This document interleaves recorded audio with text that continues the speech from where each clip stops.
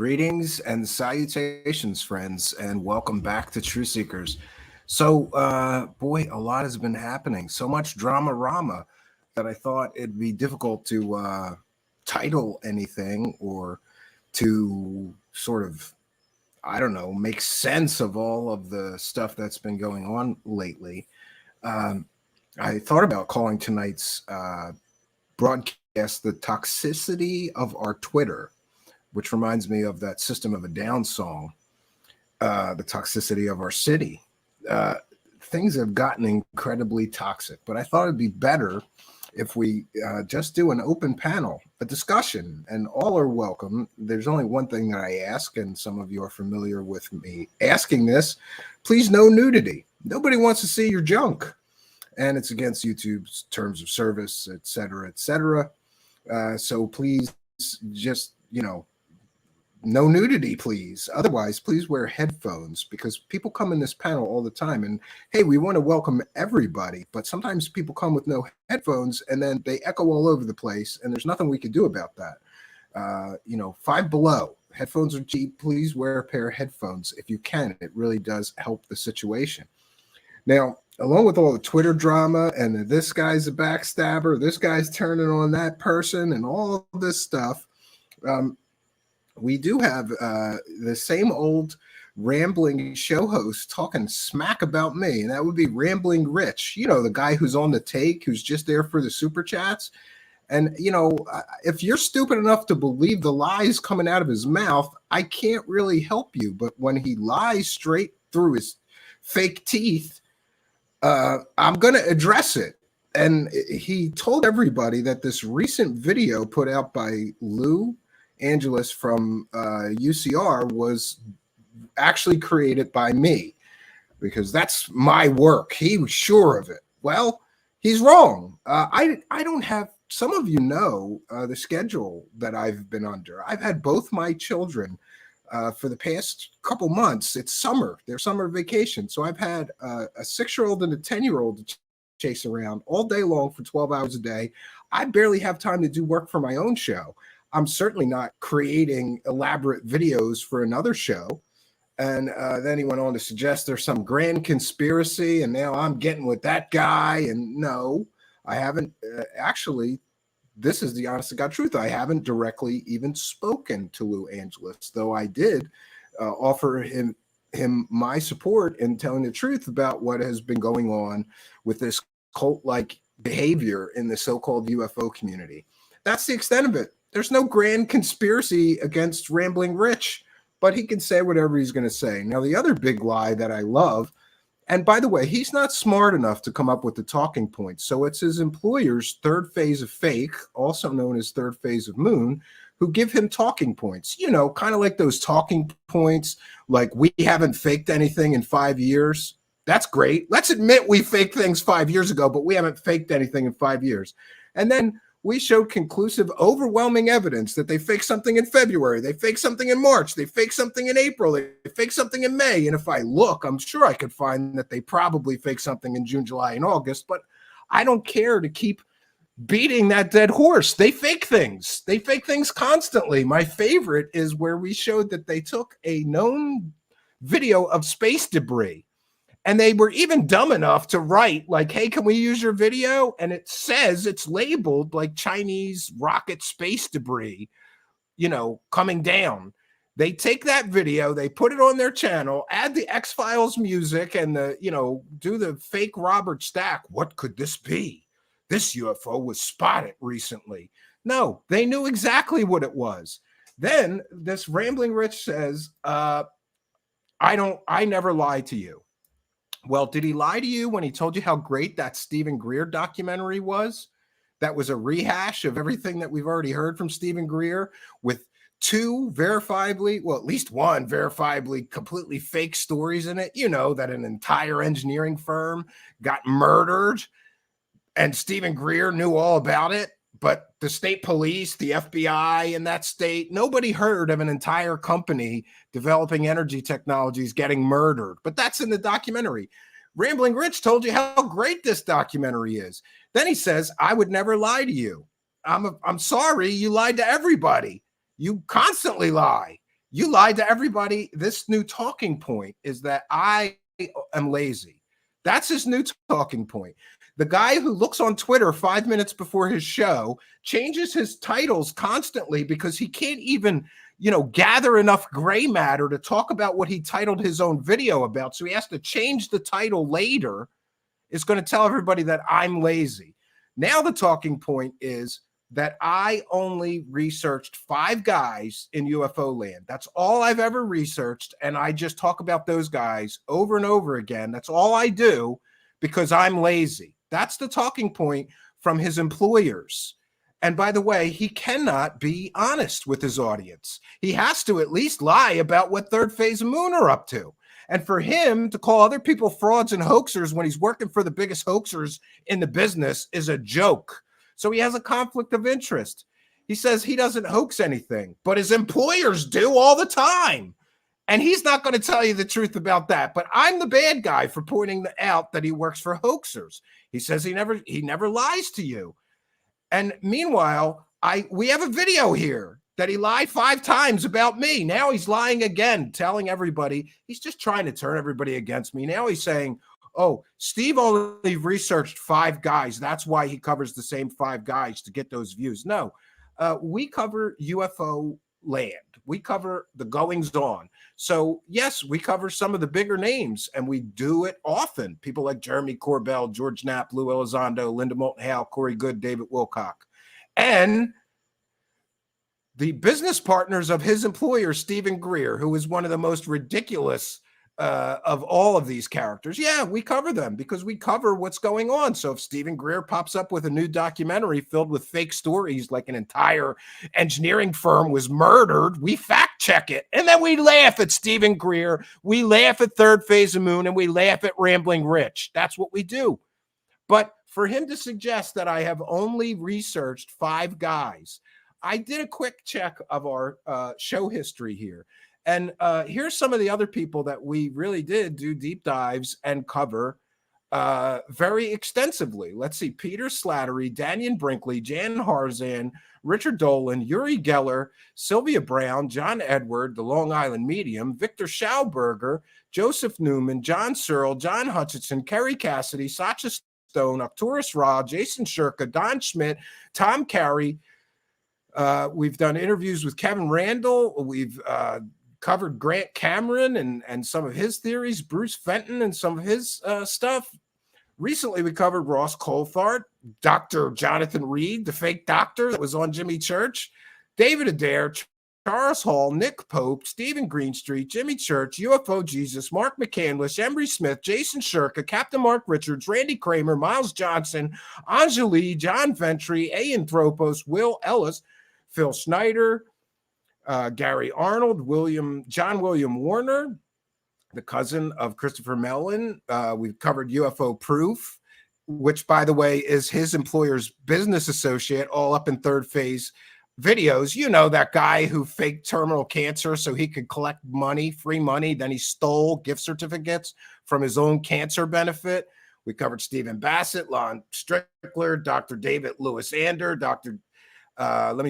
Tom DeLong, Michael Horn, Billy Meyer, John Lear, Mike Tuber, and I don't want to bore you. I could go on for another 10 minutes describing for you the people that we have researched and the stories that we have covered. But this idiot who lies through his fake teeth about me to make himself feel better for living in his mom's, what is he living in? Oh, that's right. He lives in his mom and dad's backyard in a trailer begging for super chats.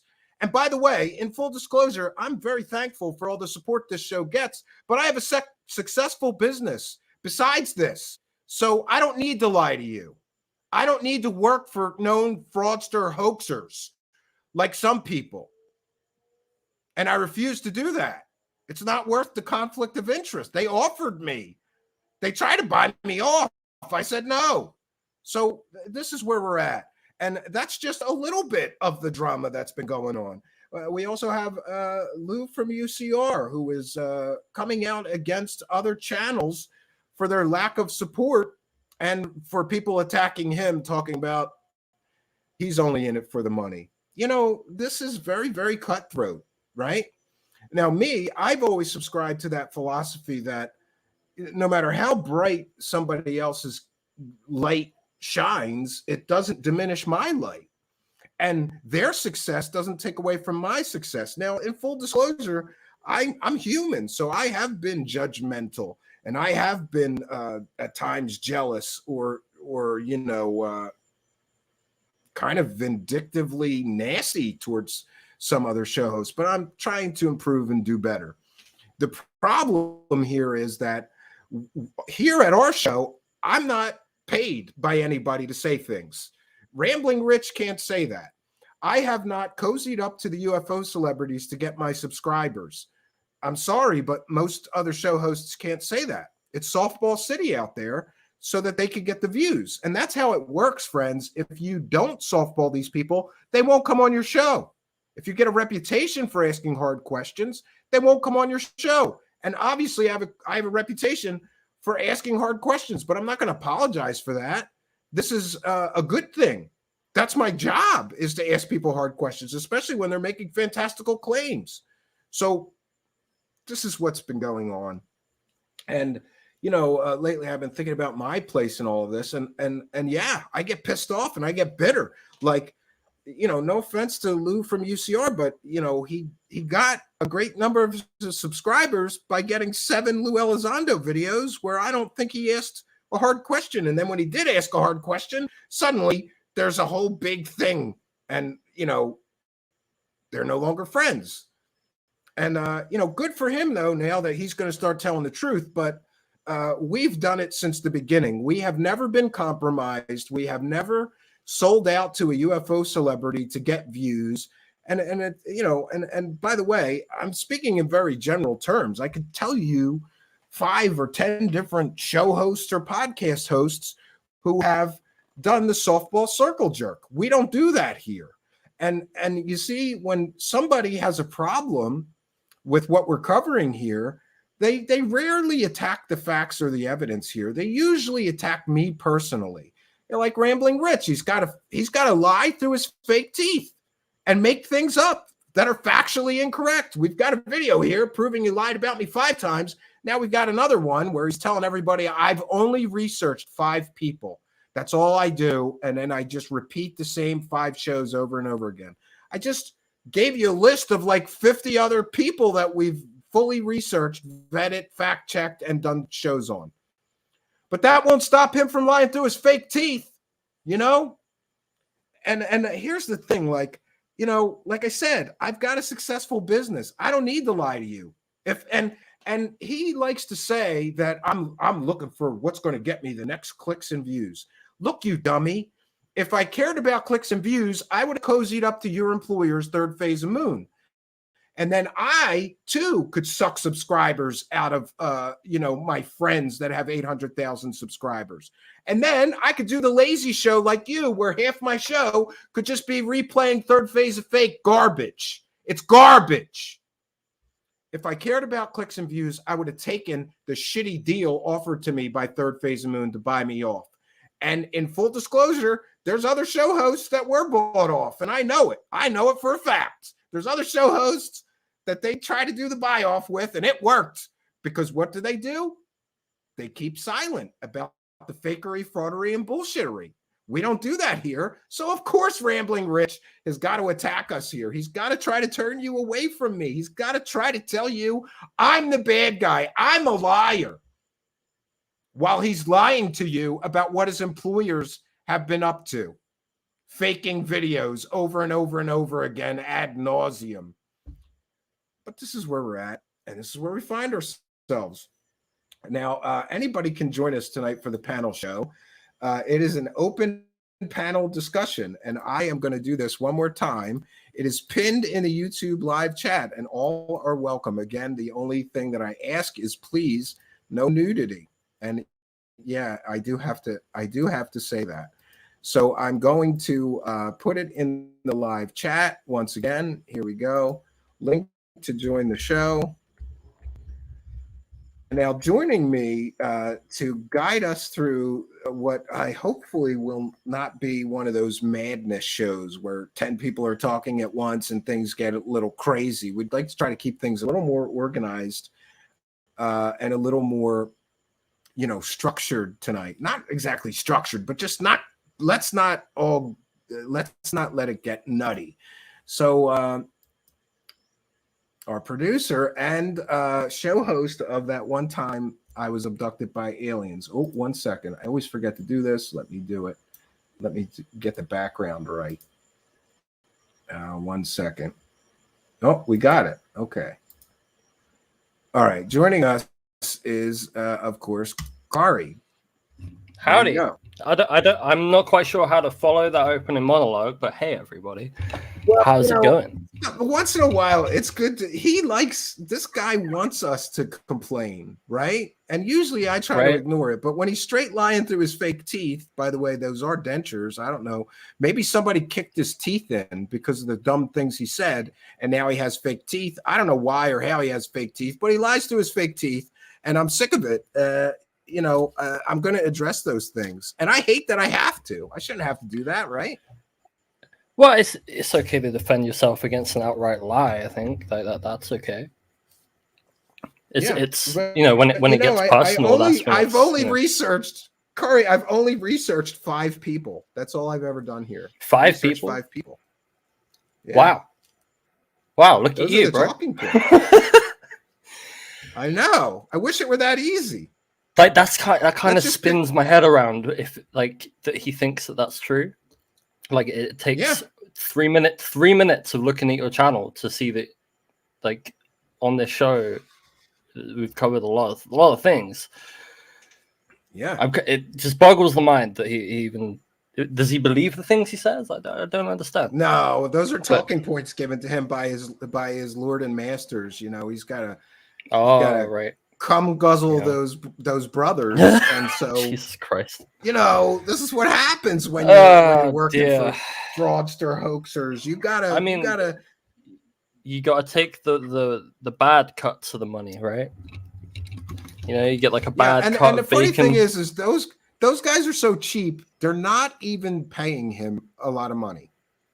I know they're so cheap because of what they offered me. So apparently, not only is Rambling Rich a whore, he's one of those like gutter slut cheap whores that's like a few dollars, and you get whatever you want from him. Sounds like Florida, man. To be honest. Yeah. This is too lowbrow, though. Remember, we're trying to be professional now. We gotta. I agree. I mean, like, it should be about the issues, not the people. But when the person is lying, then obviously call them out. I mean, I don't see a problem in that. Yeah, and by the way, you're familiar with me and every project, right? Like every project that I have to do, I cry to Spooky about it. I always do, don't I? Yep. Like I bitch. I'm like, this freaking video I'm editing. I hate editing.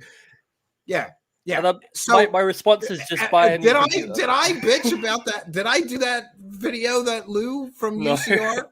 No. I knew that video existed 2 months ago, and just in the ether, I knew that there was an edit out there that hadn't been released. Rich says it has to be my work because he uses zooms and captioning, just like me.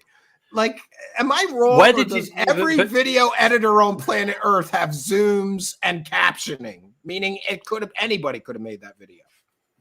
Yeah. And by the way, for the benefit, just for the record, I didn't make it either.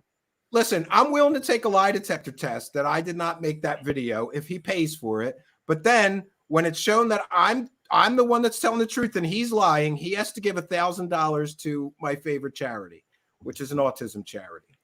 I think that's fair. If I'm such a liar, test me, bro. I didn't make that video, you dummy. Yeah. The next thing you know, it'll be me. It's you, actually. Well, then again, there is some conspiratorial. Listen, there's some paranoid thought going on because I was like, wait a minute, that's spooky. These thumbnails look awfully familiar. And for a moment, I asked Spooky, I'm like, are you making UCR thumbnails? Because those look like he never used some of the stuff that, like the eyeballs flashing. And I thought that's a Spooky thing. You always did that with all these UFO celebrities. And now he did it with Gary Nolan. So for a moment, I got conspiratorial too. And I thought, Is that Lou from? I can see how you got there, but I'm just. I'm just doing a child of the is internet. Kari doing the thumbnails over there now? God damn it! Yeah, but for no, free but I'm and happy everything. To say no. It's Lou from UCR. It was not does me. his own thumbnails, and he does a good job. Like I saw that thumbnail and was like, hey, I'd watch that because that's something that you would do. Yeah, it looks good. It looks good. All right, and bringing in another mystery. Oh, who we got? Who we got? We've got the Sixth Senses here. Howdy doody. It's not even Christmas yet. That's when the misfits really come out. Yeah. Hey, you know what I noticed? Neither of you have catcher masks on. I mean, what are you going to do when a fastball comes in? You know, I mean, you can't be softball all day long, can you? Should have wore one. Hey, I just wanted to mention, you brought up what those guys were doing for the third phase there, and going and hunting out all these, and they're all low subscribers. I did research myself. I checked it out. It's always like they copy and paste. It's always the same thing. They do the same exact thing, and this is why it reminds me. It reminds me of when I did research on Mavi777 that did the same exact thing for a secure team at the time. And they had some falling out or something. I think Mavi's actually a woman. I'm not sure though, but regardless, they did the same exact thing. The copy and paste, the translate when you need to, when they don't respond. So I don't know if it's botted out or whatever the case is. But why do you go look for channels that only have, way down to 0? Up to 10. I think it's like the max is 10. I mean, there was a couple in there that had more, but this is what they do. They dig from the bottom of the pile. They go ahead and do exactly what you said, even though in the description it tells you just what it is. When they put it on their show, all of a sudden it's, what is this? What is this? Really? You know damn well what it is. Yeah, just another day in ufology. There you go. I have this handy all the time because it's just just in case. We got a couple more miscreants, misfits, and weirdos joining us. The weirdest of the weirdos I know, who, by the way, when I see him, I'm going to punch him in the face over 3D printers. That would be Ron from Cosmic Neighbors. Hey, man, what? I wasn't even looking, and I already knew as soon as I heard punch in the face. Yeah. It's Ronald McDonald. Hey, buddy. I told you could make it up to me by coming to the cabin and digging rocks for 2 days straight. And I was going to go, and then all of a sudden you posted that. And hell no, I'm not going there. Well, I'm so bored of digging rocks out of the cabin. By the way, for those that don't know, I'm building a cabin, and I thought I used all the rocks on the land that we have there, because I built a stone shower, stone hearth, a stone floor in the living room. I thought there's no more stones here. I have picked this place clean.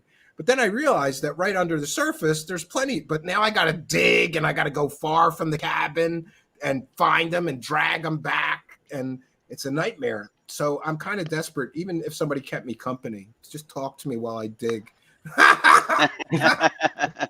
Digging it's your terrible. Grave, Yeah. You're a good place to bury somebody. They'll never find somebody there, dude. Yeah.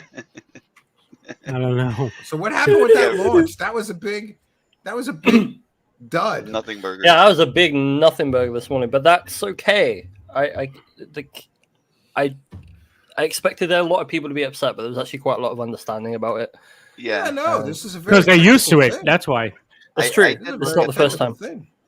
I did look at the weather prior to launch and stuff, and I did see they had a very narrow window, at least in that, and that's why they ended it early there, because they said that there's a lightning threat, and right north of them, 50 miles or so, was a big, huge storm. So, yeah, you're gonna really take the chance on a $1 billion rocket? Come on now, So it's understandable. We have another misfit and miscreant in the backstage area here. This is Star Galactic Federation. How you going, Stephen? Welcome. Hey, I haven't seen you in a long time. Yeah, and a couple it's been a while. Yeah, so welcome. What's been going on, man? So what's going on with Rich here? Oh, he's talking smack again, but that's okay. Why don't you show me the video? Yeah, I saw people asking in the chat what video. I was thinking, should we just play the video? Yeah, which I think I have the clip. Somebody. Because I haven't been watching his show lately. Yeah, no, we'll play it. I don't like to give that guy airtime, so I was hoping that I wouldn't. I don't have time to watch their bullshit shows. You can share Lou's upload on this channel. Oh yeah, well we can share that, but so what kind of shit they're saying about you now? Oh no, I have it. I have it. Hold on here. Let me get it together. Yeah, I have it from. I'm gonna turn into Ian Crossland for a few minutes. You're gonna turn into Ian Crossland? You're gonna talking about graphene and stuff? Well, you gotta buy the graphene. You see, it's the future. It's the future of our species, man. You gotta wear tinfoil hats, and you gotta buy graphene. You gotta tell your kids, and you gotta get the teachers, and they gotta teach about graphene. I'm not kidding. I'm gonna turn back into Kyrie now. We all know about the graphene and the vaccine. That's what it looked like. It looked like one of those pop-up things that they had in like the NFL and all the sports games and stuff. This is actually from the Halloween show 2021. I did a presentation on why I'd been sent back in time by President Ian Crossland to stop Stephen Cambion's channel from growing. And I just came across it the other day. And look Do you not at this. remember? We have unidentified S4s here in the Hey, dark. he's out sky watching. Hey, Cambion, I'm just calling in to let you know that Ron's my beach bitch. He can't come move rocks. Oh, It's got to move you're shallows. already. There's My a new fighting beach word, boy. man. This is your beach you know boy. what? I tell you what, everybody. My promise to you: when I go see each of them, I'm gonna stream it. Me beating the shit out of them. Watch. I'm sorry for that. I should have said crap. What up, Ron? You owe me 27 cents. You owe me Make 6 sure cents. the camera's mounted out of it. All right, let's listen to this dummy. Yeah. Do we have to? Can't You didn't share audio. Make that video. Anthony, mute yourself. All right. Sorry. There we go. I don't go out of my way to make special videos. By the way, he didn't make that video. I know that type of video. That's Steve Cambion's work. There it is. Dummy. Video. He's a great researcher. We'll show that too. He's a great researcher. Yeah. Oh God. Great researcher. He Oh, did some it good research there. See, there's like telltale signs or the angry channel. That's what he calls you. Here's another of my favorites. In this one, he says he doesn't lie, and then he admits he lies sometimes, or he might lie sometimes. What a knucklehead. Oh, what a dummy. He's such a tool. The best is he talks shit about me constantly, but yet he's still putting up my stuff, my images with my logos on it. What an idiot. Really? All the time. Because they have nothing else to go on. I don't hoax, and I really don't lie. He had to think about it. I don't tell you lies everything, so I can't be 100% say I never lie. I can't. They can all go after I don't lie. Well, I can't 100%. Maybe I never lie. character because they have Andy nothing always else lies. to go on. I don't hoax, and I really don't lie. I don't tell you guys everything, so I can't be 100% say I never lie. I don't lie, but I can't tell you 100% I don't lie. I don't lie. Caught him Straight lying face. about me. lying. Caught him lying about me. We caught him lying about Anthony down here in the Hollywood Square a bunch of times. By the way, I'm not going to call you Anthony from now on. You're Fat Tony. Okay. Yeah, Because I'm triple X.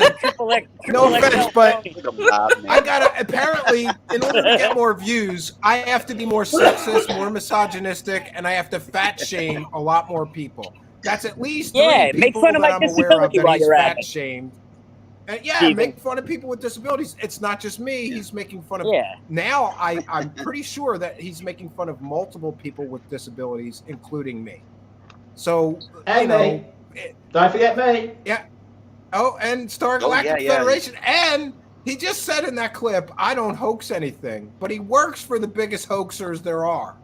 Yeah, So yeah. that's kind of a technicality. That's Wait, like no, saying, he does hoax. There's one hoax he does. He hoaxes having a good channel. Well, that's the truth. or having a well prepared. I wonder for how long. Yeah. I wonder for how long until YouTube shuts him down. His Twitter got shut down. He's already got a backup or something, right? I think it's, by the way, we got to remember, you got to make fun of trans people as well. That's what I believe you got thrown off of Twitter for, making fun of trans people. And by the way, I have screenshots of all that, you dummy. He would go to random trans people on Twitter and let them know, real bad, that he's not turned on by trans. You're a man or something. Like, why would you go to random people that didn't? I could see if they engaged with you or something, and you just said, "Hey, I'm not into that." But he went crazy on trans people at random on Twitter. That's what I believe he got thrown off for. But I could be wrong. I don't know. As the resident trans person here. Just another day of apology. Why are we entertaining this guy? Let's get on with what we're here for. Yeah, he's boring. He's a constitutional lawyer. Don't forget, Stephen. He's a constitutional lawyer. Yeah, I mean, like, in the sense of let's get back to actually ufology instead of griftology. Oh, hey, yes. You know what I did actually? The cohort, when you did that, at the time that, like the day after or something, I went ahead and I did a Twitter search on cohort. I believe that's what I recorded it. I'll have to show you if you want. Anyhow, I went ahead and I can't find the Lucy R video. I looked at the search results, and it's almost like a freaking bot posted them damn things. And I was like, no wonder why it's freaking trending. It's trending because you got bots out here posting this shit. I mean, or people like zombies just going ahead and posting it regardless. Right, now, I think at least 3 of you owe me 27 cents, but that's okay. That's okay. For what? I got the link for it. I'll put it in the cursing. private We chat. have a swear jar, and if I'm going to lose 27 cents in ad revenue, somebody's paying for that. Yeah, I'm but not losing 27 cents. No more but they say no more F words. No, but they say shit on TV. Yeah, okay. You just said the F word. You owe me another 27 cents. I thought he said F word. I would never say the F word. Yeah. No, you said the S word. What are you swearing for, man? Okay, I'll say the next S word. Sorry. I'm sorry. I'm still trying to find this. I got to go to his Twitter, I guess. What's up, sweet Caroline? Hi, baby. And by the way, I was going to ask this Lou from UCR for an interview, but his Twitter DMs are not open, and I didn't email him. So I don't blame him. Talk to Squidding, so I don't know. Now I'm going to try to find that video. I just put it in the private chat here in the stream. Oh, taking time. Oh, UCR clips. I found it. Yeah, this is the Everyone video. strap in. It's movie time. This is good. Yeah, this if is, they want to this email is you, it was a good edit. And I'm getting accused of making it. And look, I would like to take credit for it because it's a good edit. Same. It is a funny edit. It reminds me of the Linda one, but I didn't make it. And I was like, hey, there's someone else around here with editing chops. Where are they? Who are they? Wait a minute. Didn't Lou say, was he on that show with Alien Addict when he said he had a supercut? That he said that's what he was talking about. Right. I remember hearing like, that. if you didn't like Campion's videos, you should see mine. And that was months ago. So he had this months ago. That's right. And he did correctly predict that we would be at each other's throats within a few months. I think it was a few weeks. Maybe Christina in her post, in one of her posts there, went ahead and I missed this. He wore an ice hat. I can't change 100%, Yeah. but I'm always trying to be a better person. You got a volume booster in your browser there, Steve? Do I? No. Oh, you should get one. Yeah, it's a nice plugin. Is it that low?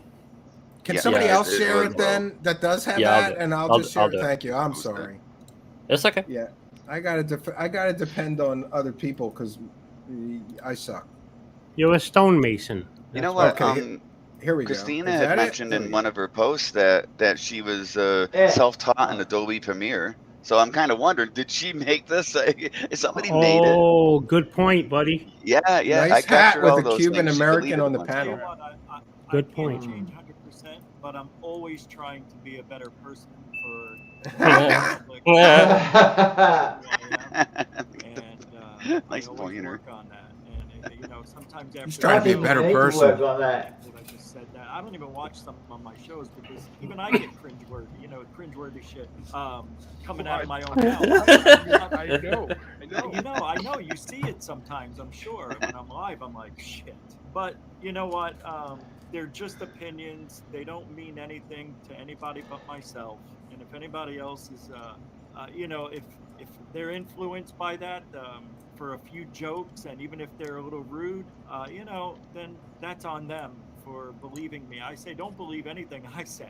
Yeah. Do your own research, because I'm fallible. I'm not perfect. And I tell you, though, listening to you speak for the last couple of hours, I understand you a little more. I get where you're coming from. I think you do get me. I do. Yeah, all that shit he talked, and he backed right down when he was looking at him in his face, you know? But 10 minutes later. But then he can't tell the truth 100% of the time, neither. It doesn't have to be everything at once, but if you're He can't be truthful with you. I mean, he might lie. Here's the thing, man. Like, and I'm just gonna be brutally honest with you, right? If we're sitting here, especially after what Rich N just said, like for me, like if we're trying to heal, and this is why I want Lou Elizondo back on the show, we have to come together and apologize to each other.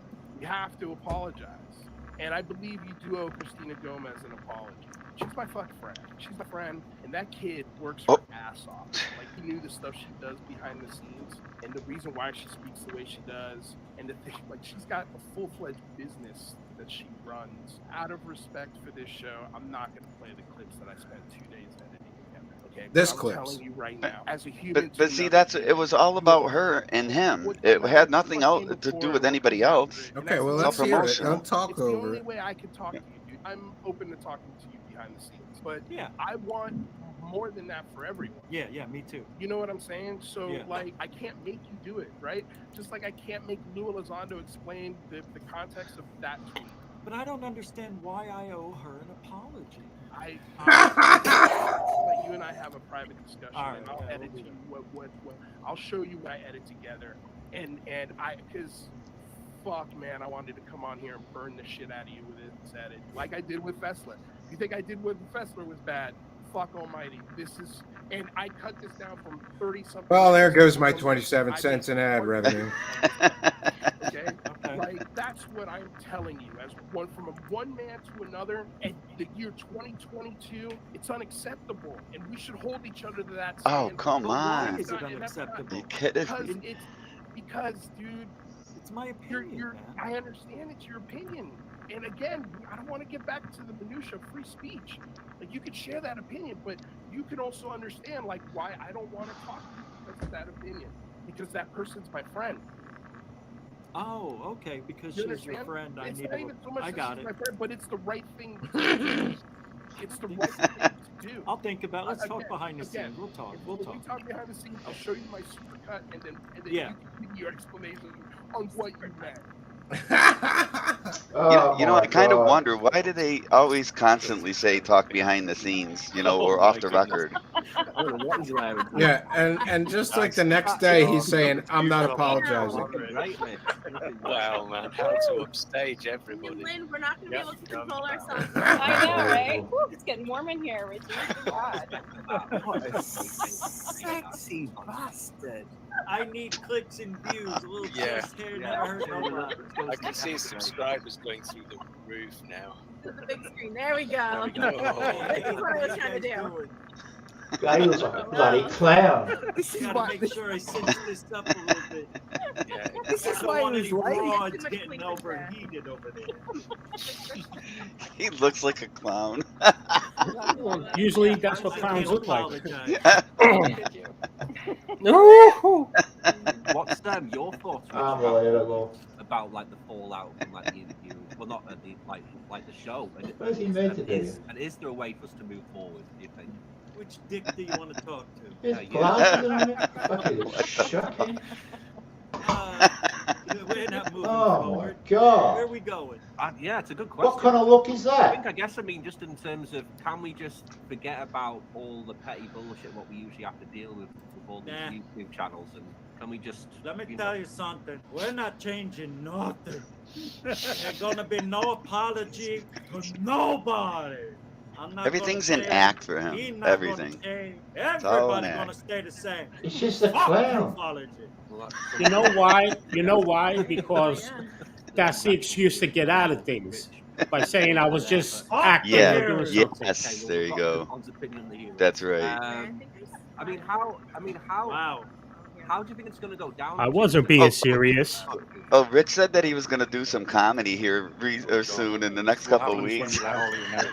Or maybe he should. He's a joke. Should go up in a clown suit.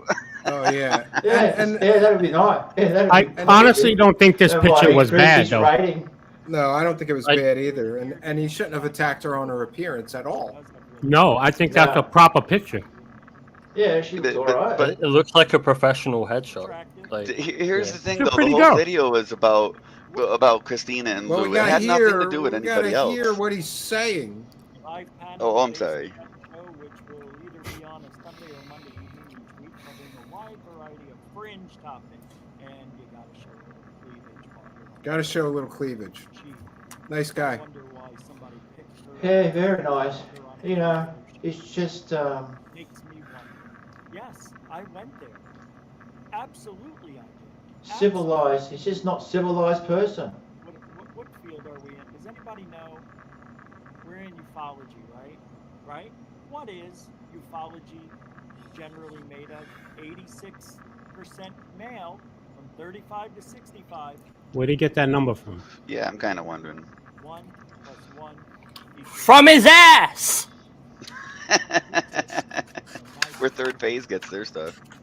You make him wonder if he doesn't have a fucking girl in his life. She doesn't do real reporting on anything. She's just an echo of what other people like Ellen say. Yeah, you're the echo yourself. That's all. I'm not cutting her down or anything. I'm just telling you. I lost my show. Nobody picked me up. Poor Rich. Nobody gave a shit about what happened when we got shut down on Blog Talk Radio. You guys, that's the problem with this field. You guys are fucking dumb. You know what I mean. Guys are stupid when it comes to women. Such a loud, foul-mouthed person, I isn't he? don't blame her at all.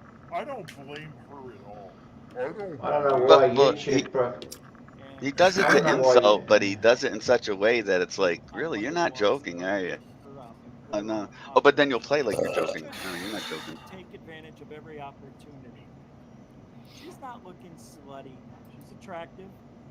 Not my speed, but she's not looking, trampy. Come on, do the 1 + 1 = 2. 2 tits and a nice head of hair.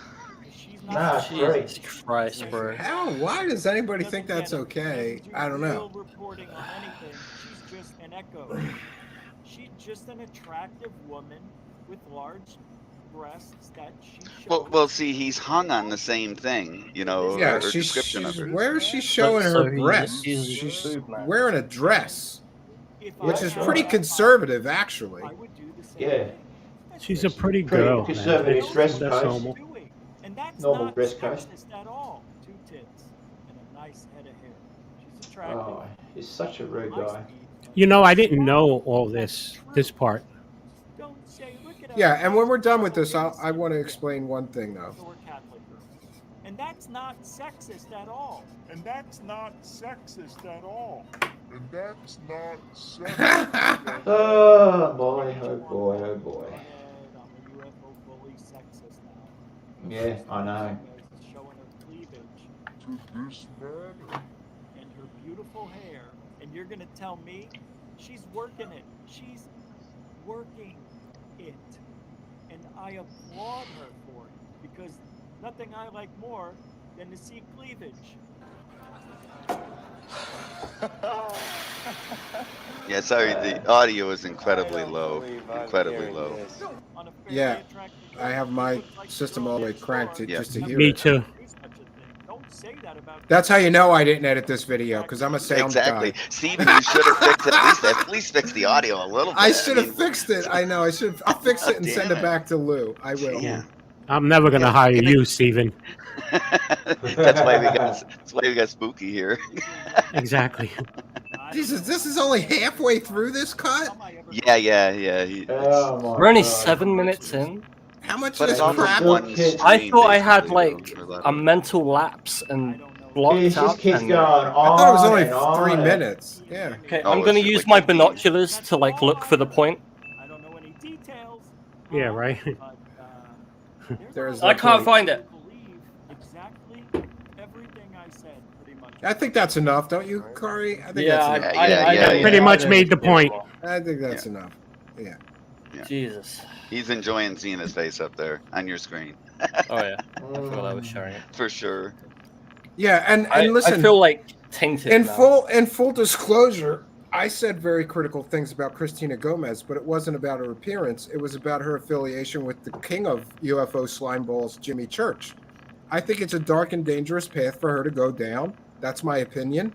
She's got to keep her mouth shut about all the slimy things and all the slimy guests that Jimmy Church is pumping up. Most recently, this Dr. Jonathan Reed, the fake doctor with the alien armband. God. It's so ridiculous. And if she really wants to be perceived as credible, hanging out with him and doing shows with him is not the way to do it, because she's got to keep her mouth shut about all Well, of that. who is her idol? Her idol is Linda Moulton Howe, and she said she loves her work. And I remember one time in the stream with Jimmy, she goes ahead and she started to actually talk down to her, and Jimmy's like, "Oh, whoa, no, we don't go there." So what does she do? She goes ahead and follows his cue. Instead of going ahead and saying what she really meant or what she really wanted to say, he cut her off and said, "No, can't speak gonna negative read, about our little circle." Read these couple of super chats. The Out There channel helping make up for my lack of advertising funds. Every time we do a panel show, I just give away the advertising for cursors. All right, the Out There channel says, I'm one that has never teamed up with big channels. My subs are not natural. What is that? My bloody phone. Oh, okay. I'll mute you until you get back here. Jeez, he's the noisy one too. So he says, I'm the one that never teamed up with big channels. My subs are natural. YouTube Criminal Network is a distraction from the real truth in this field. Tyler of Secure Team 10 bought off. He paid NN to spy on me. I've heard that about some of the bigger channels, and they do try to buy people. Mr. DB Cooper is here with $200 MX. Oh no, that's Mexican Pesos. money. So it's pesos. It's still good. Say it's still good. So let's curse now. No, Helps pay for. No, for that's I'm just $10. kidding. That's $10 US. I've learned from she hasn't been here in a while, but we had a super chatter that kept on shocking me. Yeah, one time they sent like 500 mech, and I was like, $500, and she was like, calm down. It's like, so that's like $10, but we appreciate every bit of support. Paul from the Out There channel, do you remember doxing the business I own? Paul from the Out There channel is a hypocrite. Well, there you go. So, the drama continues. It's like ping pong,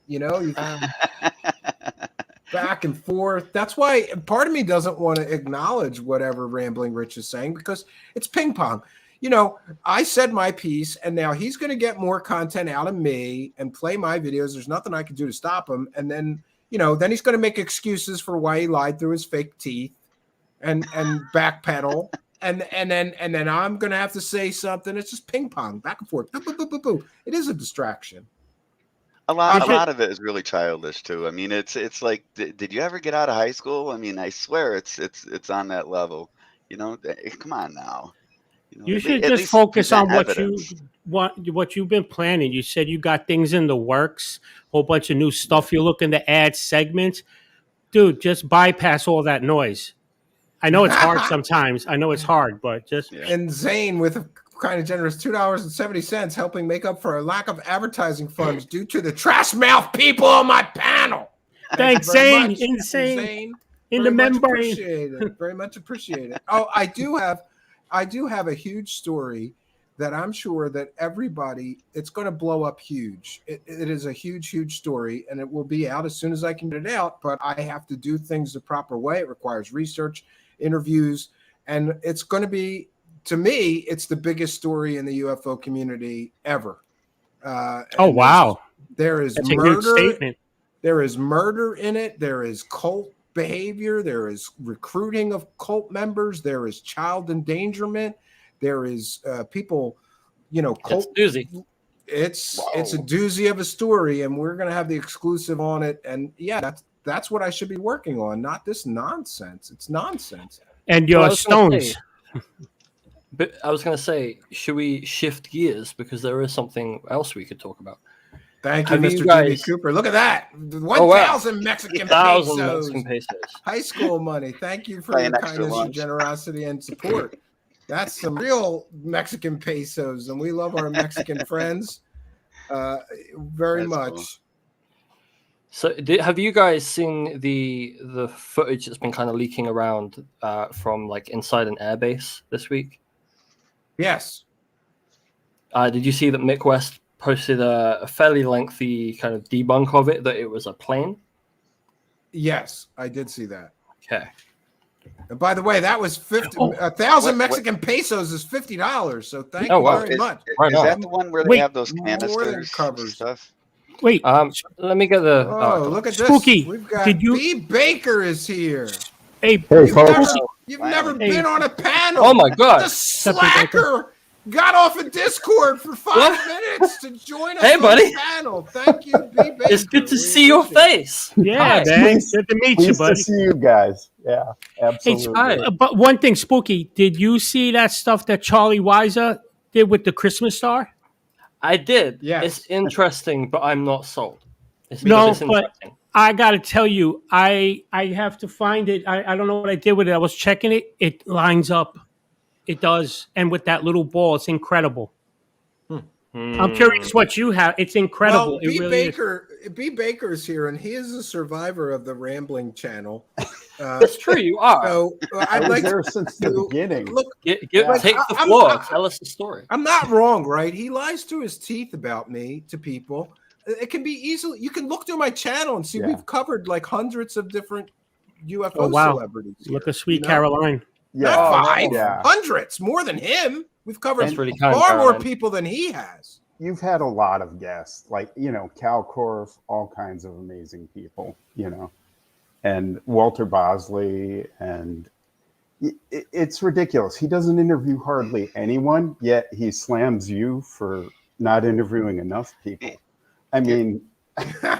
Here's part of the thing. He goes ahead and he says, and I think his context was the same 5 people. I believe that's exactly how he said it. Now, here's the thing. If these same 5 people didn't lie all the time, we wouldn't have to cover them. Now, they're always new stories, though, aren't they? Even if I cover, like, of course, every time David Wilcock makes a video, it's funny and ridiculous, and people want me. I get messages as soon as people know that David Wilcock is making a video. They're like, Steve, you got to hear what this clown said now. You got to do a show on it. And I go, yeah, we will.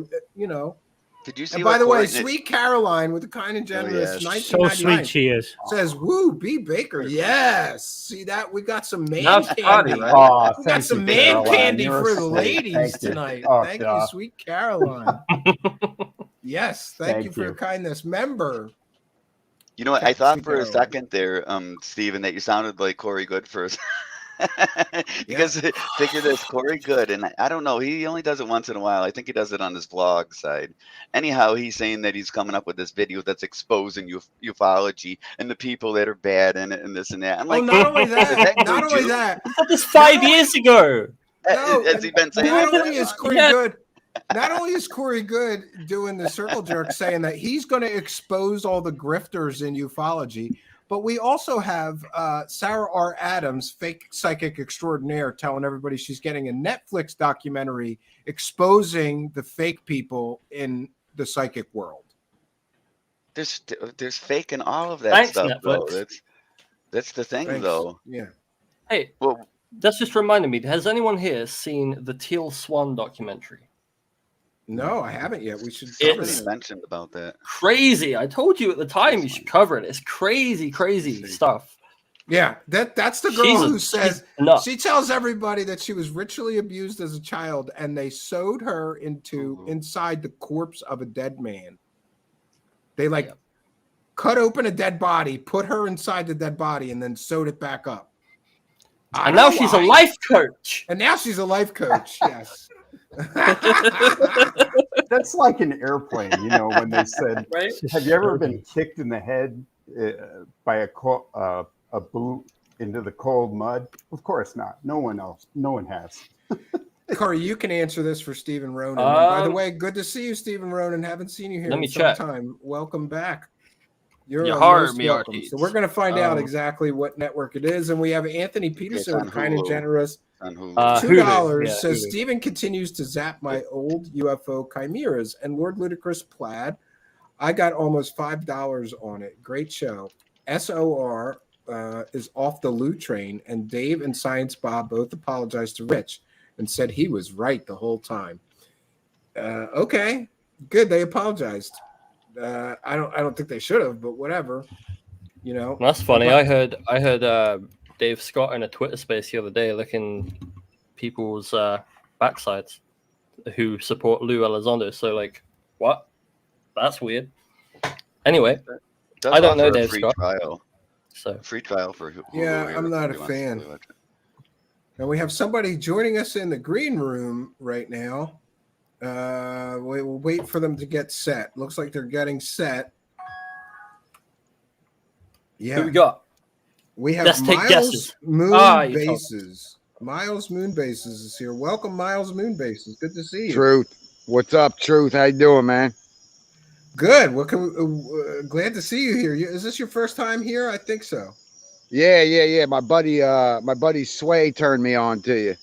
Oh, okay, I know Sway. Sway's awesome, man. I've known Sway for a while. Yeah, he does a lot of the graphics for our channel and stuff like that. He's my partner. Yeah, but we did the Turd Crap of the Moon skit channel for a while before we got taken down on YouTube. Oh, give me the videos. I'll broadcast them. Sway's got them up on his channel still. I got banned and taken down completely. My backup is Mysterious Moon Bases, but I refuse to give YouTube any more content. So we're over on Rumble, but Sway's got all of the Turd Crap of the Moon videos over on his channel, the Sway channel. Is that just the Sway channel? Yeah, what's it called? The Sway channel, SWAY, the Sway channel. Yeah, he's got them all. SWAY. Is it got a red logo? No, it should say Sway. Yeah, I found one that says Sway, Tim Sway, Sway Bentley. It's just Sway in like white letters, I think, with a dark background. All right, if somebody can find me that link, we'll take a look and give them a plug. What, for Sway's channel? Yeah. Okay, give me a sec. Is it on Sway Skits or just Sway? He's got Sway Skits and then the Sway channel. I'm pretty sure the Turd Crap of the Moon is the Sway channel. Okay, I think I found it here. Oh, you got it. Yeah, Turd Crap of the Moon. Sway's a funny guy. He's like massive shout out to him. He's a cool guy. Yeah, I remember Sway. He used to be around a little bit, and he was always in the CW channel chats and stuff, right? Yeah. And we haven't seen him in a while. He followed the. I have him on Facebook. We I probably too every now and then. I had to come outside just to I got a mic in a studio, but for some reason it wasn't letting me log on to you. I literally had to come outside, and then I had to switch to Chrome. It wouldn't let me get on through DuckDuckGo. It made me log into Chrome just to get on here. Oh, that's the Men in Black trying to stop you. They're after us. Man, yes. Yeah, they're always fucking with me, man. Fucking assholes. But Blake. This is the graphene. Yeah, Blake doesn't. Blake doesn't. When I do the Blake impression, that's the brother's cousin. Yeah, Blake doesn't and Trent. But I sent them actual moon bases that I found. That's how I started my channel, and it looks like some type of drilling site up there.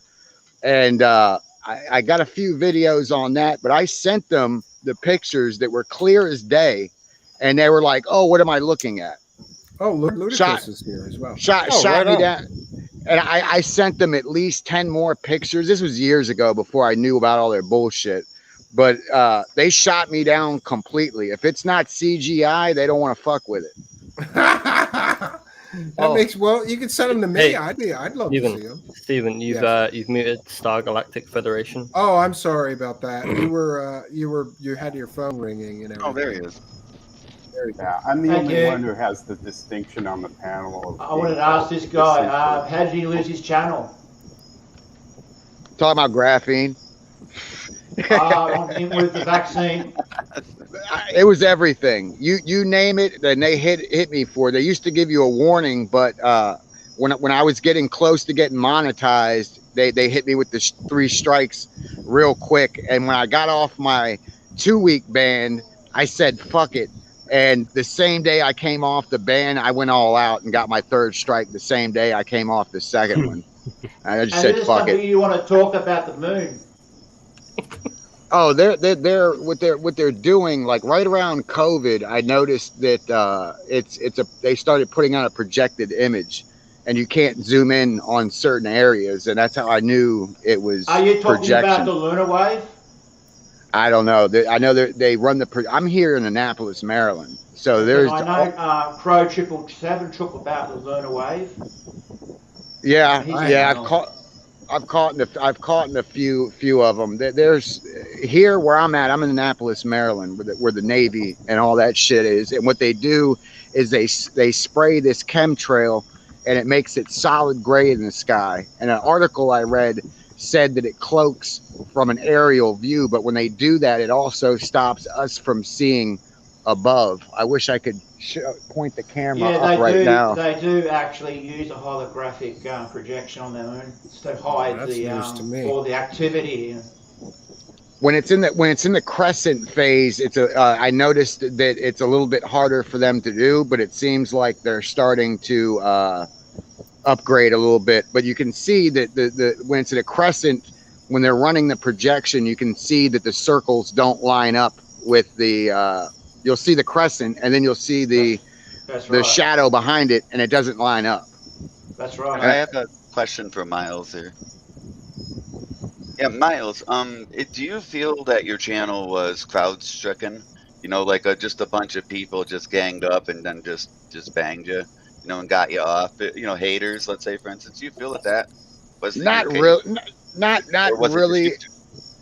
What happened was my first channel, I didn't even have 60 subscribers, and what they do is that YouTube will keep you in a small circle and circulate your videos in that small group of people that you follow. So you think that your video is going out there, but they're actually circulating Shadow banned. They did that to me, but what really did it was they hacked my email. So when I went to log in, it was telling me something about my password, and then when I clicked to renew, to send you the link to reset your password, somebody was intercepting that, so I couldn't get the button to click to open my channel. So I had to start a whole new channel. Gmail? Is that your Gmail account you're talking about? Yeah. They fuck with my Gmail all the time. Like right now, it says that the storage is full. I can't even send information. So I have to have a third party send me photos and information that way. I can't send anything to myself. Windows 10. And you're running Windows 10 on. Yeah. Use Proton Mail. Use Proton Mail. Proton Mail. Mm-hmm. Yeah, I'm gonna definitely have to. I was gonna say after you get done with that, I wanted to ask Kari a question. Go ahead. Yeah, man. So Kari, you were talking about that DOD video, right? Yes, sir. With that Mick just put out. I hadn't even had a chance to read it yet. Do you know that video is the exact video that Corbell was talking about on Rogan? He explains it. He explains it to it's clearly just an airplane. Great. Right. But it is a guard. Clear, but when you lay it over with the flight data from the plane, it is. Right. Of course, it's a plane. I'm not saying that. I'm saying, but this story is what he told on Rogan, that a guard at a DOD place, that he recorded it on his phone off of the monitor. See, the date was changed to make it look like it was recorded just the other day. I mean, you can listen. Yeah, you can listen. It's in the second half of the interview with Steven. I'm going to share my screen. His Mick West's debunk of it. It's got all the data. You want to keep talking, Ludicrous? Yeah. But he described it to the T, that it came in, that it flickered out, that when he started noticing it and recording it, it went away, all that stuff, and zoomed in. Of course, it ended up being a plane. What we've got now then is proof that Corbell has promoted. Let's see, balloons, drones, and airplanes as UFOs. Well, he's an expert. Well, what makes it even worse, right, is him and Knapp were at the some little Star Trek thing in Vegas yesterday, and they spoke, and he said that for the first time in his career, he was suppressed. I know he's talking about this video because it went out on Reddit, and then it was immediately deleted shortly after. The story is people looked at his Reddit account, figured out that he was active serving military, and messaged him to say, "Right, you'll get in trouble if you post this." So you may know more about that. So he deleted his Reddit account and the post, but people had already taken the video. Right. But I think that's because Corbell talked about being suppressed on the stage. And I only know this because I follow UFO Joe, and he made a big deal about it today, and he even had a Spaces and was talking about it. So this had to have been it. The dude didn't give it to Corbell, didn't want it leaked, so he dropped it on Reddit, then got scared off, and then deleted it. It's an airplane. And of course, everybody will discount Mick West's debunk of it, even though you can look up the flight path information and show that it directly corresponds to this video. Yep. Oh yes. That it's an 100%. And I can't stand that people rip on Mick West. Like, do you want the truth, or do you want to just live in a fantasy land where airplanes are aliens? You know. Well, that's whenever I see people rip on him, it's because he's went ahead and done stuff like this. Did actual research, triangulated the damn thing right to the exact spot that it was, got the flight paths, this and that. I mean, if you look on the site that I linked there in the screen or in the chat, you'll see that he's using that's Adsby Exchange, really good. I'll link that too. So if you really want to check a path of something that was flying during the time period, you can go check that. I'll link it right into the. Yeah, and by the way, I use that at the cabin because works awesome. We're at such a high altitude at the cabin that I can see the International Space Station and satellites with the bare naked eye. What do you? We're so high up. I use a satellite tracking software, and I use a flight tracking software also. Yeah. So that I can track if it's an airplane or a satellite and eliminate those two possibilities before I get excited thinking I'm seeing UFOs. Because Ron, you can come up, you're welcome. There is so many things up in the sky. If we set out in Skywatch for a couple of hours, we'd see 2 or 3 really weird things. Yeah. But most of it turns out to be satellites, planes. Yeah. And I would bring my SDR radio that I was talking with Six earlier today about. I would bring some equipment. But you know what? With Mick West, they hate him because he's almost always right. Yeah, that's why they don't like him. And he bursts a bubble.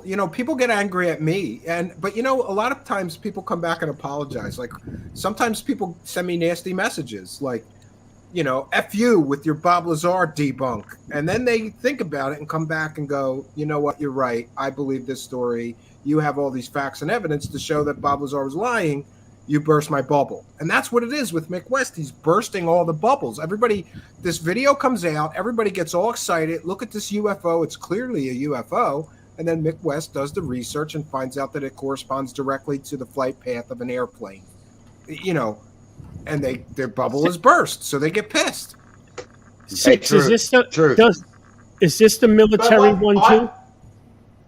Yeah. Yeah. Okay. Yeah. I mean, it's a cool looking video. Just looking at it, it looks like a it did look typical cool. UFO. I mean, yeah. So that just makes you. Truth. Are you familiar with? Michael Horn?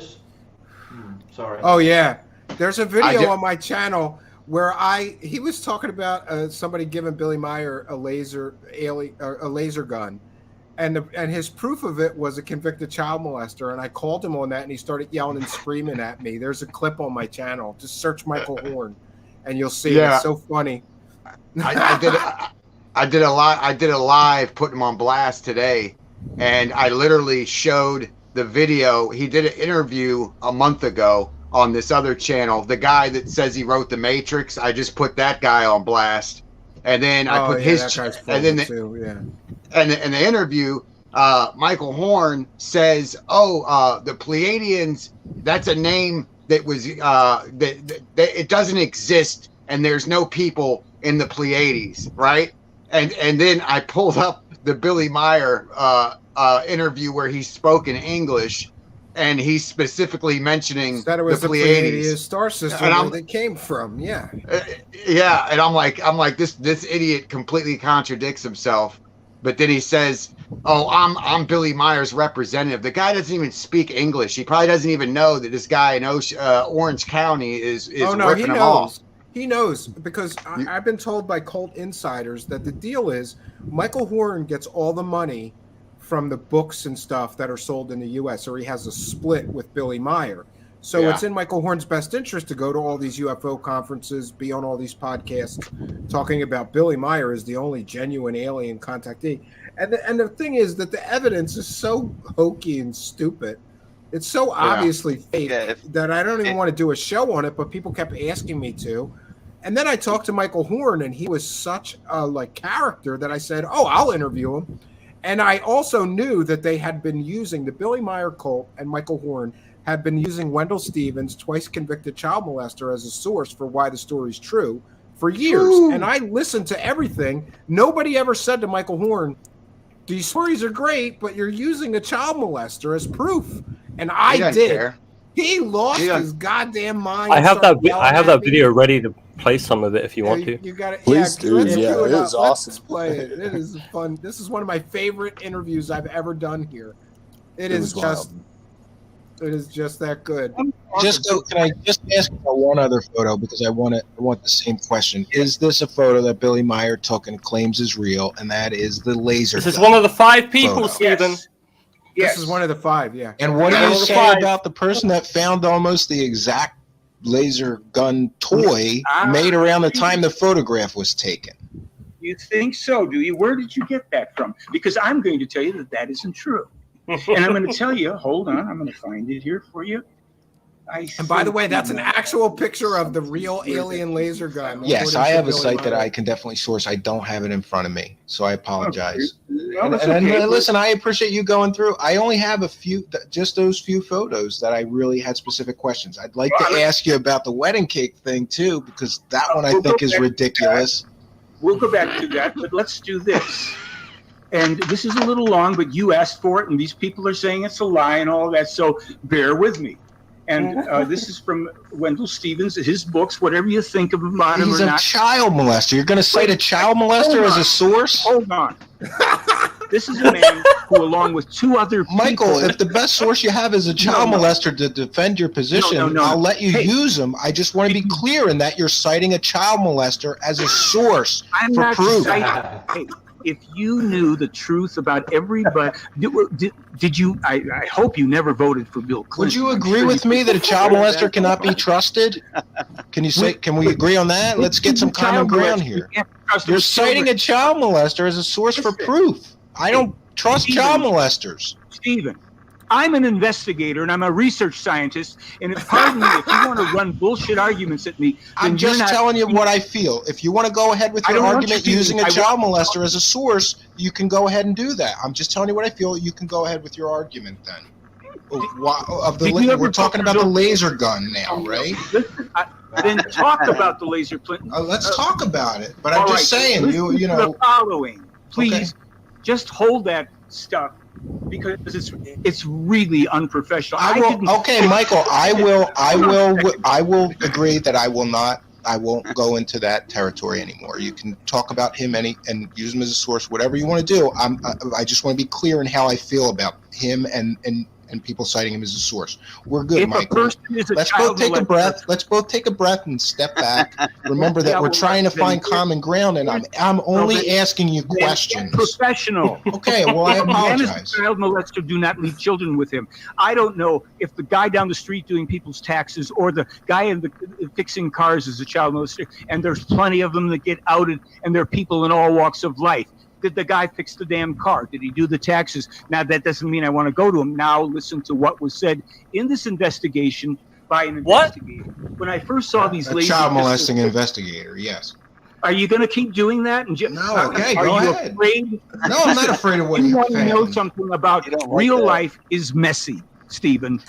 Real life is messy. But we choose You have we a choose what knowledge. sources to trust. We choose we both have the right to choose which sources we trust. That's all Well, I'm then saying. why don't you listen to the evidence? I will listen to And what if he- you're I will really listen to it. sincere, then you go back and you tell me, you know what?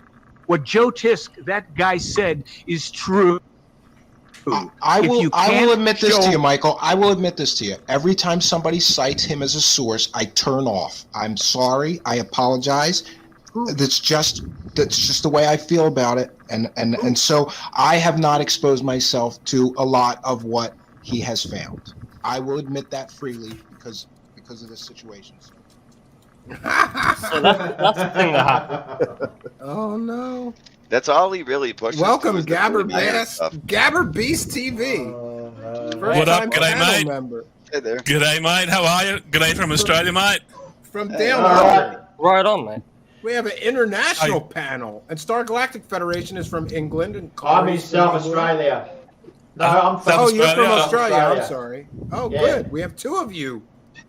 Hey, Baker. How are you, buddy? Okay. Steven, I got one question for you. Yes. Did you Go vote ahead. for Bill Clinton? I think I did.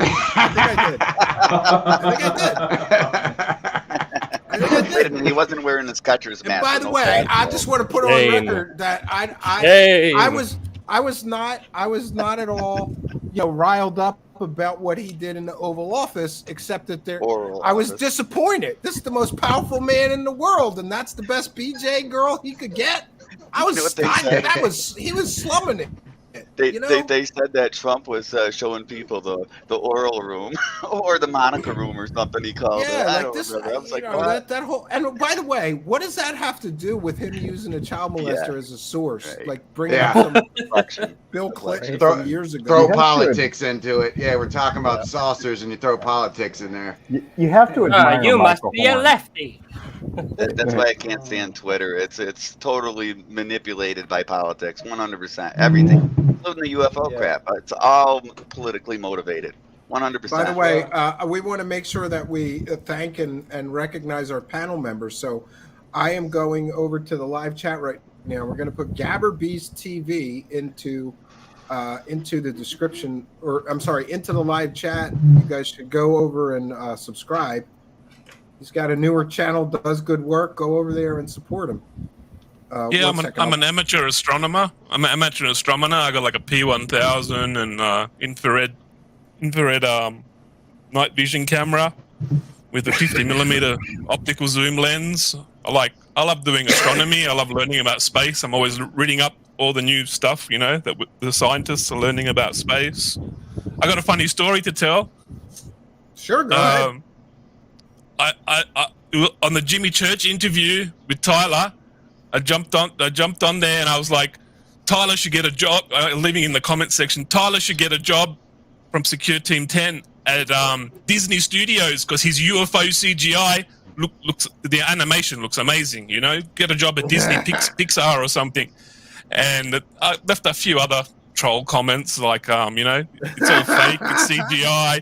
You got caught doing your own Area 51 interview with Ken the astronomer or the NSA. That was great. Wait, NSA. you gotta explain that for people that don't know. Yeah. Tyler from Secure Team 10 got caught interviewing himself. He put a voice Yeah. disguiser on Yeah. his own voice, and then Fake he mustache faked. and those fake Wow. glasses. He Like those faked things a you get- fake interview. Yes. It was so Hi, I'm ridiculous. Ken the astronomer, and I work at the special secret NSA department. And he did two fake interviews. It was his own voice, and he just changed the pitch a bit and did a little bit of audio effects, and people reversed it. Yeah, by the way, I saw was the one of video. those people, just so people know. Yeah. I didn't publish the story, and I didn't have a podcast at the time, but people knew that I ran a recording studio. Many people sent me that video and said, can you take off the voice disguiser? And I did. I pitched it back to normal, and then it's very clear once you do that it's the same person asking the questions and answer the questions. And by the way, do you know who he got that from? That idea came from, there's a documentary called The Alien Interview, and they did the same thing. Victor, the whistleblower insider from Area 51, and the person asking the questions was the same voice. Same voice. Yeah, I saw it on the Out There channel. I saw that on the Out There channel, and I was like, oh my god! I knew this guy was fake from the first time. I listened to him speak 3 words. I want to puke. I'm like, is this person for real? He does no research on UFOs or aliens or UFOlogy. It's like he Googles UFO alien and he just copy and pastes whatever sentence he sees in Google and then pastes it onto a picture he's stolen that's 5 years old or something. I'm very curious to know how he gets 2 million subscribers. How he gets he has no scruples. There's not the views. There's no if views. You're willing to just fake shit. I said this as a social experiment.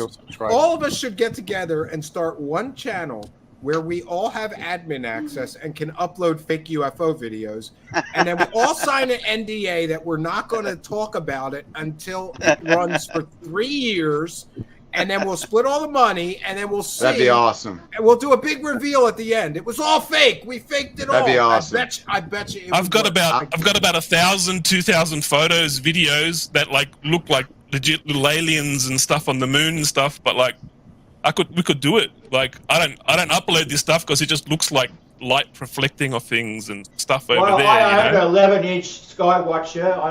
I got heaps of content, baby. Heaps of content. Let's do it. Yeah, I'm down. And, I'm down. I have an NQ6 Pro mount with a Skywatcher. 11-inch telescope I have.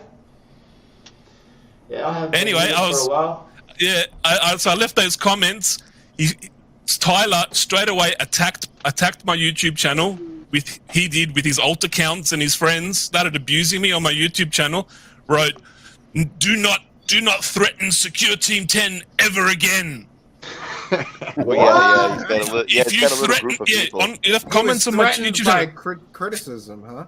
Yeah, and again, if you threaten Secure Team 10 ever again, do not go against the familia of the Circle Jerker Network UFO community. It's like, if you threaten Secure Team 10 ever again, I'm going to come in here every day and I'm going to be your worst nightmare. I was like, should I be shaking in my boots?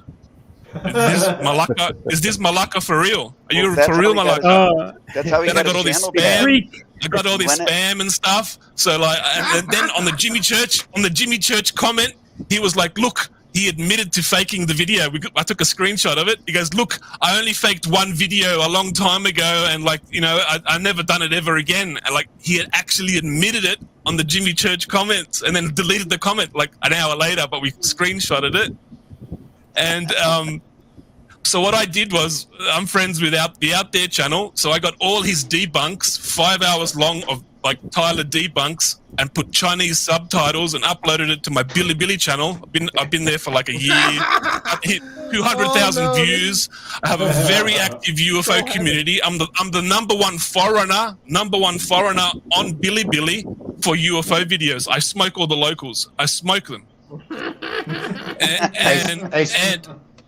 And I uploaded onto there. I uploaded a 5-hour debunk, him driving high on drugs and crashing his car drunk, and the webcam from the police, him being arrested, the mugshot of him crying and being arrested for domestic violence on his wife and stuff. And I put the arrest sheet in there, and then all the debunked videos of his Mylar balloons and CGIs. If you look at that video, of the cops following his path there. You'll see though he took down a freaking somebody's mailbox. I mean, he totally sided it right into the damn thing.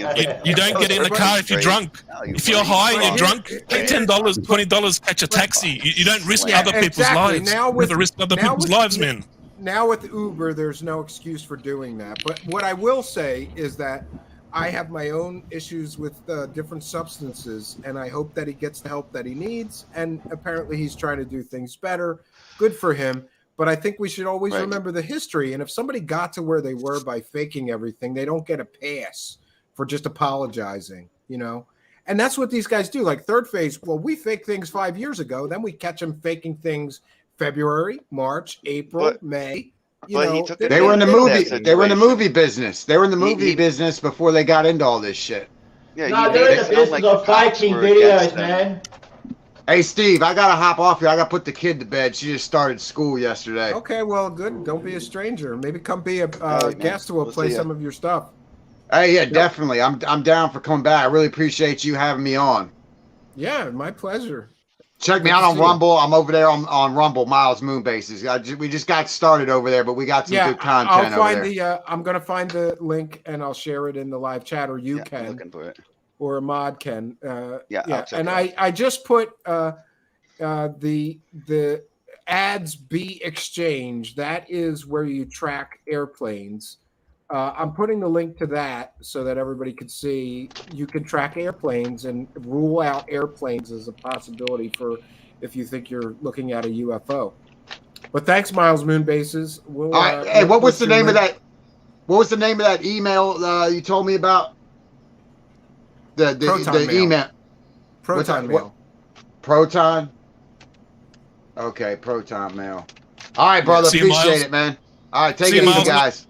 Nice to meet you, Nice mate. to see you. And we have Have a good one, UFO, brother. we have UFO John Bell with a kind and generous $4.99. He's a member. He says, thoughts on Corbell being part owner of Saucer Clothing UAP Apparel. Jimmy JC was on a show with owners. Then Rogan was wearing a T-shirt. Well, here's what I'll say. The person that brought that up was Lou Angelus from UCR, and he may have something there, but he's got to provide proof of that. And what we have is maybe as simple as celebrities who love to get free swag helping out this company so that they could get gobs of free T-shirts. We don't know for a fact that Corbell is partial owner, but considering that Corbell is all about the UFO dollars, it wouldn't surprise me. But I'd like to see more evidence before people, you know, I can't believe I'm going to defend Corbell, but there's some speculation about that, but we need solid proof and evidence before going forward. But I think it is Corbell should answer the question. Now, to his credit, on a very old podcast or, you know, YouTube video where he interviewed Saucer Company. By the way, for those unaware, Saucer Company trademarked the term UAP and apparently made it against trademarks for anybody to put UAP on a T-shirt except for them. And that term has existed since the 1950s. They can't do that. But people are now saying that Corbell is a partial owner of that company. We don't know that as a fact. And that's all I'll say about that. Anybody else? What does everybody know about UFOslice.com? Oh, that's a whole nother issue. UFOslice.com. Yeah, let me share that. I have it ready. Okay, share it. Show us. So this is their the channels that they post the videos of. Oh my god. Oh, and that should tell you everything you need to know. I don't even need to comment. Shit. Oh shit. I can play darts. Yeah, this is a honeypot designed to feed these channels views, and they're all involved. If you think that they're not all involved, you're naive. Right. Circle Jerker Network right there. Because look at Hidden Underbelly does the same thing that Goofon does for third phase and move. They go find all the stupid videos. And if he says that he doesn't do that, I have the proof. I seen what you did. I seen what you were doing. Just in case people think that this is a new thing, I went on Wayback Machine. Nice. Love your work, Harry. Love your work. And by the way, it's a big club, and I ain't in it. If I would have taken the bribe from Third Phase, they probably would have let me in on this view view directing honeypot that I am not in. So this is a snapshot from a year ago, and they're hosting the same channels. We've added a few more since, and it's notice these are the channels that all seem to be on each other's streams. It's just interesting. Interesting. What's a UFO slice? Is that a slice of cake? It's a slice of the money pie. That's what it is. Yeah, and I ain't getting my slice. Damn it! I want my slice of that UFO, sweet UFO money.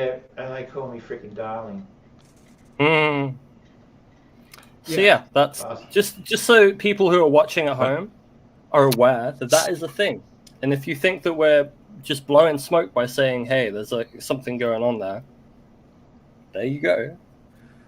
But see, that's what you get here. You know, we actually offer proof. Do you want to go check something out? Here, look at it for yourself. What do these people do? They just say, Airbase TV just has a random tail flapping around in front of him. That could be an alien for all we know. Oh no, he's got a cat. He's got a cat. I used to have a cat just like that. I used to have a cat just like that, black with green eyes, named Jinx. Nice. I've got a tabby one. His name's Quincy.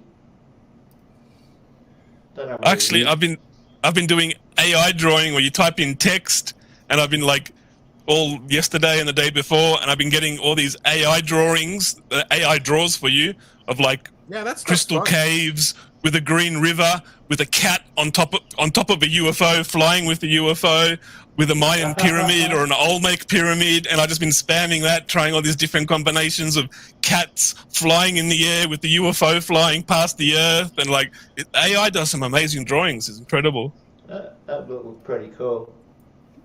I did some last week. It was like Elon Musk eating spaghetti, I think it was, and I was cursed. I regretted it immediately. What I wanted to say is I found Steve Cambion show because the Out There channel was like, oh, check out Steve Cambion. Like he's giving it the goof on. He's tearing this up. And I had a look, and you opened my eyes. I looked at your David Wilcock, debunk, and I appreciate Corey Good debunk, and it made me think. And I was like, now I have to like disinfect my ears after watching all 120 episodes of Cosmic Disclosure, because like now that you've I feel you, brother. I feel you. Yeah, like I just want to thank you, Steve. Like Stephen Cambion, you just like opened my eyes. I'm like, this guy's amazing. He doesn't sit there and just dribble like all the other channels, just dribble about nonsense that no one wants to hear. You actually like research it, and you show the research, and look what I found here, look what I found there. There's this document, this picture. Yeah, like you actually put effort in. You put effort into your show, and I think your show is superior. Your show is superior. But haven't you heard? He only researches 5 people, right? That's okay. Yes, I only research. By the way, I have 5 fingers on my hand. You've got all 5 people on the panel. That's why I got 5 fingers on my hand. That's all I can count. 5. Do anything. Yeah. No, there was an idiot that claimed that. I put the link to the one that I use. This is the same one that I use. I'm going to put it into the live chat. Somebody's asking which airplane tracker we use, so I'll put it in the live chat. But does this do the military, buddy? I think so. Yes, it does. Yeah, if you go over into the filters on the right-hand side, you can filter out military aircraft, different ways of tracking. There's all in that right bar. There's tons of things to do on there. Yeah, looks familiar. Yep. Okay. There's the filter down in the bottom right there, and then there's all the different maps. Well, sorry about that. You don't need to use. Oh no, that's me. Never mind. The default. I have an echo from the other stream. There we go. So I went to watch David Wilcock and Corey Good live at some UFO conference after watching your shows, with the mindset set going, I'm going to watch their live show, and now that I know what Stephen Cambion's told me, all the BS they've been talking, I'm going to sit there and read their body language and like what are they doing on the show and what are they talking about, and all I could read was 90% BS, nothing but. Thanks, Steve. Like you open up my eyes, bro. Thank you very much. No, good. Yeah. That's do you know that that's something that I do? David Wilcock is something else too. Like he won't speak if there's one critic in the room that he's aware of. He throws people out of his talks, and they have no evidence. No evidence, no supporting evidence, no supporting people saying they saw Corey Good in 20 years of a 20 and back. Someone had to see him somewhere. No one's seen him. Are you a ghost? You're a ninja? Disappeared? Well, he's got a stupid explanation for that. No corroborating evidence. I have a good Wilcox edit I can share. Actually, I have many. Absolutely. I've done many, but this one's called Ascension Condescension. Really? We're going to share that. And his comic book has ugly drawings in it. Why would you make a comic book of your life with drawings of ugly aliens? I guess that would be opinion. Oh, hold but on. still, I have to add it. There we go. Ready? I mean, I haven't seen any of this, so only what he's shown. Yeah, we're ready. Nobody cares what color the button is on your glass pad, Corey. Nobody cares. It just goes into details that nobody cares about. Oh, B. Baker got booted. He's back. Let me drop that. Anybody else want to join the panel? The link is pinned in the description of the video. I had a lot of fun making this. You should do work for Lou. Billy Carlson! Such a... Okay, so we have probably one of the most adventurous, exciting, information-packed shows that I have ever done. We have a very interesting new history that has come our way as a result of information that is leaked to us from people working for what is called the SSP, or Secret Space Program. Now, what is that? Where are these people? Secret Where Space are they? Program. Show me the people. Nobody went back to the moon since like 1970. Where? That's a long time. Oh, well, yeah, been there, done that. 1970.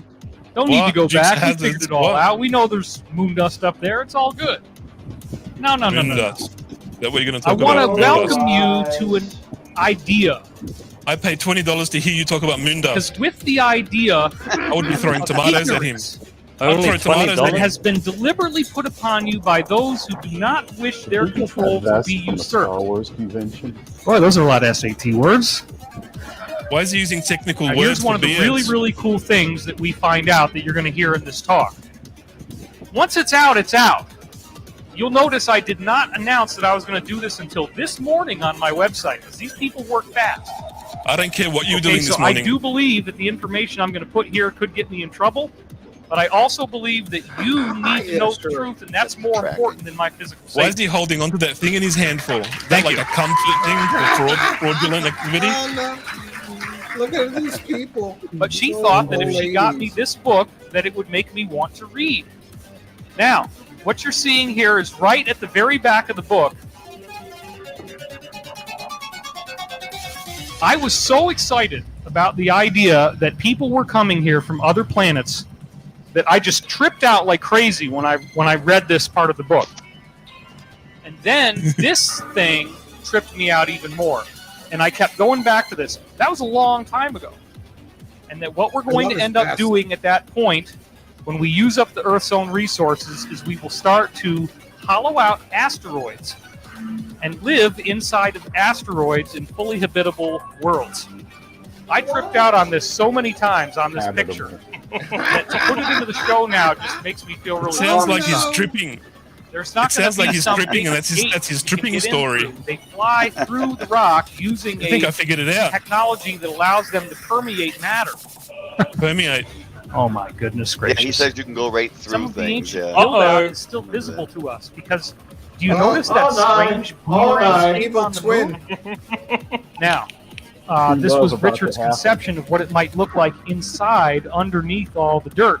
According to the military insider, compared to what was native on Earth, which was probably just like caveman. You're gonna play soccer in FIFA. Intergalactic FIFA. It's a very, very important. Intergalactic FIFA. You put me at FIFA soccer ball. A lot more about this as I go on, probably writing it into my books. What you have just seen here is the very Harry makes first the best time videos. Make the best videos, Carrie. Outside of a small circle of elite has ever gotten to hear and see. I think it might be the information I have just presented to you. Where's Chewbacca? His wife is hairy Chewbacca. Star Wars convention. Yes, indeed. His wife's a Sasquatch. Oh shit! This has been totally awesome. still alive. Totally We made awesome. it. Thanks, everybody. Thanks for being here. I really appreciate it. We did it, guys. Thank you so much. Well, standing Is that ovation. She's going to stand up. Was that Like, was we that gotta his stand show? up. People That paid was to one of see his that. talks. Yeah. Did people pay to his see talk. that? Why Oh, would yes. you? I would, oh my God, that's revolting. I find it quite disgusting. I'm sorry, I find it quite disgusting. People paid to hear him talk that dribble. Yeah. They showed a book with a picture of Billy Meyer throwing his trash can in the air. I was amazed when I saw this. It was trippy, bro. Fully trippy, bro. The psilocybin kicked in. I was like, woo, look at the trash can lid. And then when they ran out of that, they threw paper plates. what he's smoking. I'm just trying to say, I can't talk because I got really like expletive words in my brain. I'm just trying to be nice.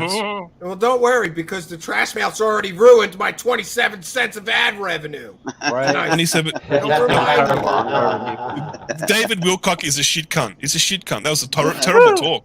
Terrible talk. Shit cunt, mate. Shit cunt. Fucking shit cunt, bro. He's not a good cunt at all. Corey Good's, he's not good. He's not a good cunt. They're both shit cunts. Barry Bad. I call him Barry Bad.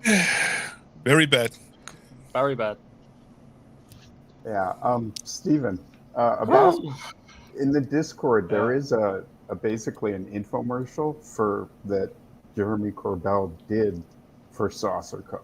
with the Saucer Co team. Yeah, so he's very connected with them. I'm pretty sure it really seemed like he was getting part of it.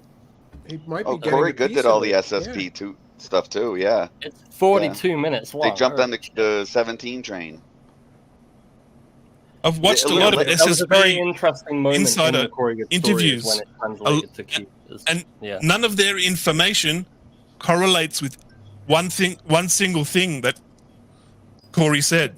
Not one single thing Corey has said in 120 episodes. You gotta Not one remember though that they get other frauds to back up the main fraud. So if you listen to Corey Good and David Wilcock, according to them, David Wilcock's fake insider with a completely fabricated bio, Pete Peterson, who was a senile old man that liked to tell stories, corroborates all of what Corey Good says. And the same thing about William Tompkins, who liked to tell stories about sexy alien chicks that like to sit on his lap. That guy corroborates everything. It's Michael like Sala, three-pod Monty. who, That's what it's yeah, like. they just the frauds just back each other up. Like you back up my fake story, and I'll back up your fake story. Well, They copy and paste other people's work, and then they add the half truth. They add the half truth, and then the BS drops. That's how. And then people read the half truth, and then they read the BS, and because of the half truth is at the beginning, it makes the BS sound believable. It's a brainwashing. It's a form of brainwashing. I agree with you. Oh, by the way, like a bit. I never got to speak to B. Baker like face to face. Are you supposed to be muted, or did you mute yourself? Oh, you chose. I to am mute yourself. unmuted Okay. now. Yeah, I had Listen, a fan going. Sorry. B. Baker is great, and he keeps sending me links of potential guests. And so I think that we should appoint B. Baker the guest booker. That's what I think. Yeah. Because he finds great guests. And but listen, B. Baker, if that frees up enough time for you to make like playlists on the YouTube. Yeah, I got to do that too. I'm doing it. I'm doing it. And we're expanding to 8 streaming locations in HD as soon as possible. But here's what I'll say. I've been stuck, and anybody that has children can understand this. I've had 2 children for 2 months all day and into the night. And so it's really been sometimes tough they for can be me. very handful. Yeah, they can be a very especially handful. one of my kids has special needs, so he needs a lot more attention than a normal child. I hate that term normal, but you know what I mean. So I have on my list of things to do, playlists, the 8 streaming locations expansion, because we have the channels. We just need to expand the software and link them all up. And to book a bunch of the guests that B. Baker has sent to me that I haven't had time to do the emails for. I should try and help with that. I can. Yeah, you can. If you want to help, I will be. And listen, now that my children are back to school, I will do. If we get more good guests, I'll interview every one of those people that you send me. They're all interesting. They have good stories. And I'll be looking forward to answer their questions. And I'll be looking forward to answer any of their questions. and listen to their stories. I just saw an interesting comment about David Wilcock has been a darling of the Conscious Life Expo for over a decade. I have an interesting photo that I found. Likes to sell his stories, fake stories, to make money. Yeah, he gets something like $10,000 to $15,000 for one talk of drivel. One talk with all fake sources, fake information, fake whistleblowers, fake insiders. My favorite is the Pete Peterson, because we like went through that guy's biography, and that guy claimed that like he won the Russian Order of Lenin award. There's a list. You can check. We checked with the Russian historian. No, he didn't. Yeah. He didn't win that award. He claimed he worked for the Russian Space Agency. We checked with the Russian space historian. No, he didn't. He claimed that he had a computer company named Cyberdyne. You know, the company from the movie Terminator. Yeah. It's so ridiculous. I thought that sounded familiar. And David Wilcock wrote whole books of his fake stories without fact-checking anything he says. Thank you, John Lyons, for your kindness, generosity, and support. Kind of generous, $23. We can forget about the 27 cents that I lost tonight. Right. I'm over it, thanks to you kind and generous supporters.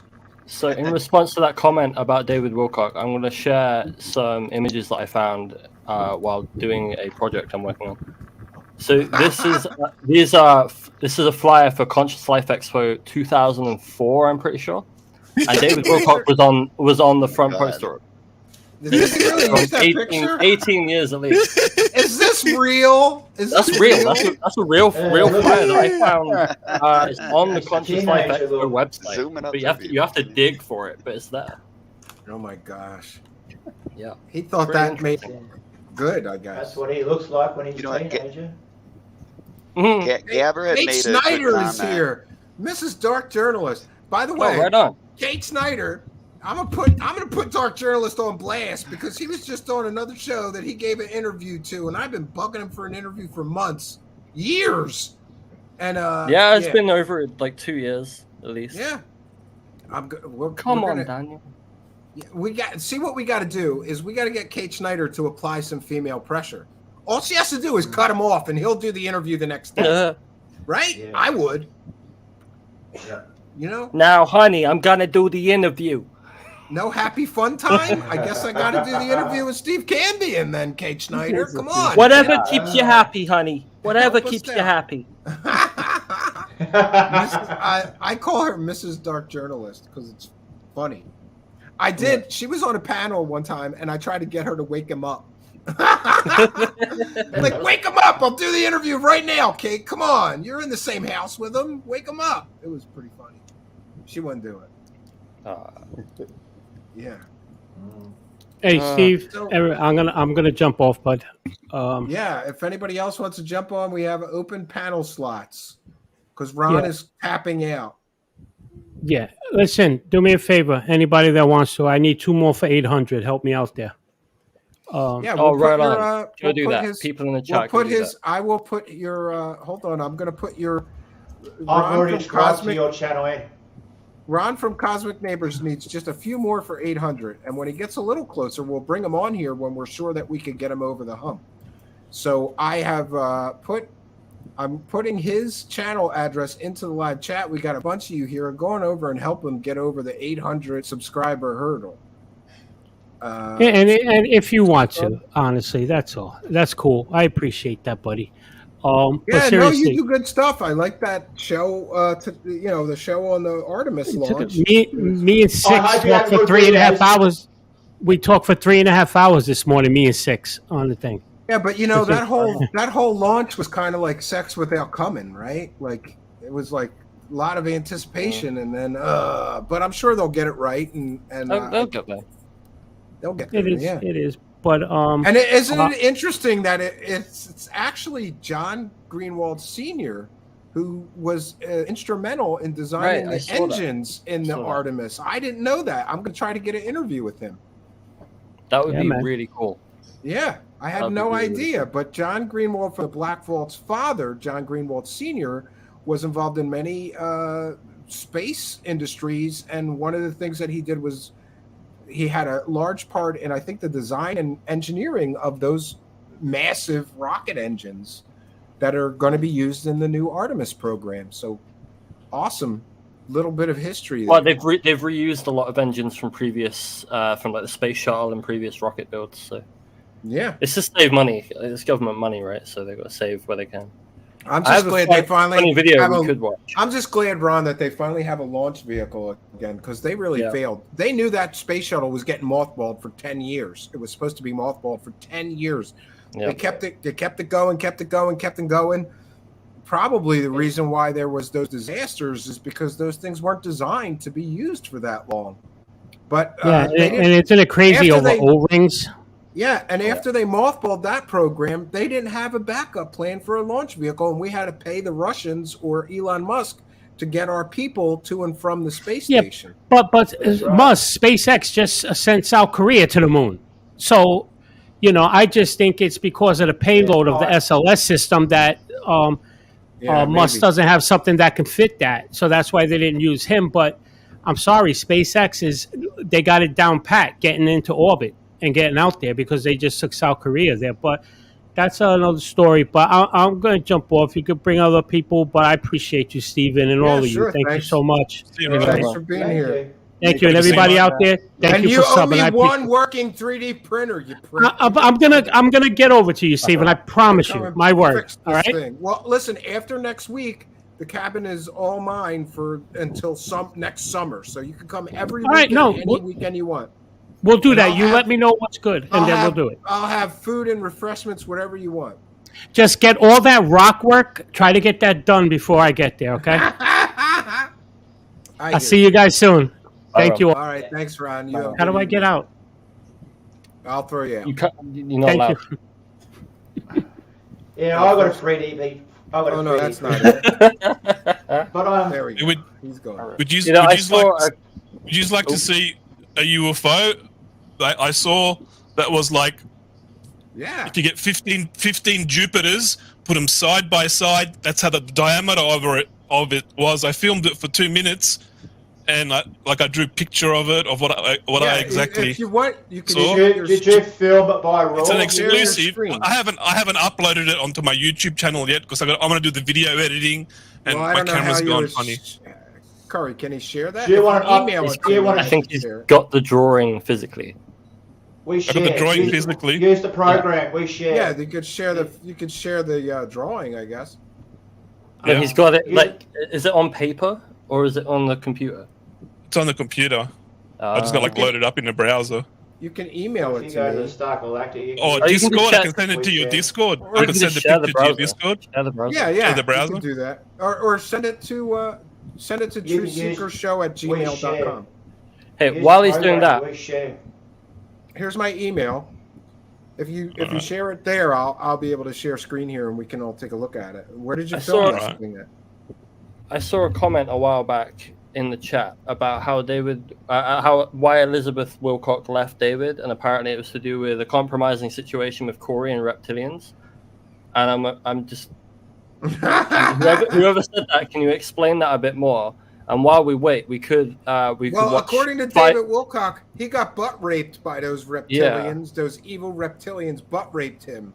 So maybe his wife didn't like her husband getting butt raped by evil alien, right? Well, I have a video loaded up of it's shortly before they broke up, and I guess we could judge for ourselves whether. Yeah, here, let me get rid of that banner here. There we go. Messy love triangle. So we're let's watch this from the guys. Right, so I don't know. Oh, he was raped by reptilians. Say hello. So, guys, my whole shoot has just collapsed.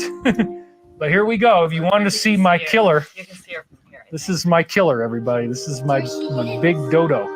She almost choked to death the other day, so we were very, very upset about that. And I want to say that, like, her choking brought me to my knees. As soon as you called me, sweetheart, and told me what was happening, I fell to the ground, I cried, and I said, God, please don't take my dog. Please don't take my dog. So that was incredibly awful. Let's cut to this.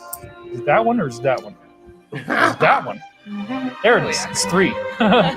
Okay, so there's our dog. And she wanted to be part of this too. So, sweetheart, did you want to say a little something about what you're going to be talking about in the class? I will be talking about the returning cycle of the sacred feminine, So really the 2,000-year cycle, the sacred David feminine Wilcock would look so much better with a mustache. He really would. Yeah, we miss you, Jonathan.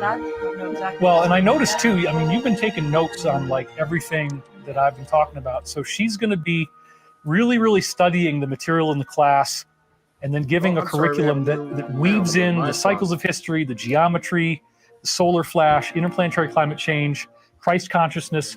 She's going to be tying it all together with me. So all of this material will be thematic and interconnected. But what's cool is that you're going to get her unique perspective on it.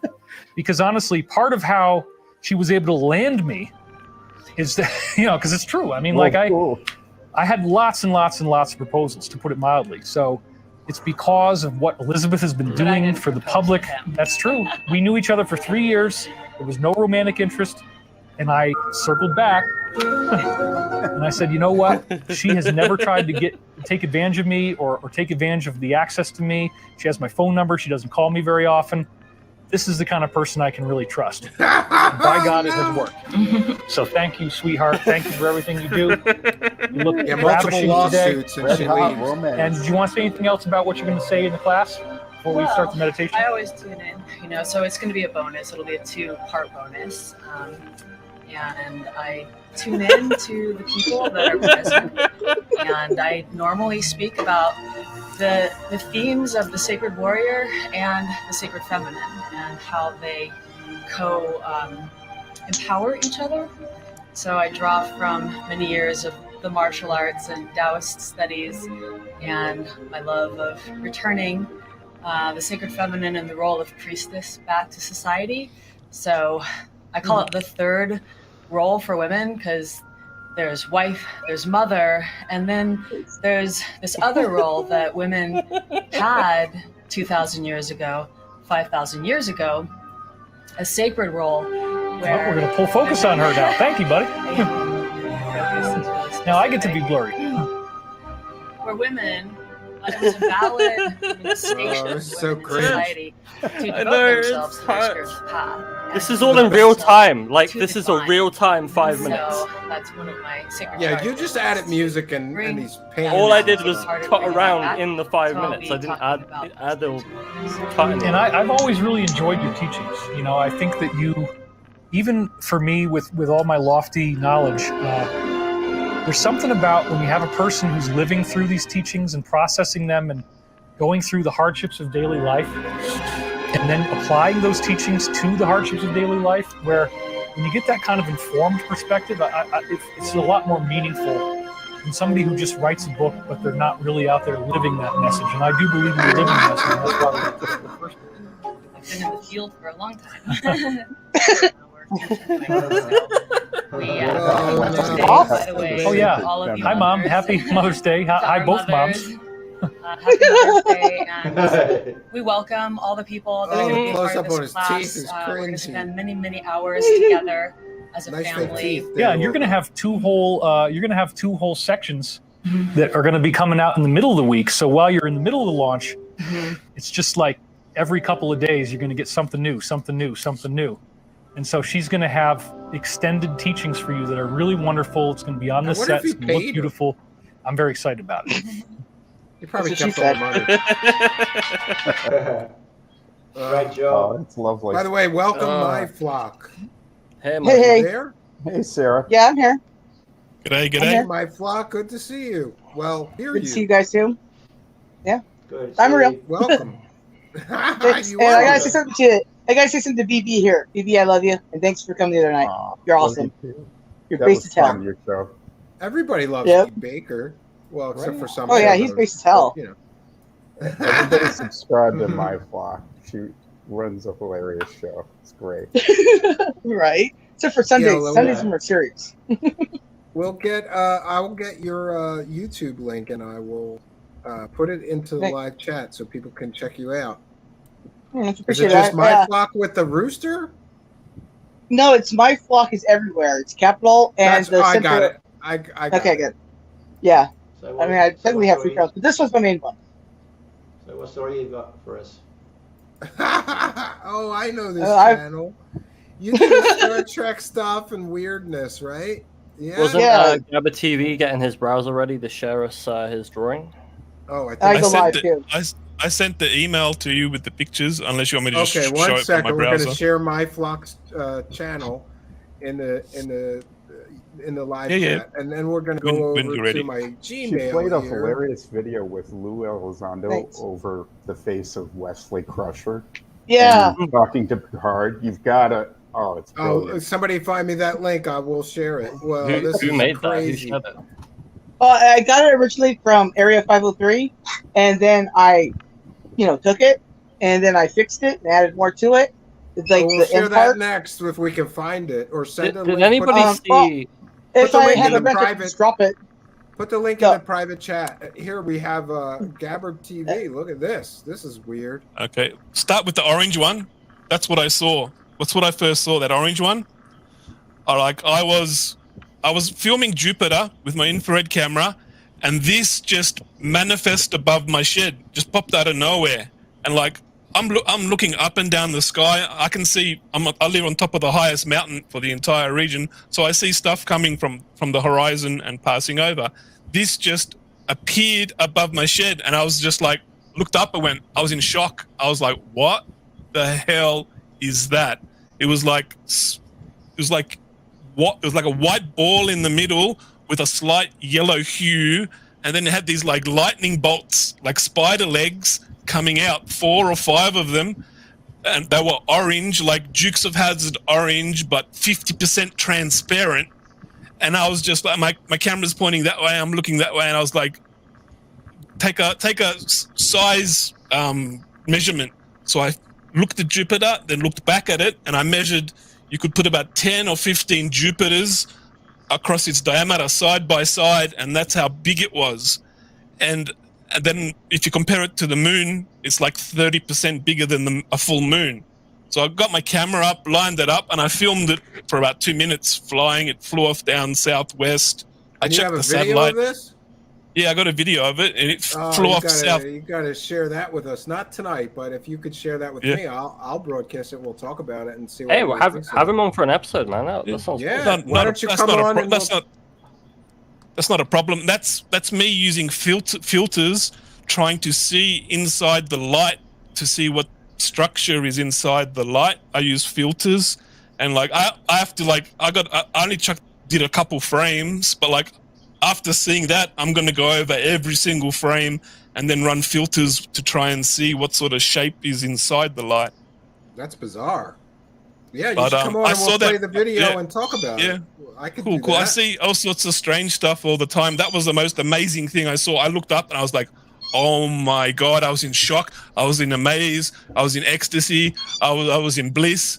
And I was in total fear. I had every single emotion running through me. You were having a UFO nerd orgasm. Yeah, weren't you?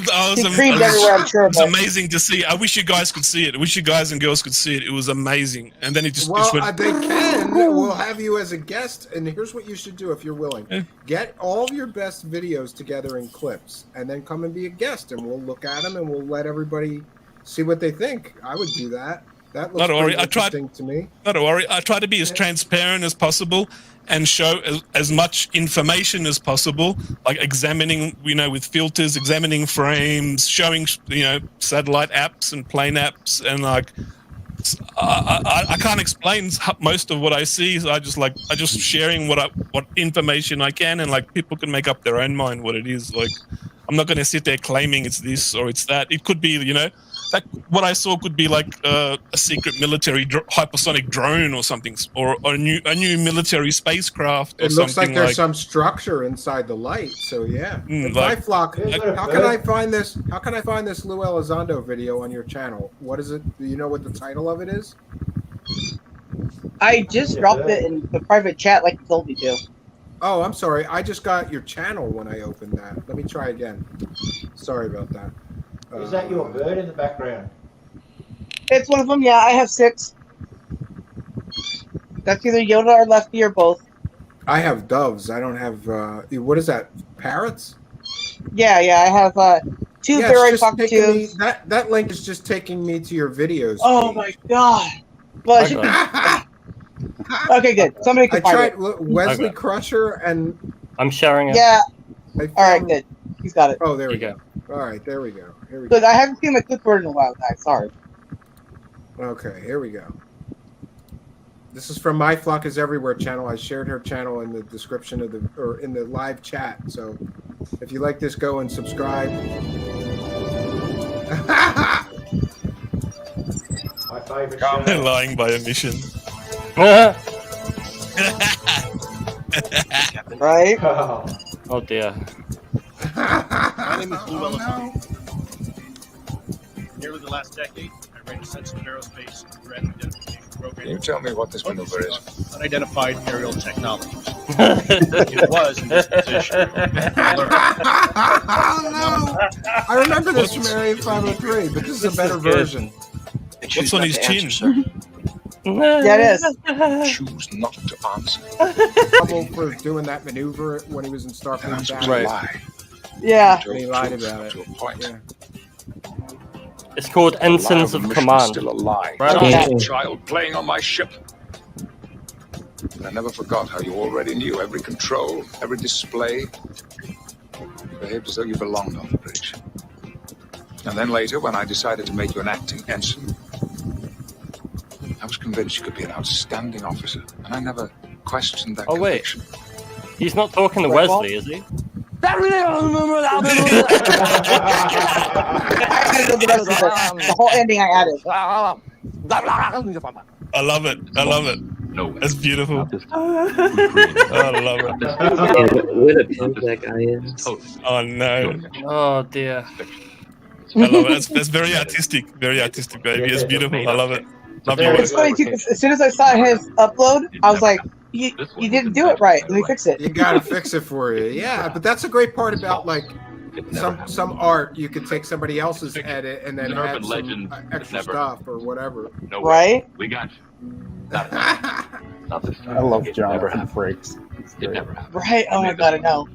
He's such a badass. He shows up to all those conferences. He's doing a great all those job as a trek director. conferences. Not this time. Yeah. Not this time. You're wrong. Not this time. He's the only good thing in Picard. No, I hope I'm not gonna get caught. Can't come. They can come. We'll do. I'm sorry. I'm not streaming.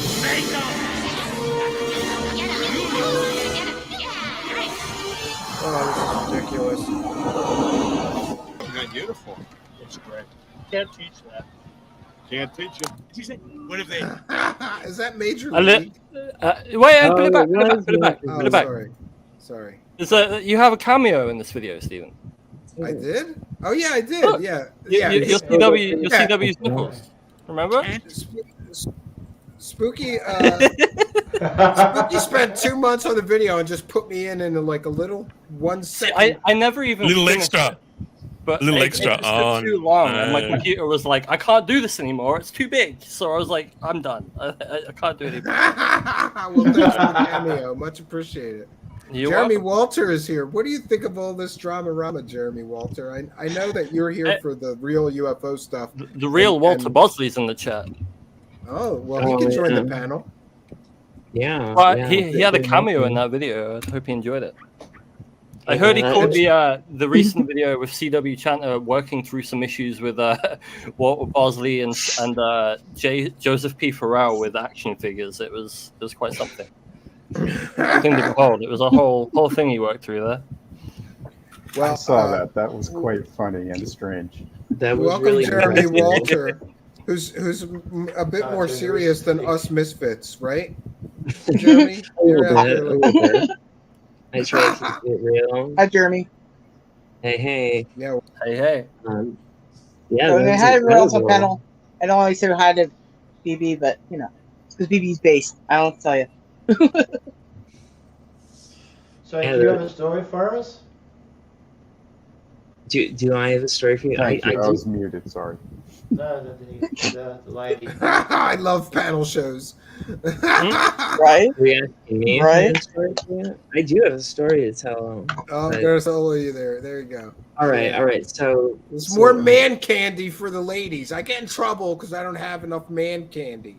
I was told. Right? I need more There men you in my go. life. I mean, go on. I All get, right. I get Man. messages. I get messages about 3 or 4 people that appear on the panels, and Jeremy Walter is one of them. And they want to know if you're single. I have an email. I'll share it. Is that guy single? And yeah. I don't know. This is what I hear. I don't know. So on with your story now. All right. You have a story. So here's my story. So this weekend, I went to a concert with a friend of mine at a local venue downtown at the Blind Pig, and we he's my friend Michael. We actually had a TR3B sighting together back in January, and that was incredible. I've told that story on this show before, I've turned him on to like the Michael Schratt videos, to this channel, to others, to Alien Scientist. So he's all clued in, and we watched the show for a little bit, and then we walked up onto the train tracks, which were above the club that we were at, above all the other bars and stuff, and we just did, we walked the train tracks, did some sky watching, and we saw this big light in the sky that was shining really brightly, like as bright as the moon, but it wasn't as big as the moon. And as we were watching it, we saw another vehicle come in from the side that was flashing its red and blue lights at it, an aerial vehicle, to try to like get it to go away. And this thing just held its space. It moved a little bit, but not when that thing approached. And this vehicle just did a pass by. And then there was another one that came in and did a hover and then like a pass by. And then there was another vehicle that came in that looked like a drone that came in really aggressively. It looked like one of those things in Terminator 2.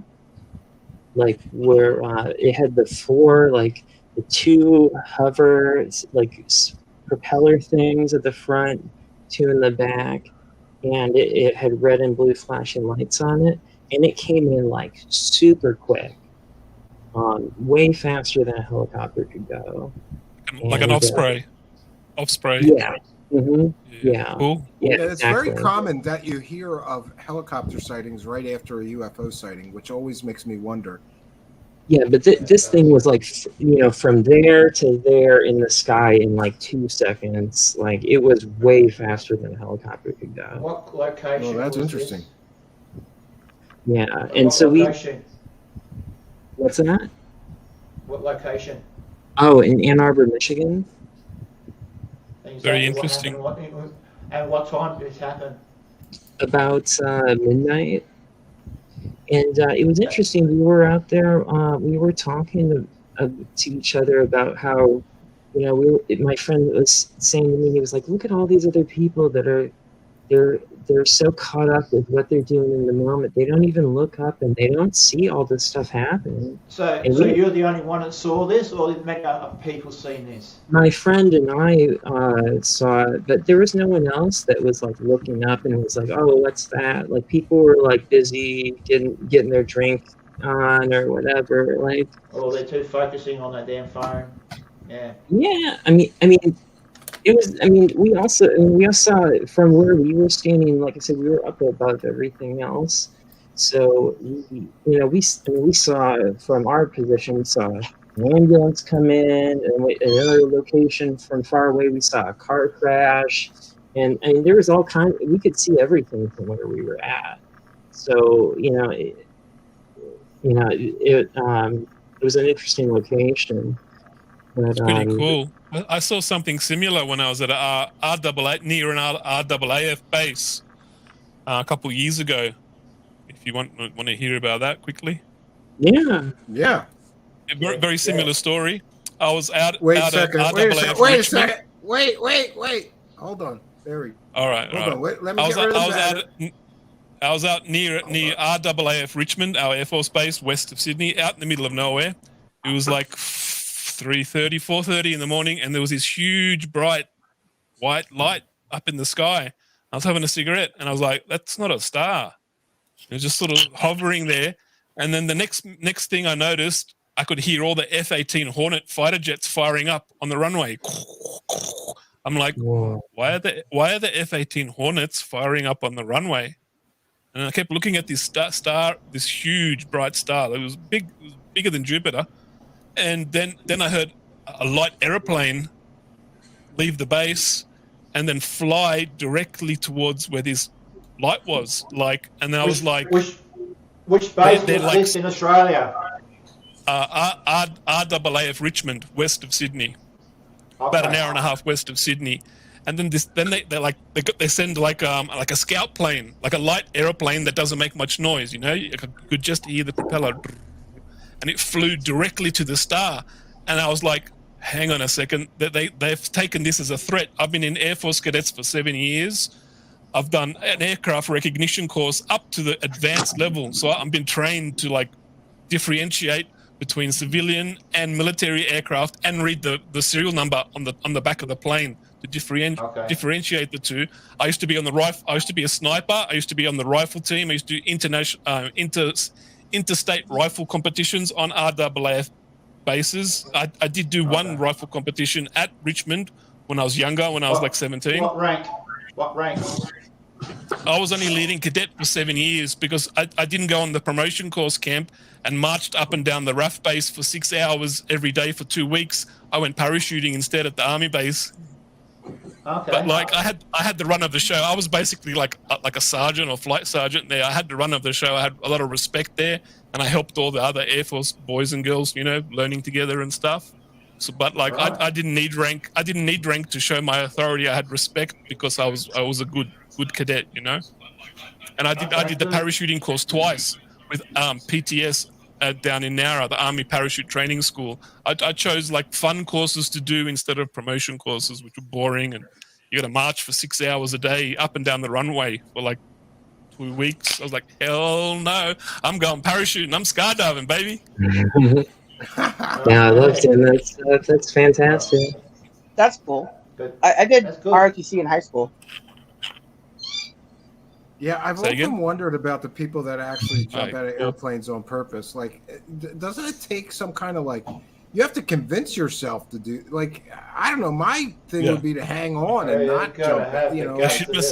I shoot myself holding onto the side of the little Cessna, and then the jump master looks at you and goes, "Jump, jump!" He yells at you. So I let go, and I did the opposite. They said, "Tilt your head back and fly flat down." I looked down, which we're not supposed to do. I looked down and did 3 somersaults as my parachute's opening up, because we did static line first, and then we did the pre-fall, and my risers from my parachute as it's opening up, the risers wrapped around my feet, and I was tangled up, cartwheeling. So then I did another 3 cartwheels with the risers tangled around my feet. The jump master's looking down, going, "Oh shit! Anything that you could die, that's easy to die. It's so easy to die. You could have got tangled up in that chute. How'd you get out of there? Alive, man. You're lucky to be alive. I know. We got taught if you get tangled in your risers, do bicycle kicks. And I had my hands straight on the reserve, pull the reserve chute, ready to go. Just drop it. Just get out of there. Got to be quick. I went like that straight away, and then I thought that they said if don't pull the reserve chute, because then you got to chase the wire, and that's going to cost you $60 or something. Try bicycle kicks. I tried bicycle kicks with ready to pull out. I said I'll leave it 10 seconds. I got about 10 seconds, then I'm in the danger zone. I did bicycle kicks in the air while cartwheeling with the risers wrapped around me feet, and eventually it undone it all and opened up. And then as I landed, the jump master come down, he trains all the SAS and commando, Maroon Beret commandos. What did you do wrong? Look down. Not supposed to look down. Don't do that again. I'm like, this sergeant. I was in so much trouble. But yeah, that was fun. I loved it. That was fun. It was great. Great working with the army boys on. It's an army base on the naval air base, but it was great. Dude, great fun. It was great working with them. Oh, that's how you do it. Okay, Yeah. I thought that was a software. That's how stupid I am. Practical effects over software any day. And one of my friends spent his student loans on skydiving equipment. So he like blew all the student loans on. I guess he had paid for his school, but yeah, he blew all the student loans on like his own custom skydiving gear and his own chute and all that, like a whole outfit and all that. Wow! But his parents were pretty supportive of it. I mean, you know, it's very addictive. People get addicted to the adrenaline rush. I understand that people get like obsessed with it because it's such a rush. But me, I would be terrified that I would be that one statistic, you know, like a certain percentage of people who just pay the few $100s to do the tandem jump or whatever. A certain percentage of those go wrong and people die. I would be that guy. But then again, I think the same thing on a roller coaster. Like I'll be the guy where the wheel flies off and the whole thing falls over or something, you know. Right. In our culture in America, we don't have like a rite of passage when we grow up. Like maybe if you're Jewish, you have your bar mitzvah, but for most other people, you don't really have much of like in a way of rite of passage. A lot of other cultures. It's called 18, and then it's called 21. In my neighborhood, the rite of passage is to go back to all the bars you've been drinking at for 5 or 6 years when you turn 21.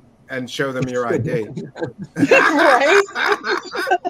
Yeah. Your real look, I'm using my real ID today, not the fake one, you know? It was really funny. I had given my ID to one of my old teacher's daughters so she could go drinking, right? And later on, we showed up at the same club with the same ID, and we got checked going in. We were like practically right in front of each other, and nobody said anything. Yeah, my wife had like six. That was the funniest thing. She had like 6 sisters, all blonde and looked like her. So she just used all her sisters' IDs for years. Yeah, we looked nothing alike. Yeah. And yeah, I remember. I don't know what bicycle kicks are either, so I have to look up what a bicycle kick That's is. when you just kick your legs in the air, basically, you know, and you're like if you would if you're riding a bicycle. Yeah, like, you're trying to. Okay, so you're trying to kick like. That's a lot to think about. If you're like, you're in free fall. I'm a You got very 10 visual seconds person. till death. That's too much stress. Cartwheels, I'm just going boom, boom, boom, boom. I'm just like, no, I shouldn't have looked down. Yeah, right. Mike asked what happens if you pass out after jumping, but some of the setups are there's a line attached, and when you get a certain distance from the plane, it opens, right? So even if you pass out, that's a static line jump. The line's attached to the plane. You jump out and it opens up. That's what I was. But as it opened up, I was cartwheeling and just wrapped around the whole line and everything. I was just like, you know, I never got a chance to talk to somebody who has actually skydived. Are you aware of this DB Cooper story? And do you think that he could do that and live? You know, the famous case. There's a great very, very dangerous. Netflix. And, yeah, I know. I watched it. If you don't know what you're doing, it can be very dangerous if you don't know what you're doing. Yeah, but this guy, DB Cooper, just opened a door of an airplane and jumped out the back. He was fine. That guy obviously had a lot of training. Speed. Yeah, he was obviously trained. He had to. He was probably like some kind of CIA guy or something. Well, I wouldn't know about that, but I live by Lake Elsinore, and Lake Elsinore goes skydiving all the time. So even the military goes there and skydives. Yeah, you could theoretically you could do something. Yeah, Camp Hilton. A lot of the Marines will skydive over there. And they do it on the base too, but they also do it over there. There's usually a second parish when the first one usually goes wrong. There should be a the reserve chute. You have a reserve chute, but isn't that like you got a handle here substantial than the main chute usually? That's right. So you'll come down faster, or no, it's usually the same. I think. Is it? Okay. Yeah. Not much difference. They open up and they come with steering toggles. You would and you never can steer catch it me left and right. skydiving. And another thing is, I'm very fascinated by videos of those guys in wingsuits that they cliff dive. Oh yeah, that's awesome. But I would never do it. But I love watching it, like the balls on some of those people, right? Yeah, see, I'd be the person that crashes into the side of the hill. I'm not sure what Obama has to do with it, but okay. I don't know. Say so. Now you're in Australia. In South Australia. In the land down underground, deep. It is 4:30 in the AM. We had DB I'm Cooper. glad I we can get out of it. live in Loxton in South Australia, so that's in a small town. Loxton. We look at the moon upside down. You guys in America, you got the moon the right way up, and then we have to look at it upside down. Really? I didn't know that. I have your toilets flush backwards, you weirdos. I have dyslexia, so I look at everything upside down.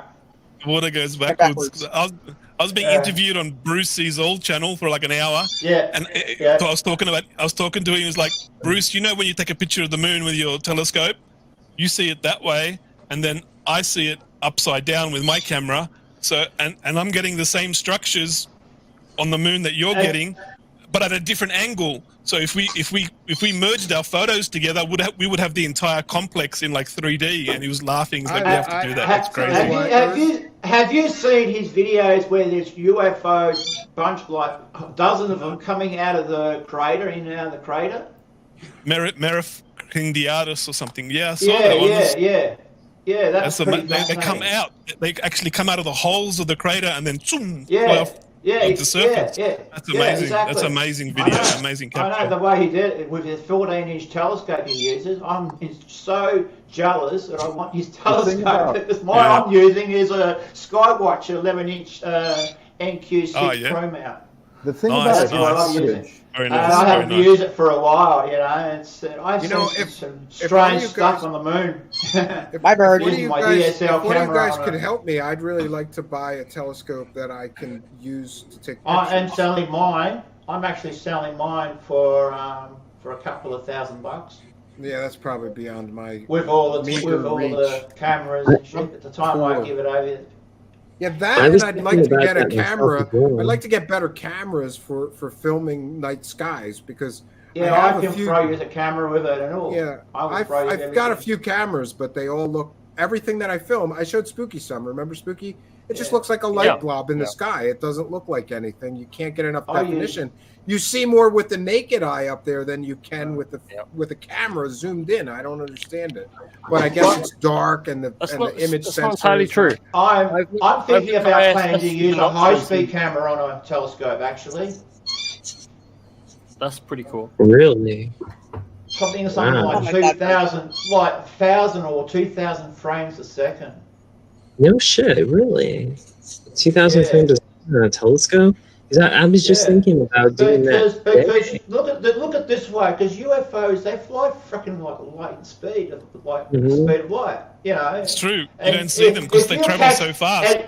That's right. If you're catching it at 60 frames or 30 frames, you might be lucky to get 1 or 2 frames of it, right? If you're lucky. If you're lucky. Yeah, exactly. If you're lucky, yeah.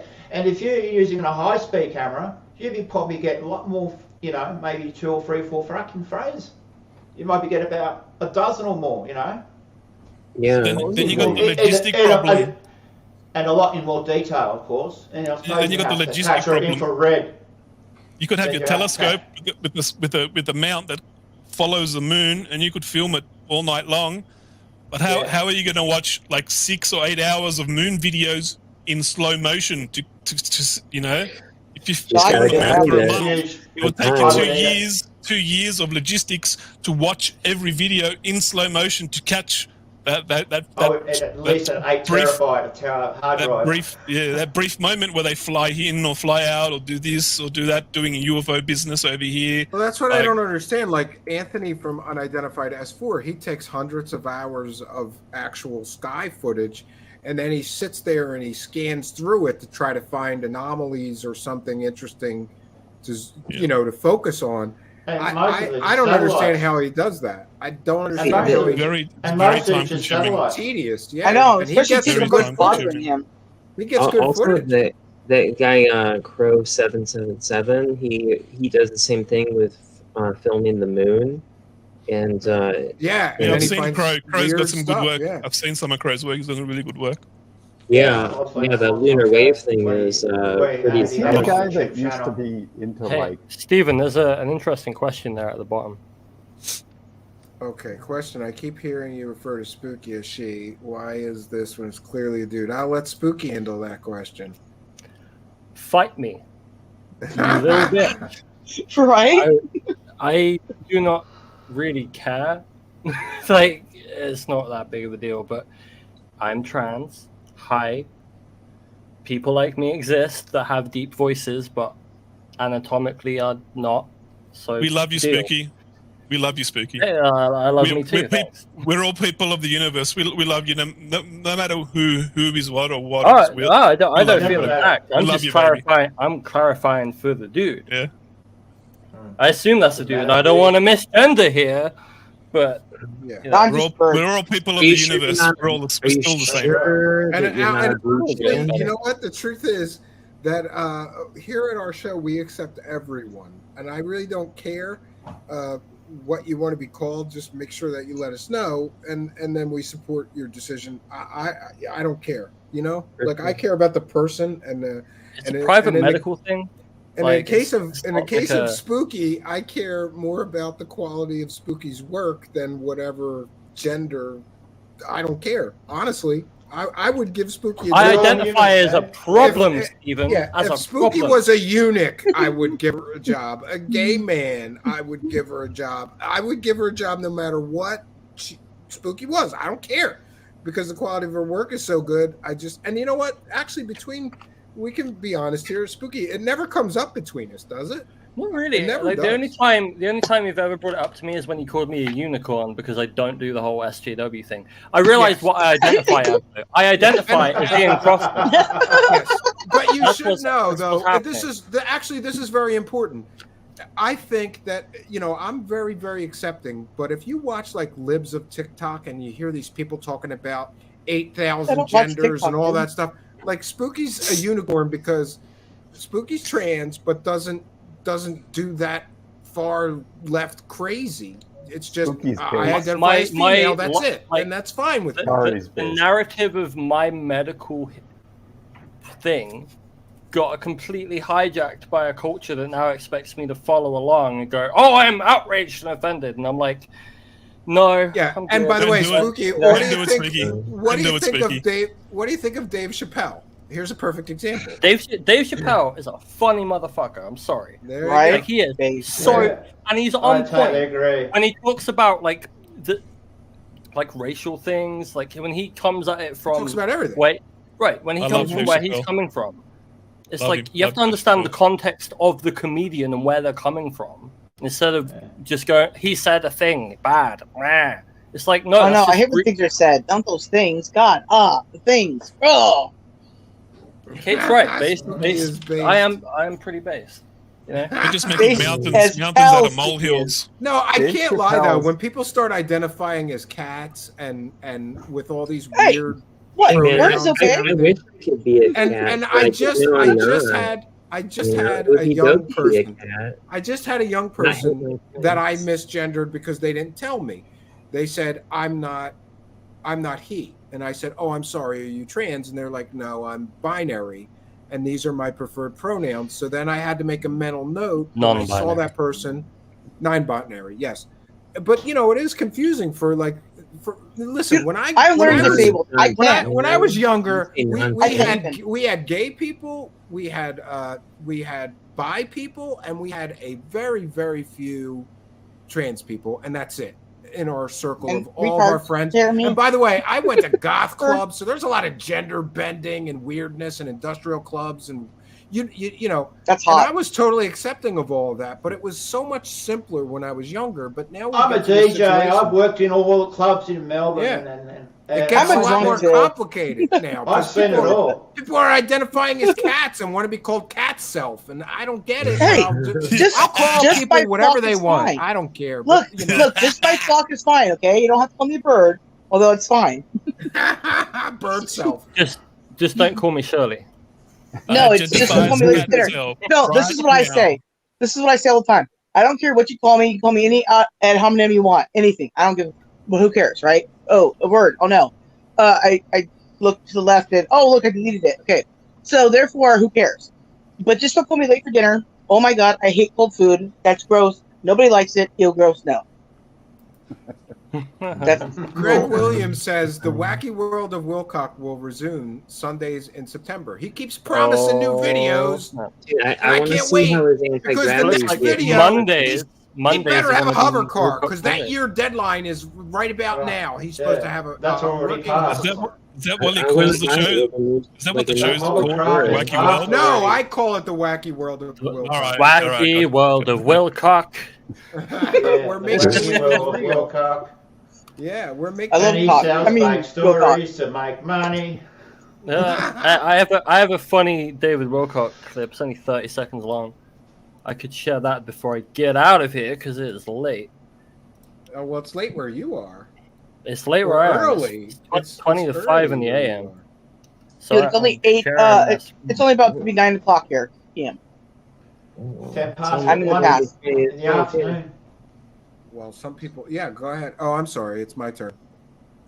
There you go. Oh shit. Worlds within worlds. All enfolded inside of you. That seed of divine infinity. Oh my that you are. The purity of creative potential. Oh, this is what you got the kettle out for? He's got the pots and kettles out. Is she cooking spaghetti? He tells his wife to say some shit. Say some shit.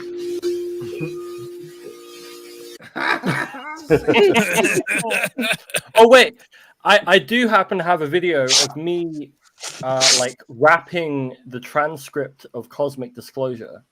Okay, but first we'll introduce it because Dabber yeah. Beast TV, this is your fault. You asked what the Wacky World of Wilcock is. Right. When we do shows making fun of David Wilcock, we call it the Wacky World of Wilcock, and here's the intro for that. All these ancient prophecies telling us that the world will be transformed. Wacky World of Wilcock, where make-believe is real. It's the Wacky World of Wilcock. How much money can he steal? It's the Wacky World of Wilcock, where make-believe is real. It's the Wacky World of Wilcock. How much money can he steal? He makes all this stuff up and claims that it's all true. The aliens want to eat us. Be careful that they don't get you. It's the Wacky World of Wilcock, where make-believe is real. It's the Wacky World of Wilcock. How much money can you steal? It's the Wacky World of Wilcock, where make-believe is real. It's the Wacky World of Wilcock. How much money can you steal? This is where if I have a live audience, I get everybody to hug each other. I say, give your neighbor a handshake or a hug, whatever you feel is appropriate to you. And that way everybody feels the love a little more. I will never believe, I will never believe it, I will never believe it. Okay, that's fine. Maybe you need 25,000 more years, I don't know, buddy. But look, this is really compelling information, and it's going to get a lot more intense. It's coming up in a couple days here on Sunday, so if you haven't already signed up, we have reopened the cart. We still have the payment plan in place.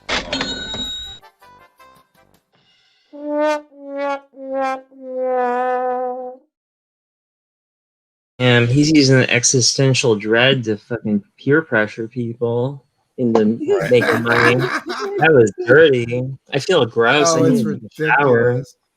Yeah, you know what? And I have it on very good authority with sources that he doesn't know talk to me that he really does target old people. So does Corey Good. They target old ladies that are on disability, Social Security. Just like phone scammers, they will target old people. And they'll call old people and be, they'll know with their records, like, oh, who has what money, like, and how to target them if they're elderly, like knowing that they are probably have dementia statistically. People that are at this age have dementia. Yeah, ascension's going to happen any minute, and you got to take my course so that you ascend. And here's Kari's other video. So let me set the scene. So this is taken from the second episode of Cosmic Disclosure when Corey goes up to Lunar Operations Command for the first time. And here we go. Wait, the app has the hip hop in it? The app does, yeah. We don't have to run it. Shout out to Pragmagic as my my backup in this. Okay. You can hear it now, right? Yeah. Okay. Oh no. I read just from the transcript. And then usually three, open seats in the back. It's usually just me getting in. One time, I was surprised when I could see someone else in that. You know, when we behind we disembarked. What? Those people disembarking into this conference. They were shut out of the What? They were inside the file. Into our line to go into the one area, the VIP area, I was met by the guards. We walked from me past them to the conference room right next to that. And he went through right into the very front of the very crowded room and he told me that he was very sad about that. It was always the very front of the conference room, so I stood there. What? I threw my thumbs in the front of the jeans and guard with. Because I could feel the eyes upon me. This is terrible. And it's better than Cosmic Disclosure, though.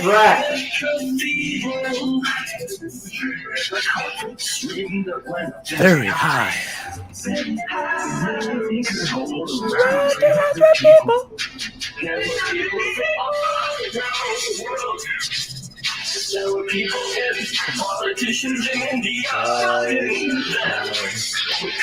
It's so bad. Sounds crap. But that's better bad. than Corey Good, though, so it's okay. Yeah, as long as it's better than At least I had some. It was like this time in the morning, and I was just reading it straight off the page. It's even funnier when you put those guys to clowns saying what they're saying, and I did that. That's funny. Yeah, it's pretty bad. That would be enough to drive me nuts to listen to that. I have to admit that Corey Good made me think about how easy it would be to start a religious cult and just take advantage of people. Like, I mean, I would never do that, but it makes me curious. Like, how makes me freaking sick, man. Yeah, I have a lot of books. I have a lot of books on psychology, and a lot of them talk about cult dynamics, and it is weird how that works. But they prey on people that are, they prey on young. They prey on people that need a sense of belonging. They prey on people that need family. Maybe they don't. They're like black sheep of their family. They need a sense of belonging. They need something to believe in. They're looking for answers in life, and along comes a guru that says they have all the answers. Excuse me, I burp and I'm a bird.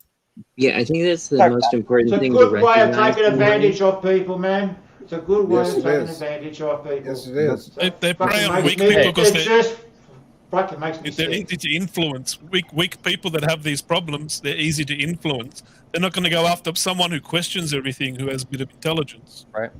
I think on that logical bombshell, I need to get out of here. It is late. So thank you, Stephen, for having me. Spooky, you're the one that makes me do these panel shows. You're not allowed to leave until I'm not allowed done. to leave. No, you're not leaving. You can go. It's if like, you look what in is the that? description, in the description of the video is a link to my channel. If you like me and my wit, I have a channel with other people who are also witty and fun. Yeah, it's come check us out. 4:49.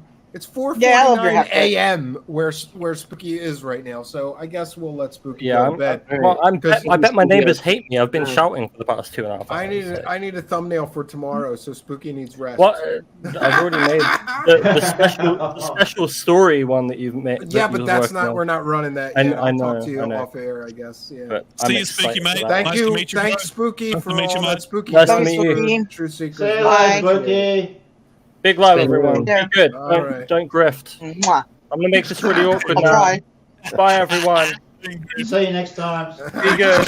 Bye. Wait. Wait. Just another day in ufology. Yes, it is. Right? Yes, it is. Yeah, I agree with I'm all invited. This is weird. Okay, I'm out of here. I'm out of here, you miscreants. Later, Taylor. Love you.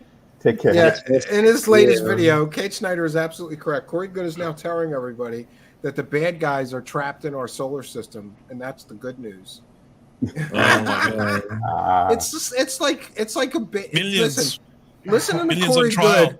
Is Millions on trial. Is like if you ever watched like Flash Gordon or like Buck Rogers, but you came in the middle of it and you can't really understand what the hell's going on.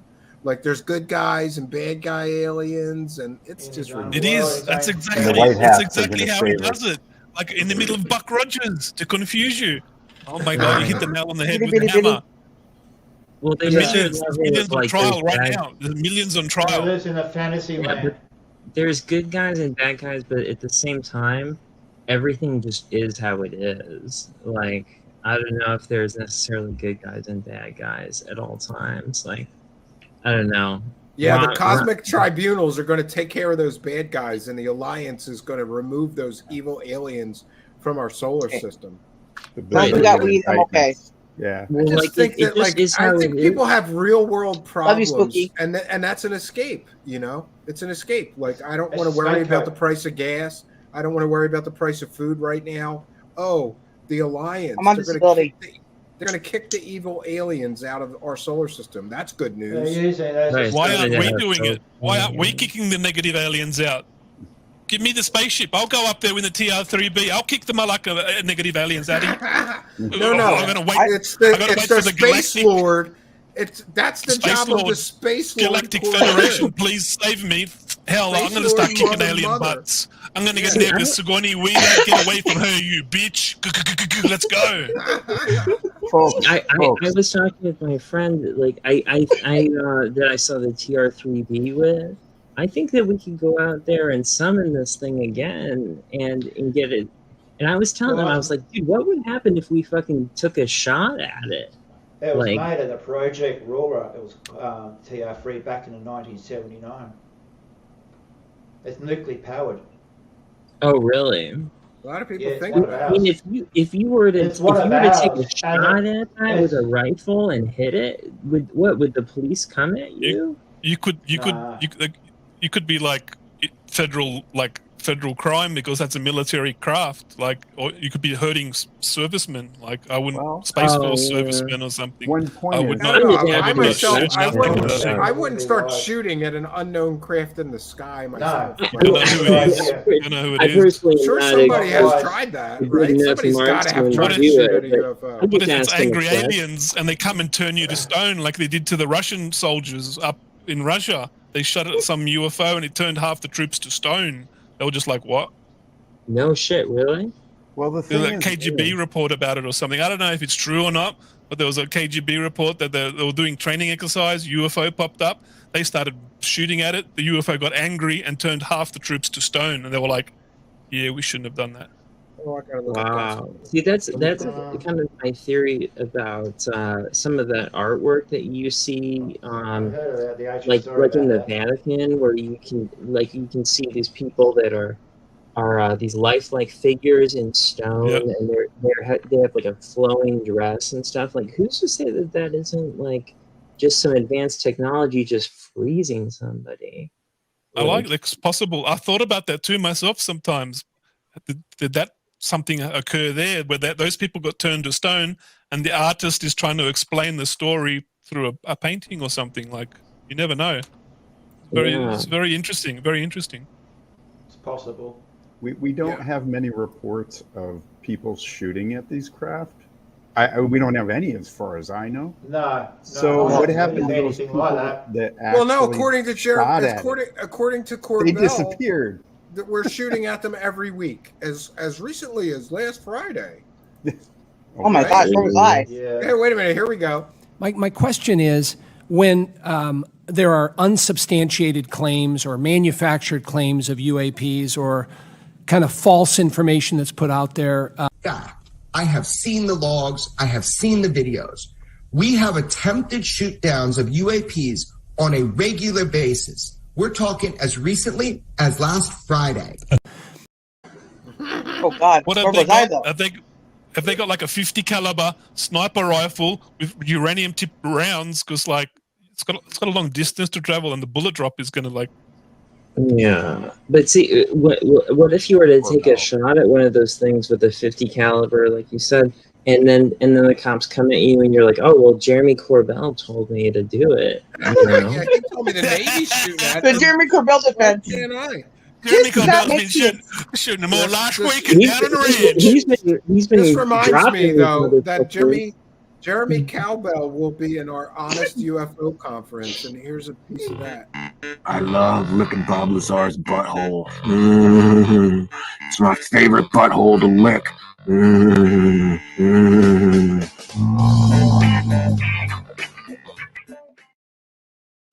That's right. Jeremy I love it. Cowbell is I coming love to it. our It's UFO gold. conference. That's a Kodak Gold medal, baby. I love it. That's a good one, Stephen. I'm crying. And you can also sell the porn version.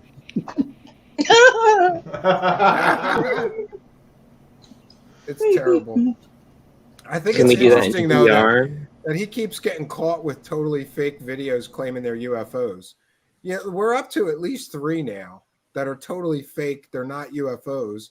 So, I get discouraged because I don't understand how this guy's making millions of dollars being a UFO expert when he can't tell when something is a drone or an airplane, but Mick West can, So what's the deal? Is it if you're in the CIA or some kind of organization like that? Yeah, it's he gets a cool if pass. You just grifts people. He gets a pass. Yeah. You My just can go on theory is national that television and my just theory is fucking that lie to people? there is a CIA op, and they want everybody looking for aliens and thinking that everything you see up in the sky is level aliens. 4 pass. Because we have stealth blimps. Nobody hears about stealth blimps. We have stealth blimps. They can hover over Stealth major blimps? cities for months without Yeah. refueling. We have all They these were on spy UFO satellites. hunters. We've We had have- that shit since the 20s or the 1900s. Yeah. The At, people at think least that blimps oh, like that. blimps are Not old maybe not technology. stealth, We but wouldn't use them anymore. Blimps have a lot of advantages, like they can hover in relatively the same spot forever. Well, depending on Matt. power source. But Sorry, second starts by when you came in and said hi to him.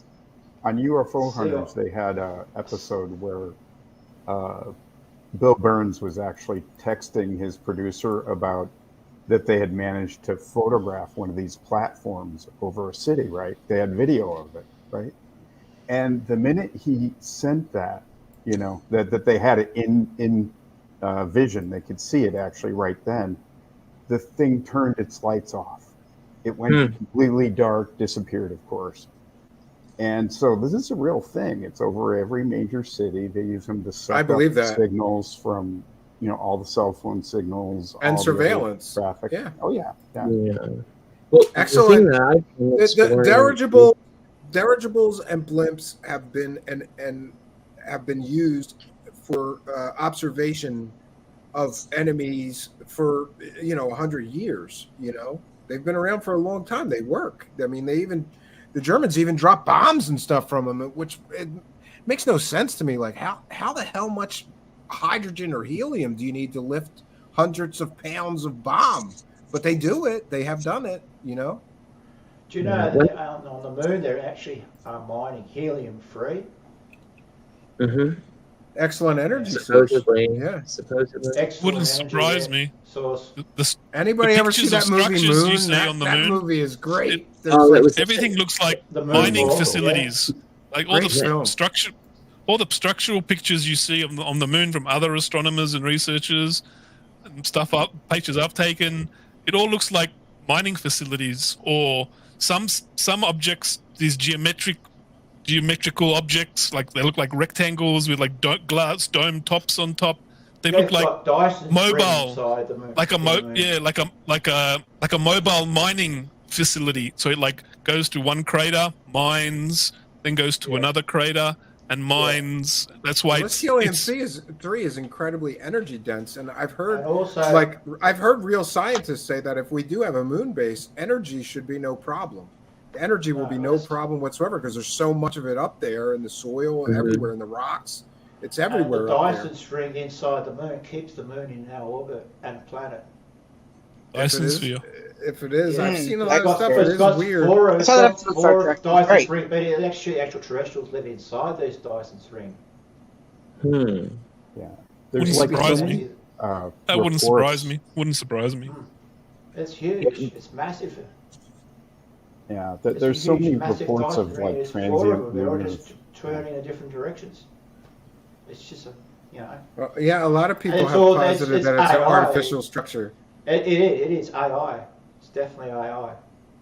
Well, it seems to me to be a little coincidental that that moon is perfectly in the right place to keep us right where we need to be gravitational wise, and to Doesn't move. you know, to do the moves a couple tides and- centimeters.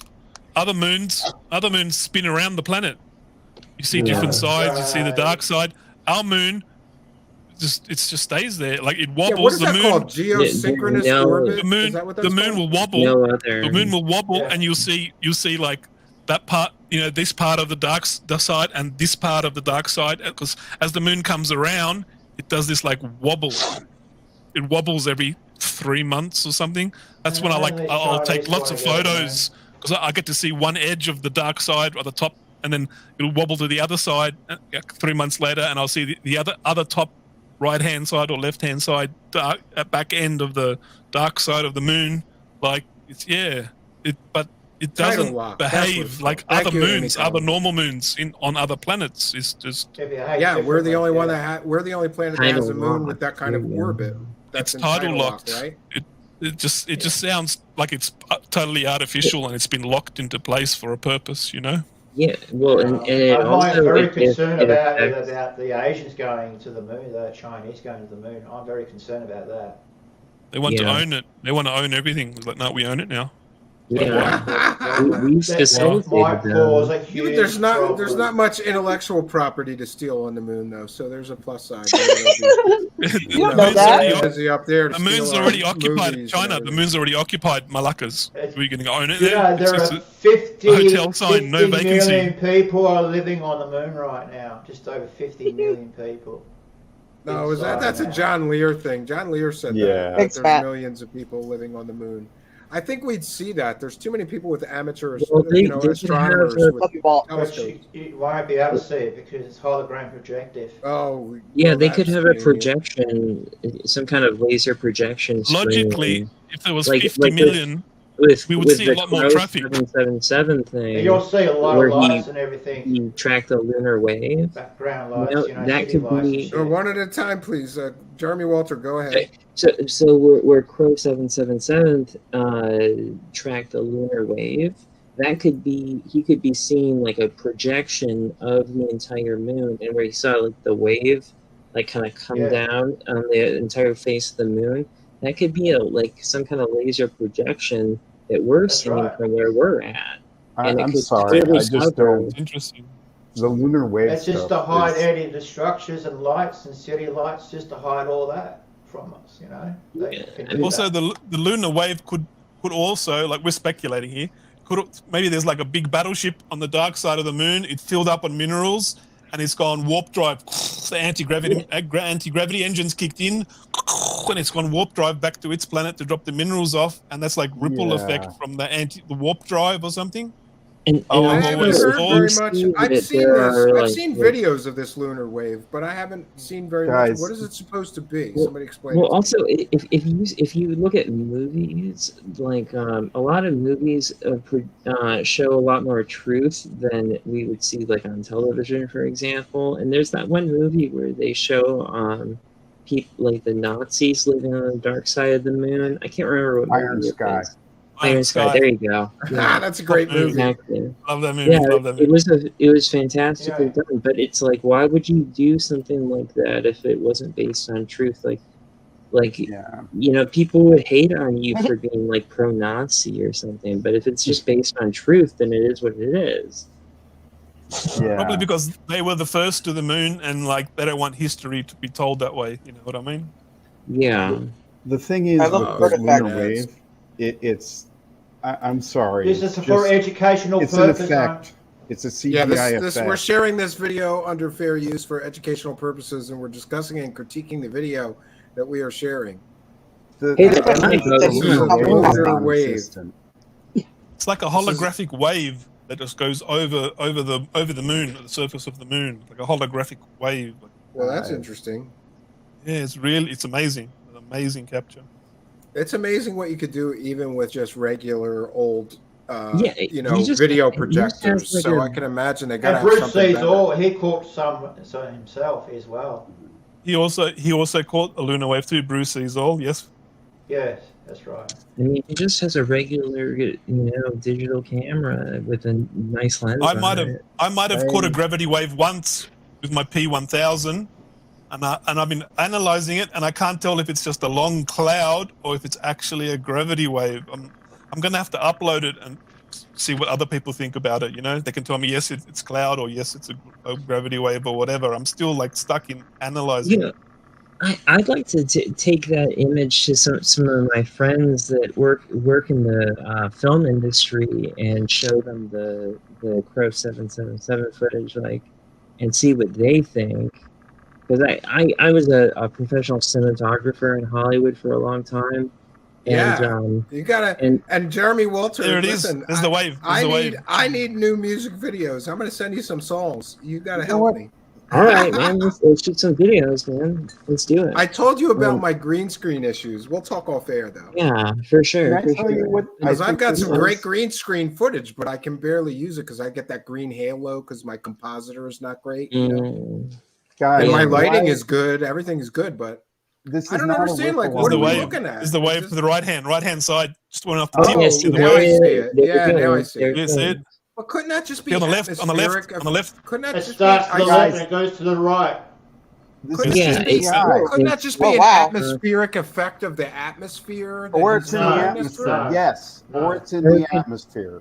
Or it could be a water thing. Guys, it could be all water out there. Doing it. It's not the moon doing it. It's a wave. Look at the wave. See it in the middle? It's in the middle. It's in the air. Yeah, we see it. It's above. It's like above the surface. It's like above the surface. Yeah. Guys, that's right. I'm sorry. And using the mist for the clouds on the moon, and the mist on the moon, it's using from laser effect from the mist on the clouds. But you don't think that's atmospheric effect? B. Baker, go ahead. It is. It is an atmospheric effect, guys. I'm sorry. Crow 777 has been putting out crap for years, and he's one of the people who puts out. I'm not familiar. Yeah, I hear you. That like people go, ooh, Crow 777. It's the same thing that Third Phase does, that Secure Team 10 does. I'm sorry. It's just a natural It's weather. It is 99% nonsense. He's the guy that isn't he the guy that had the clouds where he said every cloud had an alien ship in it? I remember that stuff. Yeah, this is that same Crow 777 guy. Why should we trust him? He put out that crap for years too. And I don't know if he still does it, but I'm pretty sure from my days at the Fringe FM that one of the bumpers they forced me to play was from him. It said, "This is Crow 777, and you're watching or you're listening to the Fringe FM." So this guy's been around for a long time because that was ages ago. He used to have his own YouTube channel for a while, and he actually went to the radio. Yeah. Oh, really? I thought he was retired, living in Maine or something like that. I just have zero trust in what the guy puts out, just because Me too. The cloud thing and the lunar wave thing is extremely questionable. I'm sorry. If you don't have anything more than a line moving across an image, I'm sorry.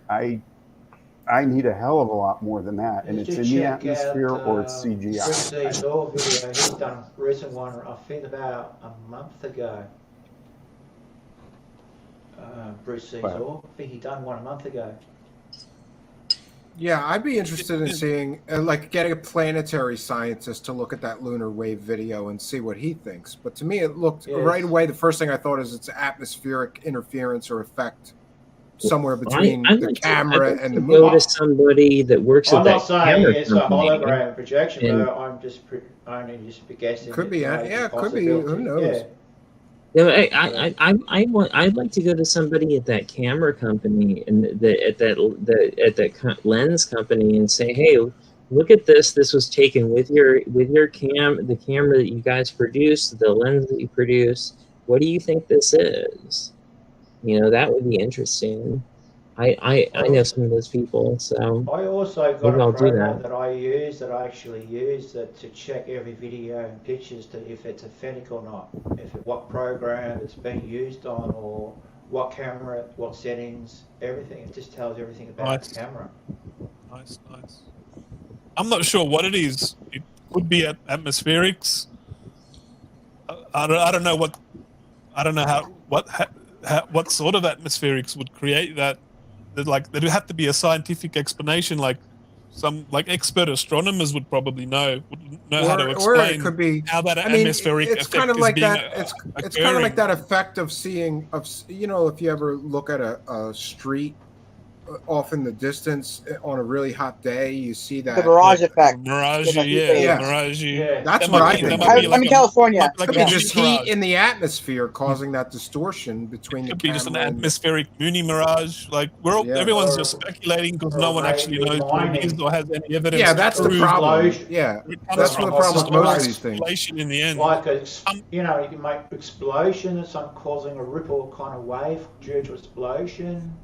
Like I heard they're supposed to be testing gravitational communication towers or something. Maybe that's like they're doing testing.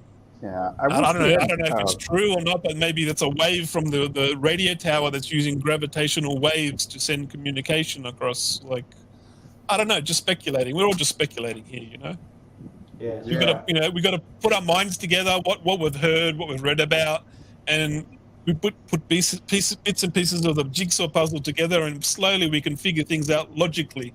We think about it sensibly. That's what ufology is all about.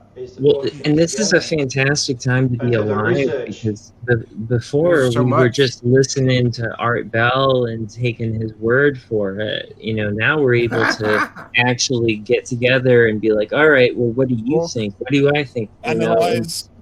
I heard this. You heard that. I'm not. Who's sniffing glue? Is somebody sniffing glue? Did somebody sniff glue on a live stream? I don't think. I didn't see anybody sniffing glue. My avatar did not sniff glue. Wouldn't surprise me. I'm surprised nobody's fallen over drunk yet. This is an amazingly sober panel. I was getting high until I got here, and then I started thinking, and then I forgot to get high. Sorry. I'm only drinking water, unfortunately. I've never sniffed glue before, but now I'm just curious. drinking iced tea. I am on like day 80 something of no alcohol. I'm so jealous. So jealous. I lost 12 pounds, and all I did was keto diet and drop beer. And you know what? I always wanted to get rid of the spare tire that I got from the pandemic. But if I'm going to drink 12 beers a day, eating low carb is not going to help. You know what I mean? No. You're not going to lose any. I tried, and I kept drinking, but then I was eating healthy while I was drinking 12 beers a day. It doesn't, it didn't work out. But now I'm 12 pounds down. I've got a little bit more to go, and I'll be to my pre-pandemic weight, which is great. Thanks. Yeah. Good job, Steve. Good for you, man. Good for you. But I am what's called California sober to anybody who's. I'm in California. I hear you. Only one bad habit at a time, Like there's only so many. You got to do something, and I sure think that it's called harm reduction. Harm reduction. One was very detrimental to my life, and the other, as long as it's moderated, like I'm not smoking my brains out here. But I actually have a medical card because of my paralyzed eye. And I can get cannabis for that. So it's better than opiates, for nerve damage. That is for sure.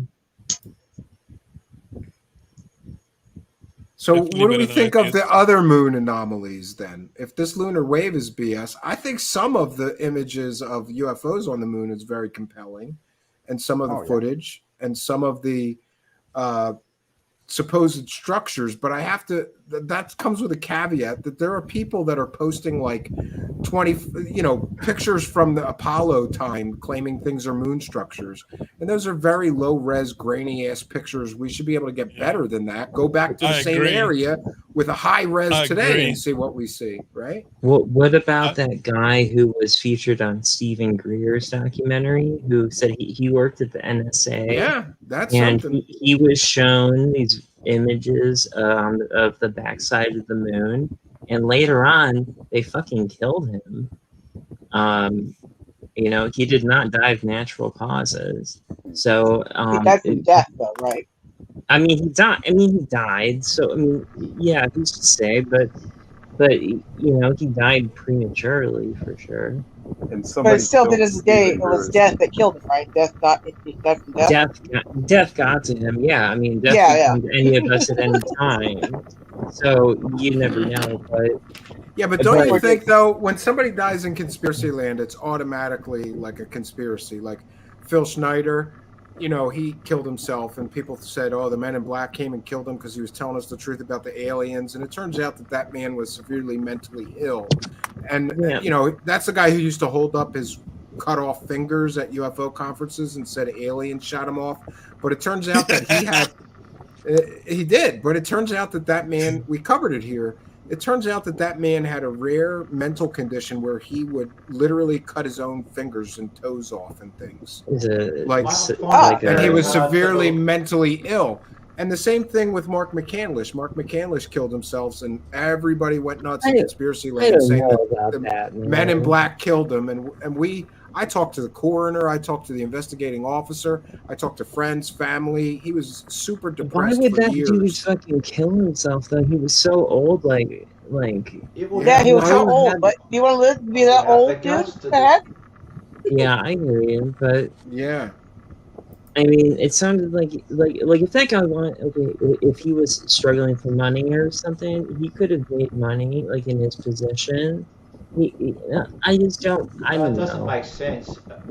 There's a lot of things that don't Doing make harm sense to about himself does not make sense.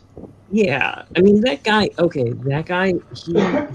He and his girlfriend set up a whole situation for cats that were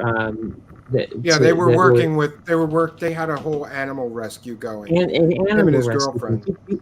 I know people that are big time animal rights people and big time, you know, the animal rescue people. They're not the type of people to kill themselves because they feel. I don't know. And even if they kill themselves at any time for any reason, I really did a deep dive on that, and I really came away thinking it's tragic, but I believe that he did just kill himself because he was totally depressed. What happened to him was this: he used to have a very well-paid, lucrative career being an illustrator, and then CGI came in, and he was a pencil and pen and ink guy.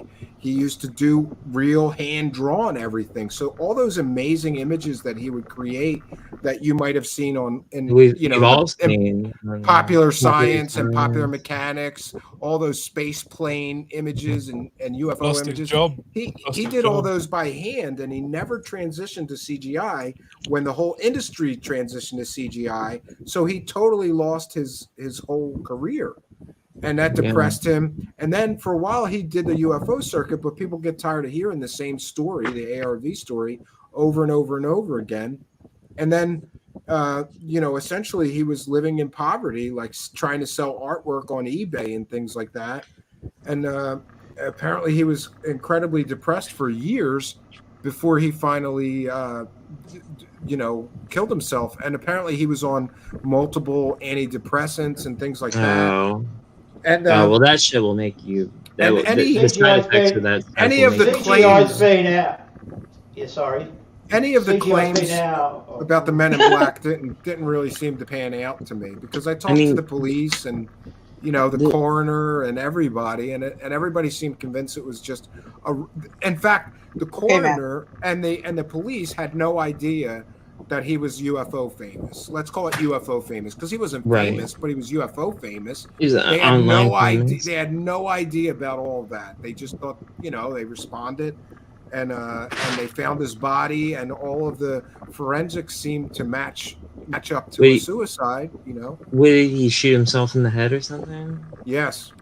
Yeah. See, that's the thing is that the brain deals with all your motor functions, but if you shoot yourself in the head, you're still going to be sitting there with your heart beating. Like it's like cutting a chicken. He was for a while. He bled out in a chair. It's like recollection. It's like a chicken with their head cut off. They still run around. It sounds like he suicided himself because you got those suicide cases where even on the coroner report, it reports. He tied his hands behind his back, and then he got a shotgun and shot the back of his head out. Like you know that's just dodgy. Something, you know, that was a hit on him, whatever it is. That That's kind of like some of those Clinton things, you know, like Gary Webb. One of Hillary Clinton's was supposed to go to federal court and as a witness the next day, and he mysteriously tied his hands up behind his back and shot himself in the back of the head. They're so blasé about the assassination that the elites even wrote it down on the coroner card, like, "Don't f with us," you know, like. He got thrown out of windows, or there's a lot of suicides that CIA director, The Stephen, CIA I think the CGI's been out 1989, not maybe 1989, 1990. 1989. The Wormwood guy.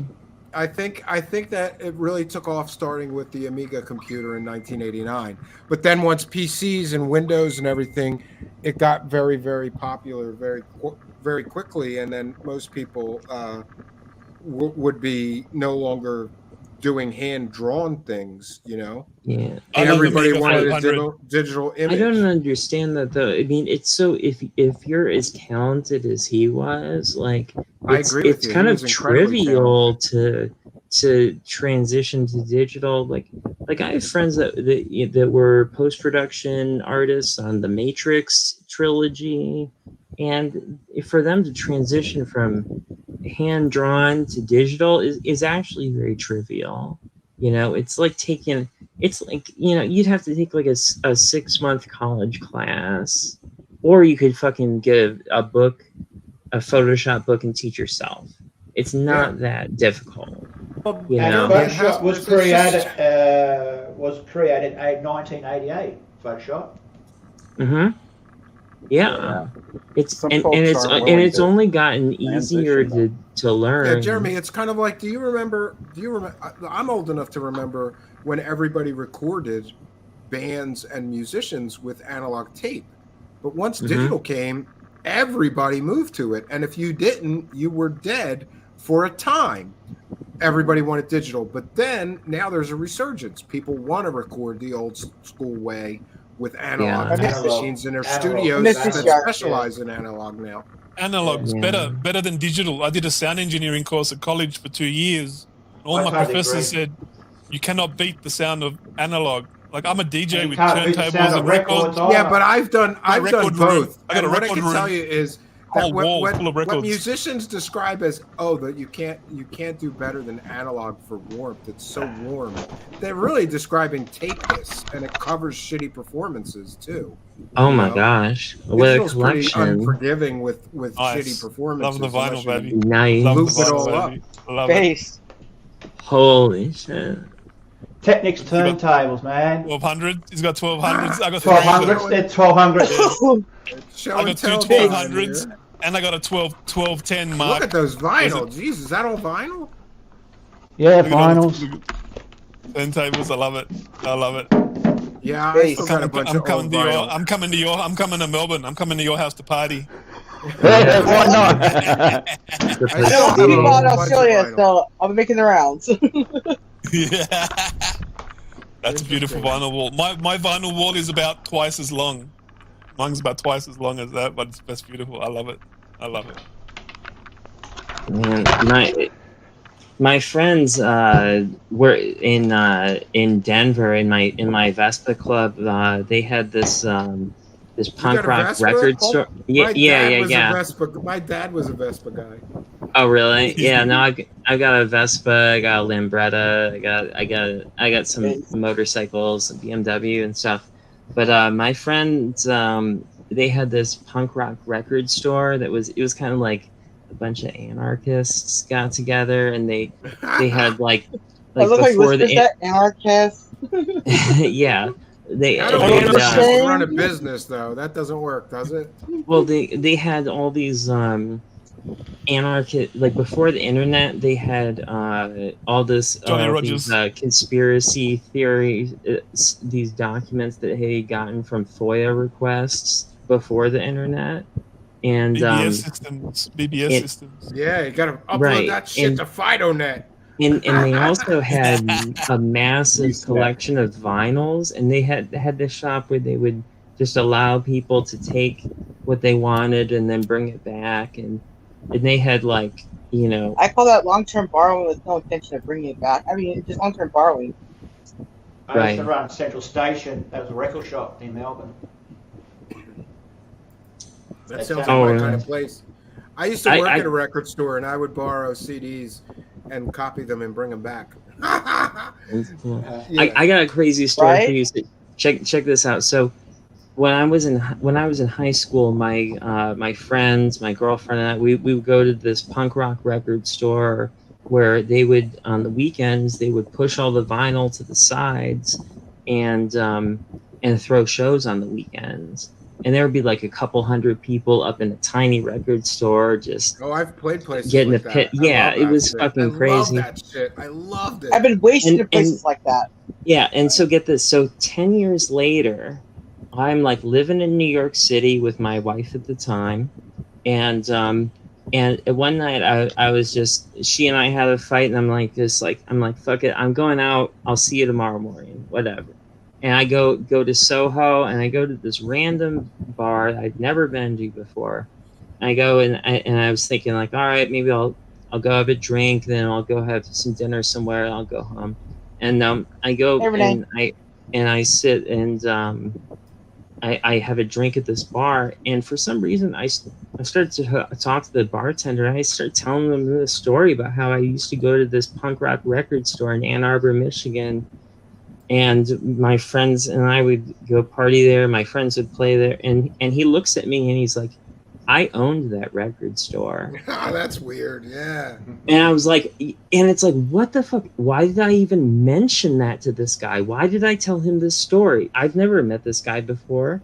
It was fucking crazy. And I just the other day, I told my ex-girlfriend who used to go there with me, I told her this story, and she was like, wow, that's fucking nuts. Like, that's crazy that you know, and it's like, he didn't have like face tattoos or, you know, something that would tell me he was a punk rocker even. Like, it was just weird that I didn't even recognize him.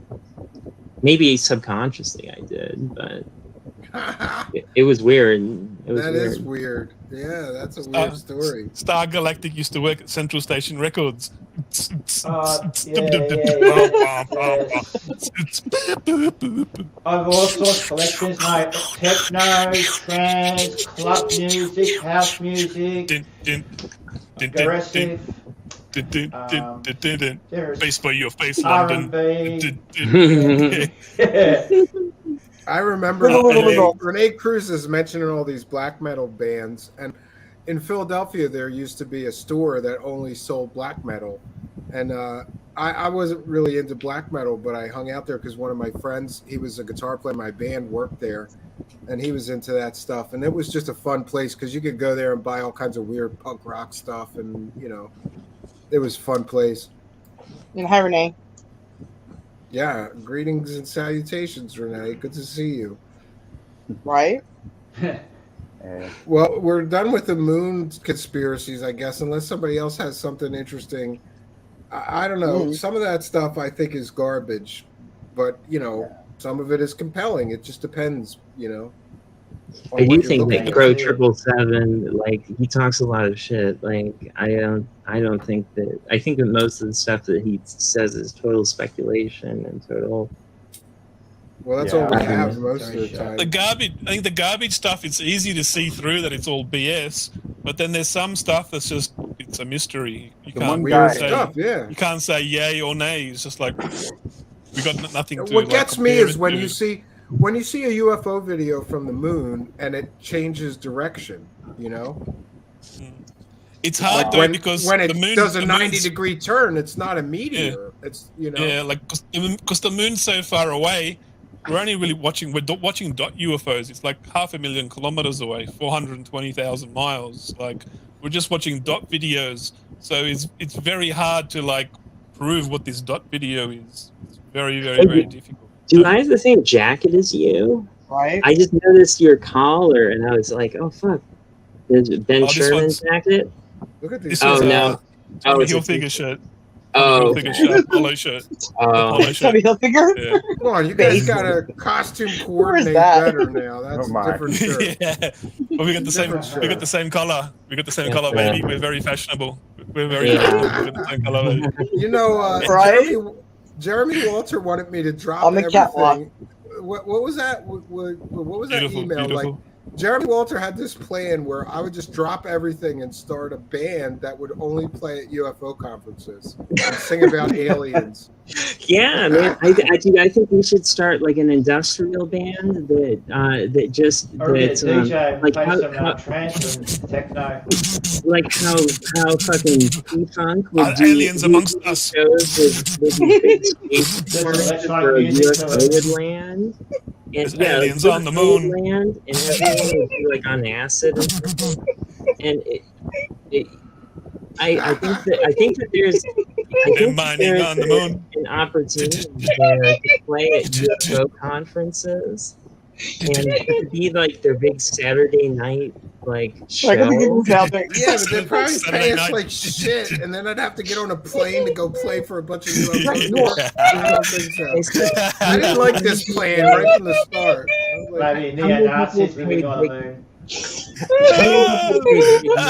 Nazis on the dark side of the moon. Like Molten House and go to this conference to see all these people speak. Some of them are boring as fuck. Some of them are interesting. But on Saturday night, they want to party. Computer on the moon. You know? Yeah, and also it's already been done. There's, you know, you got the Cousins brothers. They got their shitty band. How to make even less money than a YouTube. We can get channel. Star Galactic with the turntables. I know, yeah, exactly. Let me dedicate the next 6 months of my life to writing songs and rehearsing. To play UFO no, that would be like a form of hell for me, Jeremy. I should record him. They're mining on the moon. There's Nazis, mein Führer, on the moon. I'm going to share. I'm going to share. It's so nice, gotta hear it twice. I'm going to share this. This is third phase of Moon music video. The Moon soundtrack. We are not alone. This is fair use. Don't you copyright claim me, you clowns. Hell no. Fucking third phase. We are not alone. Tonight we asked the question: are aliens amongst us? Oh, I thought this was the park commercial. I'm sorry. Oh, this is too much. It's just like third phase of CGI. Looking around, thinking it's only you. Yup, music. All satisfied for many more than a few. Secure team CGI. Where do they lie? How come we seldom see them? Oh my god, look at that alien.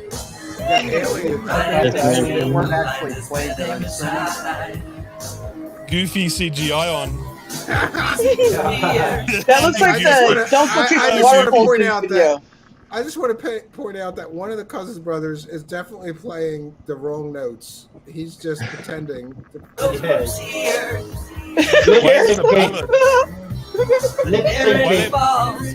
Probably Brad. They're playing a ballad. Oh, look at this spaceship. I think some radiation poisoning. It's called lip syncing.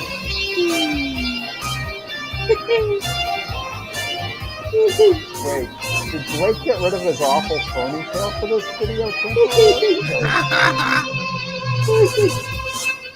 If we find a way to communicate, a solid system, no more lies rolling through the haze.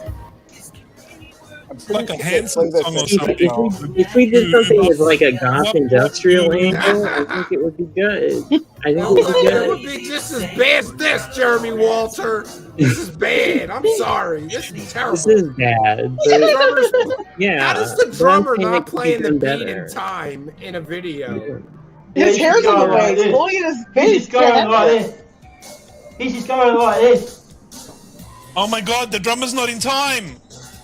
Oh my God! Look, he's offline. It's out of sync. How can you not quantize the video to the audio? There's a button you can press in the audio program. Quantize every fucking note. That's why you fucking Gaffer Beast, the aliens are coming. That's why you do playback when you shoot. You have speakers that play the playback. You guys didn't do that. That's bad CGI too. Yeah. It's better than their UFO videos. Shut up. Is that it? It's better than the UFO videos. The music videos are better CGI than the UFO videos. See, what I'm saying is, like, I'm a professional cinematographer. I know how to do this stuff and make it look good. Like, we could do something and make it look Drummer's good. playing out of time. He's playing fills that aren't in the music. This is not right. Right. Jeremy, I can attest that they are cheap bastards. I know from personal experience with those guys. Well, through friends who know them. No visual audio sync, nothing. No quantization, nothing. Yeah, but here's what I will say. Here's what I will say. They get more views than my music does. Look at that. 2,500 views for this. Oh. I was like, 2,500. I get more views in China. They got nothing. I get more views in China, and I'm a foreigner. I don't even speak a word of Chinese. TV, you're like that musician that says, "Well, we're real big in Europe right now." I heard from Rich Giordano that they were very unhappy with the amount of views that they got on it and the complete lack of sales on Amazon. They were really unhappy. They actually try to make money selling this music? The thing is, they did zero promotion. I think they announced it like a couple weeks before. Well, in their defense, look, here's what I could tell you. When I was a very young man, I spent every waking moment of my life trying to sell my music, and I was pretty successful. But it took everything you have. You can't do that as like a little side thing when your main thing is UFOs and expect everybody to buy it. You have to dedicate everything to, That's why, Jeremy, I kind of laughed off what your suggestion about, because I was like, I know what it takes, and I hear you. And to get like 4 dudes in a room together to actually rehearse and not play PlayStation or dick around for hours. I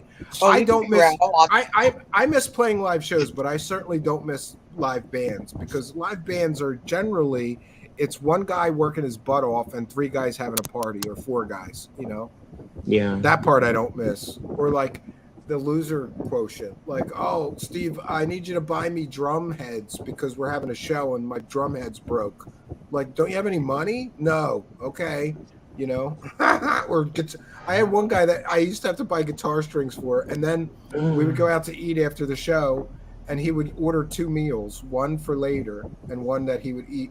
Oh, because he was so broke. Like, yeah. Yeah.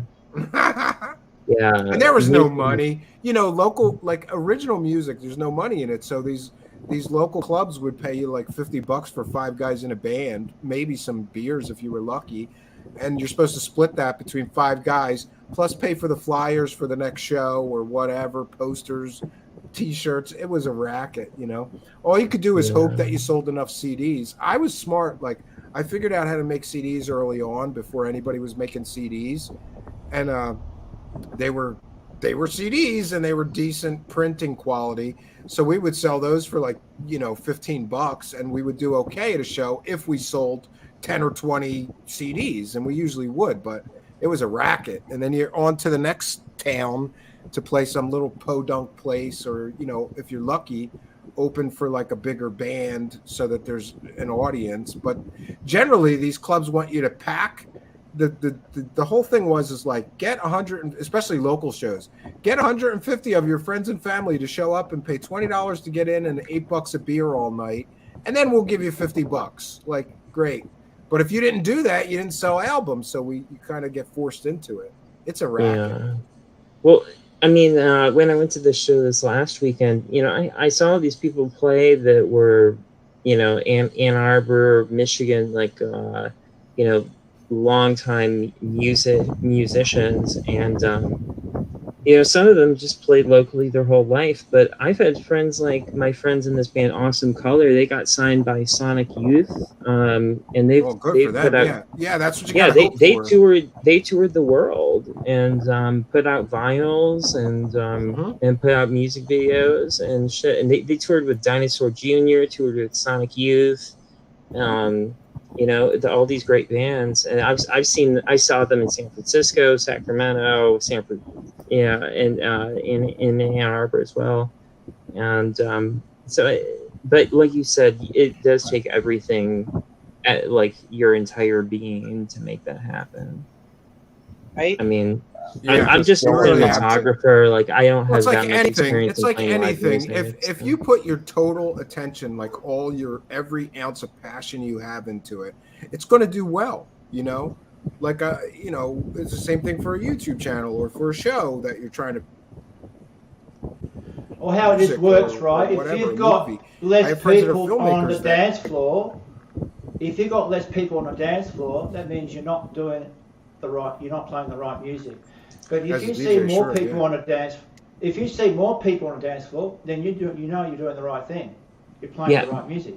But also, I've been to, when I lived in Los Angeles, I would go to these minimal techno shows that my friends would throw, and they'd bring people from Berlin to come and play. And at the end of the night, it was like fucking 8 people on the dance floor. I mean, granted, it was like 12 hours later, but the last gig I did was in the Fun Factory 2000, called the Lemmian Party. That was in the roller skating ring up in South Yarra. And yeah, so I'd done a Millennium rave party that was in 2000. Yeah, but see, that's the part that you have to love what you're doing, because you know, you have to get through like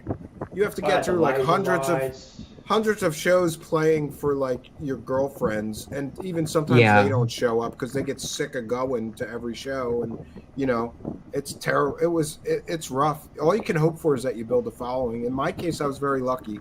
We built a great following, and we used to have people follow us or come from other states to go to different shows, and you know, it was fun. I wouldn't change a thing, but you know what? You know what I liked when I changed and started doing. I kind of got so sick of the grind, and I got sick of the people, and you know, I started doing magic shows. It was a totally different thing, because it's not my job to generate the audience. It's my job to entertain the audience. Everybody that I did a magic show for had the audience there. I didn't have to promote you know, you have to promote yourself a little bit, but you don't have to generate the audience that is, you know, in some cases you did. For some of the theater performances, I had to do things to make sure there'd be butts in the seats. But in general, most of the gigs are private gigs, and you're getting paid, you know, whatever you're getting paid for the night, $300, $500. And if nobody shows up, it's not your fault. You don't care. Like, did you ever play at the Magic Castle in Los Angeles? No, I did not, because honestly, the Magic Castle is I would call them the vampire of the magic world. They want you to fly. You have to pay. I could have, but I would have had to pay my own airfare, pay my own hotel, and then they would pay me like pennies, literally, to do all that. And it's also a lot of stress, because half the audience is magicians, and there's sort of an unwritten rule, like, if you're going to do a show in front of magicians, you have to be goddamn good. You can't be sloppy at all, or it'll get out that you were sloppy in front of a bunch of magicians and they all talk shit, and like, I didn't really want to do it. There's magic clubs, which is funny. People don't know this, but magicians get together every month. Yeah. They get together every month, and then everybody does performances, but you're performing in front of a bunch of magicians that all know how you're doing the tricks. It never made sense to me. And then there's people that get insulated, like they only perform at those magic clubs, so they don't know what works for a real audience. And I was doing real audiences. I would go to the magic clubs, and they would all tell me, oh, that won't work, this won't work, this won't work. And I'd go, do you want to see the tapes of the applause I get with that? Like, they had no idea how to do a real audience. They had no idea what worked, you know, because they're just doing tricks for their friends. That's a friendly audience, you know. It was weird. I worked with this guy, Jay Alexander, who was a magician, in San Francisco, and I know of him. Yeah. I did a DVD, like a magic tutorial DVD with him, and That's another big thing in magic, which is funny. A magician always keeps his secrets unless he needs money. Then he makes tutorial videos. Right. It makes no sense. Right? It's so hypocritical. Yeah. I don't think he would give away his best secrets, but he'll give away his usually you give away the beginner stuff that everybody like sells. card tricks and things Card that tricks other and people stuff, can easily do, like the but all advanced your shit. all Like I've your seen really friends of mine advanced who are secrets and gadgets. People don't realize that too. There's something called a gimmick in magic. Oh yeah. And a gimmick is like a little secret machine that makes the trick work. And so magicians all have their little things they've developed over the years. I've had my own. That the stuff Magic you don't. Castle's big with that. That stuff you don't gadgets. share. Yeah. That stuff you don't share. But the beginner stuff, everybody shares, and it's kind of hypocritical. Like, but keep the secrets unless you can make some money out of it, and then if you're able to be a regular at the Magic Castle, though, you can make a lot of money. You are right, but it's a lot of politics and nonsense, and you have to work for cheap for years before you get in their good graces and make them enough money, and then it's all politics too. Like all the good gigs are like any performing art. It's the same with comedians. If you're Joe Rogan's good buddy, you're going to get a lot of great gigs. It's the same thing in magic. If you're great friends with some of the magicians at the Magic Castle, you're going to get gigs there. But one of my teachers and a friend of mine, his name is J. Scott Berry. You can look him up. He performs at the Magic Castle, but he's a real old school expert. Like he went toe to toe with Lance Burton and won second place right before Lance Burton became huge and a Vegas superstar. He was like the second fiddle to Burton and a bunch of other people, but he's a different situation. They pay him like a master magician because he is. Like me, they would be like, well, you're up and coming, so we'll pay you garbage, and you'll do it just for the prestige, just for the bragging rights. You'll fly out there, play the show, and then tell everybody, I just performed at the famous Hollywood Magic Castle, but I can't buy my groceries this month because I spent it on airfare. So to me, I always turn down those offers. I was like, I'd love to do it, but unless you can pay me, I can't. Which is crazy because my friends that would come to LA, like I would take them out to the Magic Castle. They'd spend big money to go there and go to the Chateau Marmont, and there's a lot of money involved, and it's crazy that and if you really want to know more about that organization, just Google them and wait staff, because they've been involved in multiple lawsuits because they don't even pay their waiters and waitresses right. So to me, it was like, if they're not even paying the waiters right, what I don't want to get involved here. That's the bullshit thing about so much business in LA, is that there's so many people that want to do that stuff that they feel like that they don't have to pay people, that there's going to be just another person. You're just another aspiring whatever, rock star, DJ, magician. Magic sounds like the music industry, very hard to get into. I got a VDJ job. The difference, there really is a huge difference. There really is a huge difference, though, between magic and music. I would take magic any day of the week, because in magic, eventually you do get music's very hard. People are very respectful of you if you're good at it, and in music, it seems like they treat everybody like dirt, because, like Jeremy was saying, if you won't do this for $50 and pack this place for us, they treat people like we'll find 50 other people to do it. So get out of here.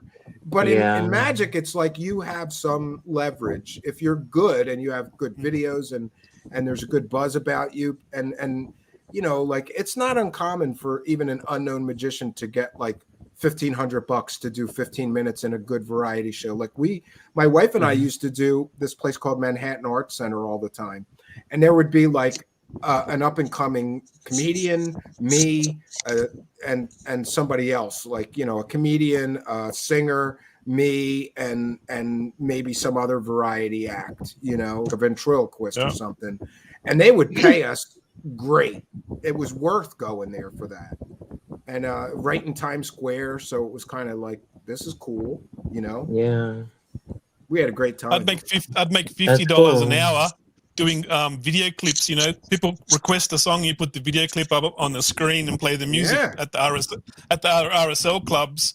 Then we went to the main town on a Friday night, and I was like, "Hey, how about I bring my turntables in?" They said, "Okay, we'll give it a try." I bring my turntables in. One or two people would dance for the video clip music that people requested. As soon as I put the wheels of steel on, and I just pump the bangers, hands in the air, people screaming, elbow to elbow, packed the whole club out. My friends are coming out, Aki's DJ, woo! And they gave me the sack because I was too good. Damn, yeah, there's a lot of hate there, man. That's right. I beat their video. Well, forget about getting drunk. My flock is apparently smoking so much that everything is funny. Isn't it, my flock? Hey, listen. Right? Just laughing at everything. This is the quality of our show panel. You know, the best thing to do, right? You know, if you're a best DJ, if you can mix drum and bass, right, then you're a best DJ. Because drum and bass is very hard to mix. Well, drum and bass is a high tempo. I mean, it can be easier to beat match at that higher tempo versus slower tempo. I think, but I'm also thinking about doing something different too. I'm thinking about mixing video clips together, blend. Your last sounds like a pro. I love it. The faster the tempo goes, so I mix a lot of hardcore industrial gabba. Where are you in the Netherlands? It's hard. Yeah, all my records are from Netherlands and Germany, and because I have to count every beat, so I'm going 1, 2, 3, 4, 2, 2, 3, 4, 3, 2, 3, 4, 4, 4, 4, 4. Whereas house is just 1, 2, 3, 4, 2. It's only 130, 120, House is the best when you're drunk and high. The faster, oh my god! The faster the music goes, the faster you have to count. So it really becomes a lot more. You got to be. It's a lot harder. The housey stuff is just 1, 2, 3, 4, 2, 2, 3, 4. Yeah, 4, 30 and 1, 2. Those people are more likely to drink a lot more. Bass snare. That's easy to make. Like a good DJ, you know, they'll sit there, they count every beat, and they on rhythm. When that song drops, that one picks up. It's all perfect in like tempo. That's it drops and some mushrooms. You're on point. Yeah, let's do this. I'm sorry. Wait, what? Here we go. Let's get the party started. Right. Right. Yeah, I'm mixing for repair at the moment, so I have to go in Adelaide and pick up my mix, so it's in for repair. It's broken down. Oh, that's not good. So when I get that back, I'll be cranking up my music and I'll be showing on YouTube. Nice. Pump up the bass. Pump up the bass. Oh yeah. When I was in high school, I've got 2,000 watt subwoofers. So I've got 2 subwoofers, 2,000 watts. And speakers are 2,000 watts. I had two 15-inch Yamaha I thought you said 2,000 watts. I'm sorry. I split my walls. The subs, I split the walls. There's cracks in my ceiling, cracks in the walls. I split all the broken plaster. Right? Yeah, I used to have a neighbor that was such a nice. She was such a nice old lady, like hippie. She was a hippie in the your system is cracking. And she nice. She saw me one time leaving for work in the morning or something, and she said, "Steven, you know, like I really support you being, you know, trying to do this music thing, but you got to do me a favor." And I said, "What?" She goes, "Every time you have band practice, all the paintings on my wall that faces your house just fall off." So we turned the speakers to the other way because that neighbor was never home. So we turned all the speakers because we were knocking all the shit off her walls. Look, he's got a subwoofer as a coffee table. Look, Star Galactic. He's got a subwoofer as a coffee table. Nice. That's funny. I love it. Look at this subwoofer as a coffee table. He's got his cup of coffee there, cup of tea. He's got a creamer there. That's cool. I've got two 1,500 watt Mackie subwoofers, kind of like that. I don't have any of that stuff anymore. I have some old big ass Sansui speakers from the 60s though. Those things kick like DJ speakers. And when I bought this house, it came with some weird old speakers. Oh, that's fresh. What record is that? Oh shit. What record is that? Clash of the Titans. That's cool. It's like a hypnotic. Yeah, there's a magic trick that uses that pattern, actually. Wow. Yeah, it's called drugs. Oh, sorry. Very nice. Well, we are radiation. I should mention Wow. that this was supposed to be also an AMA. So if there's anybody still awake in the live chat that has any questions, Good. now's the time to do it. We'll be wrapping things up here shortly. I'll take questions. My flock is ready to take the question. See? Then it isn't Ask Me Anything. You can ask my flock anything. She's gonna laugh. She's gonna laugh for all the answers. Giggling. I'll get it started, giggly girl. What's your preference? What's your preference? Tidy whities or boxer briefs? Oh, but besides naked, of course, boxers. Boxers, okay. Yeah, no women that I've ever asked like tidy whities. Why is tidy whities still a thing? No, men are weird. I make fun of them, my flock, because when I run out of clean boxers, I do have some. I call them ball huggers. They're not white, yes, but they're pretty they are. colored. And I always tell my 6-year-old that I'm going to take him outside, and he's like, "No, Dad, no, put on pants. That's gross." In Australia, we call them budgie smugglers. Yeah, that's true. Oh, and Steven. It looks like you're smuggling two budgies, two little budgerigans. Steven, you can call me Sarah or my flock, either one or both. I did call you my flock, didn't I? No, I said you can call me Sarah. Okay. Or my I'll flock, call you whatever or you both. want. That's fine. No, I'm just saying, either one. I give people options. Because typing my flock all the time isn't as easy as Sarah. Are you telling me With your pronouns? no H. Too? Yeah. Pronouns? No, what? I'm telling you how to spell my name. Yeah. Archaic Revival says, I shook the hand of the man who shook the hand of the man who shook the hand of Dan Aykroyd. Well, that's well, I shook Jeffrey Combs' hand, so shut up. And the guy that played Martok in Star Trek Deep Space Nine, because I protested them shutting down Star Trek Enterprise because it's something I protest. It's one thing I care about Star Trek. Prop says he has no underwear and likes to breeze. Well, that's I understand. You could do the kilt creepy thing. and interesting. Yeah. Can we get some pictures of that? I'm on Discord. Just kidding. B. Baker's got to leave. You can leave at any time you want to. Yeah, I gotta head out, guys. We're not. It's good to see you though in person, and Love I you, hope BB. that you'll do the next panel show. Absolutely. But you know what? I always See you, forget Sarah. to tell people. Like sometimes these things go super long. So if people just want to pop in for 20 minutes and go, don't feel obligated. I'm just. I didn't have anything else to do tonight, so I went. We'll just keep talking. Right. I had fun. Thank you. Yeah, great. thank you, B. Baker, and thanks for all you do for our channel. Yeah, I'm having fun Discord. with you, Stephen. All right, B. thank Baker you, is B. based Baker. as hell. Love you. Yes, B. Baker is based. Mm-hmm. And Poggers. Right on, right on. Sarah, what are you working on coming up on your YouTube channel? Because I need some Okay, ideas to steal. So. Oh, well, if that's the case, let me tell you. I'm going to do lots of lives. I got unlimited StreamYards now because of Walt and, Walt in chat. Walt's Corner. Walt. Yeah, my partner in crime. Yeah, anyways. And then, let's see, Jim or, I forget how, whatever he calls himself now, whatever. And this other guy I met, Mighty Whitey. They live close to me, so we're going to be doing field trips. And we'll be doing Santa Onofre, and we'll be doing Palomar and a few other places.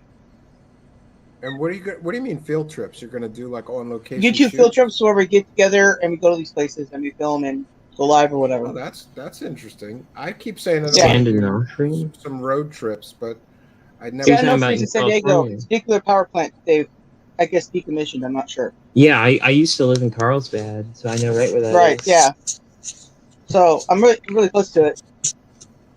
Okay. And one of the guys Cool. is in Escondido, and the other guy's in the next city over from me. So Road trip sounds cool. Bernie- so I'll be Bernie doing more of that asked- stuff. Is asking, do you think Artemis will be able to launch again early September? Will Muskman figure out engine error from this AM? Maybe. Oh. Who knows? I don't know. I You guys- am hopeful though. You guys and girls think Musk is evil? I don't think so. I think he's a He's spaz. I think he's a genius. My friend, I don't know. I thought he's like turned around and he's doing Don't good say stuff that. now. I've got shares on him. Don't say Oh. that. I've got shares on. My Somebody's friend got reckons. Tesla shares. My friends reckon he's evil because he's trying to put Right? AI in us. It's He's trying to put all actually this AI into us or something. $288 right now. Star Galactic, Better one buy at a it. time, please. Jesus God. You better buy I the was Tesla talking. shares now. You better buy the Tesla shares now. That's why they're at $288. Good for you. Yeah, my friend's paranoid that he's doing AI this and AI that, and he's trying to integrate AI into us. He thinks it's an evil plot, like Doctor No Good or something. Well, that whole scenario is scary if you think about it, because what if they do figure it out and they're able to merge AI with the human mind? It's going to be in the hands of just the elite and the rich at first. Transhumanist, movement. Yeah. And then there will be you got two robot forms- parts inside you, Yeah, and there'll be got a two remote humans. control. There'll They be have the two remote kinds of control humans. to you, because that electronic device can control you. Then, like, it like turns you into a slave, sort of. Well, it could. Yeah, that's one possibility. Perhaps. Abuse of Yeah, power. we're already Yeah. slaves to the system. Who cares? Whatever. I suppose it'd be alright for people who had hacks or whatever, they can't speak or talk or whatever. We'd have to get hacked. We'd have to get hacked chips that override the remote control. Somebody just sent me that this. possibly could happen, you know. Yeah, that wouldn't surprise me. You got to go see your illegal hacker, and he hacks the modification, removes the remote control transponder, and like you got like full biotech. Or EMP attack. Somebody just sent me this, and on Jimmy Church tonight there is somebody named Viviana Charvet, who is an advanced Octorian hybrid avatar. Oh yeah, that sounds real credible. Like it's really it's good. it's Tyler's auntie. Yeah. I just don't know where that guy's going. Total frauds now to Octorian It's Tyler's hybrid. auntie. She got on the show. She's having a go. Making them somebody says UFO they're- bucks. If somebody Gotta make says them they're- UFO bucks. I don't understand that Octorian hybrid thing without any kind of evidence or Octorian proof. Like, hybrid. trust me, It's like I'm an a alien alien, hybrid. yeah.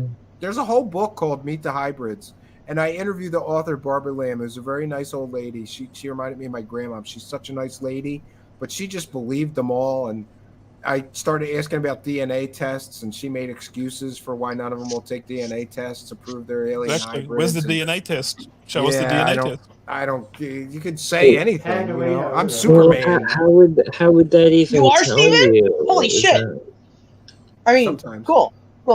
I meant Superman. Base. The DNA test could show different genetics that are not part of the normal human They evolution should. of Yeah, genetics. they should. They should be able to show something They'll be like, oh, abnormal you got in this their genome DNA. or this genome that the rest of the world doesn't have.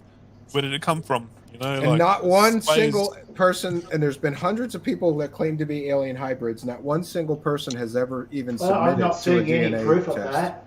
Yeah, I don't get in on that at all. I just think it's nonsense. I think they're watching too many of the X-Files. Yeah. Okay, Steven, I have to you're tell right. you something. Steven, I have to tell you something. Okay, go ahead. I love your laugh. Your laugh is bass. It just reminds me of Bro every time you laugh. Okay? You know what's so funny? I'm glad you said that, because I did that piece on the big slide, and I did really crack up while recording that. I started laughing, and then I thought, so many people tell me they like my laugh. I left it in on purpose. I could have cut it out that I cracked up in the middle of reading the script, but I left it in, a piece of it, because You got a great laugh, man. People love it. yeah, Yeah, that's well, that it's story endearing. is something else. If you haven't seen it, we started a new. Steve, your laugh is quite funny. I like it. Thank you. We started a new a series of shorts. It's called Strange Stories, and the first one is about this slide from hell, and it's so funny. They refurbished a slide in Detroit, Michigan, and somebody put way too much wax on this huge metal giant slide, and so people started going down it, and it turned into this whole thing, and people were posting videos all over the internet. Well, actually, we I need to watched that short clip of video. I did. Yeah. I saw yeah, that. we need a laugh. So we will That's who's play. based. I can. Where's this in Detroit? Yes, here. I listen to you laughing at the UFO hoaxes, and I piss myself laughing. It cracks me up because it enforces how stupid it is what they're saying. I love it. I love your laugh. This is from our new series, Strange Stories, and it's on our YouTube channel. We should have new Strange Stories soon, but this one's great. New and loved in Belle Isle would be refurbished and soon reopened for families all over the area to enjoy. Unfortunately, for people that were some of the first riders after it reopened, things did not go quite as planned. It's an Arcturian giant slide. Giant slide from hell. Oh, I think we're so broken watching it. Oh my god, we're this cut. Yeah, freaking sore ass. They can't get up.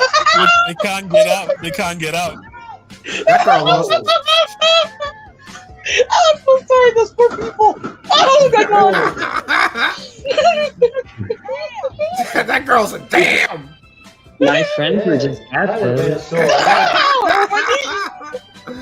People were posting videos all over the internet for days of this. Dude, this was on my Facebook today. Oh, fuck no, that's a broken tailbone right there. Is this child abuse? Yeah. We're watching this and they still put their kids on it. She hit her head on the wall. You headbutted the wall. Hey, you're not broken? Go again. Oh my god. Oh. They should already come down in body bag, right?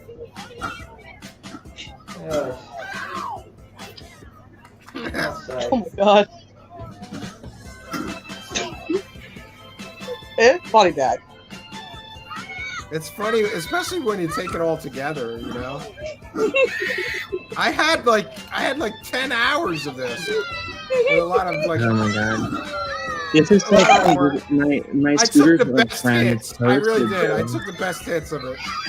Yeah, my scooter. Oh my god, these people are bouncing. I probably would have limited that. I reached out to a few of the mothers of those children that were brave enough to take the first ride. Here's what they had to say. Too many bumps.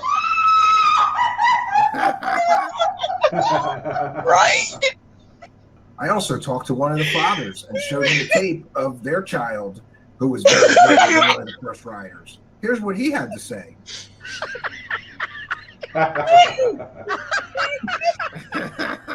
Today's strange story is literally the slide from hell. So for days now, people were posting videos of people brave enough to try this slide. It became a sort of a running joke in the area.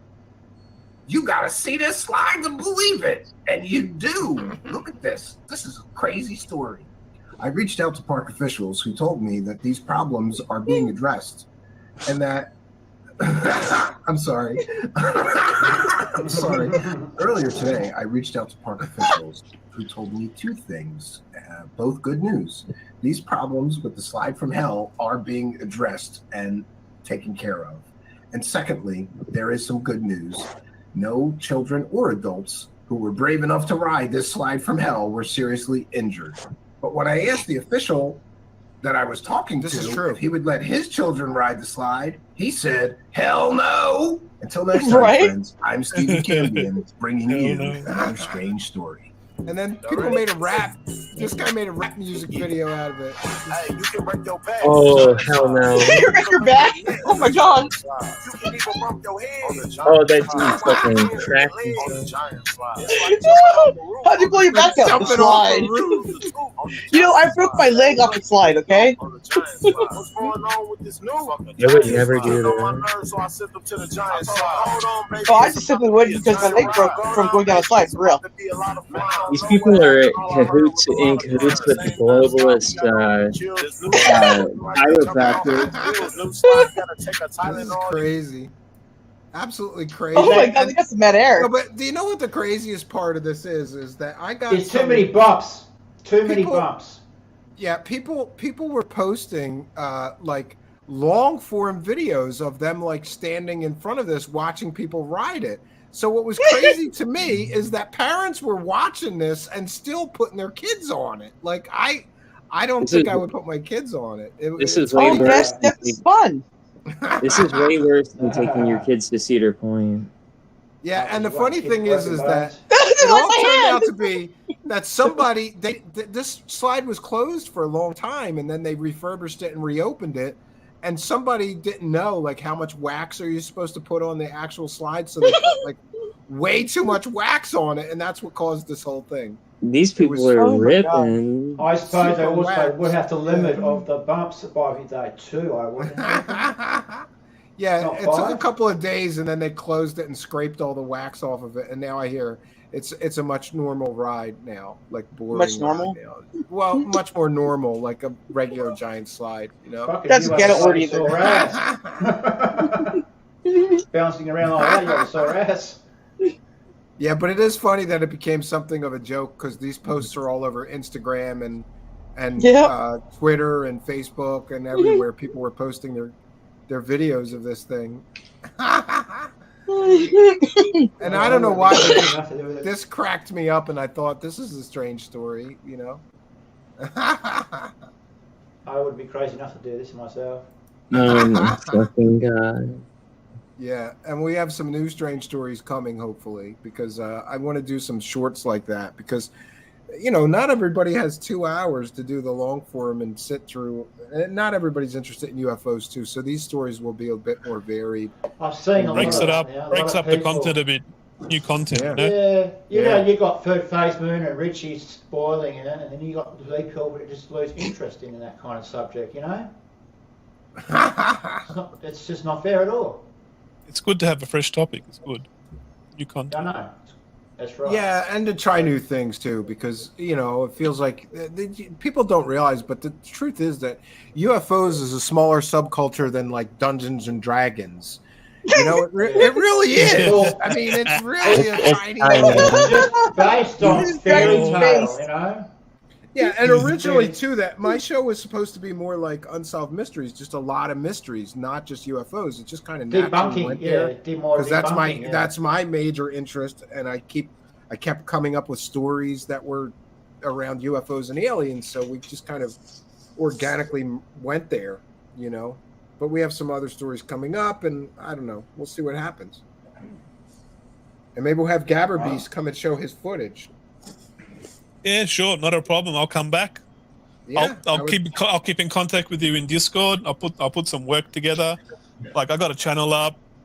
Most of my work's on my Bilibili channel, which the link's in my description on the Chinese channel.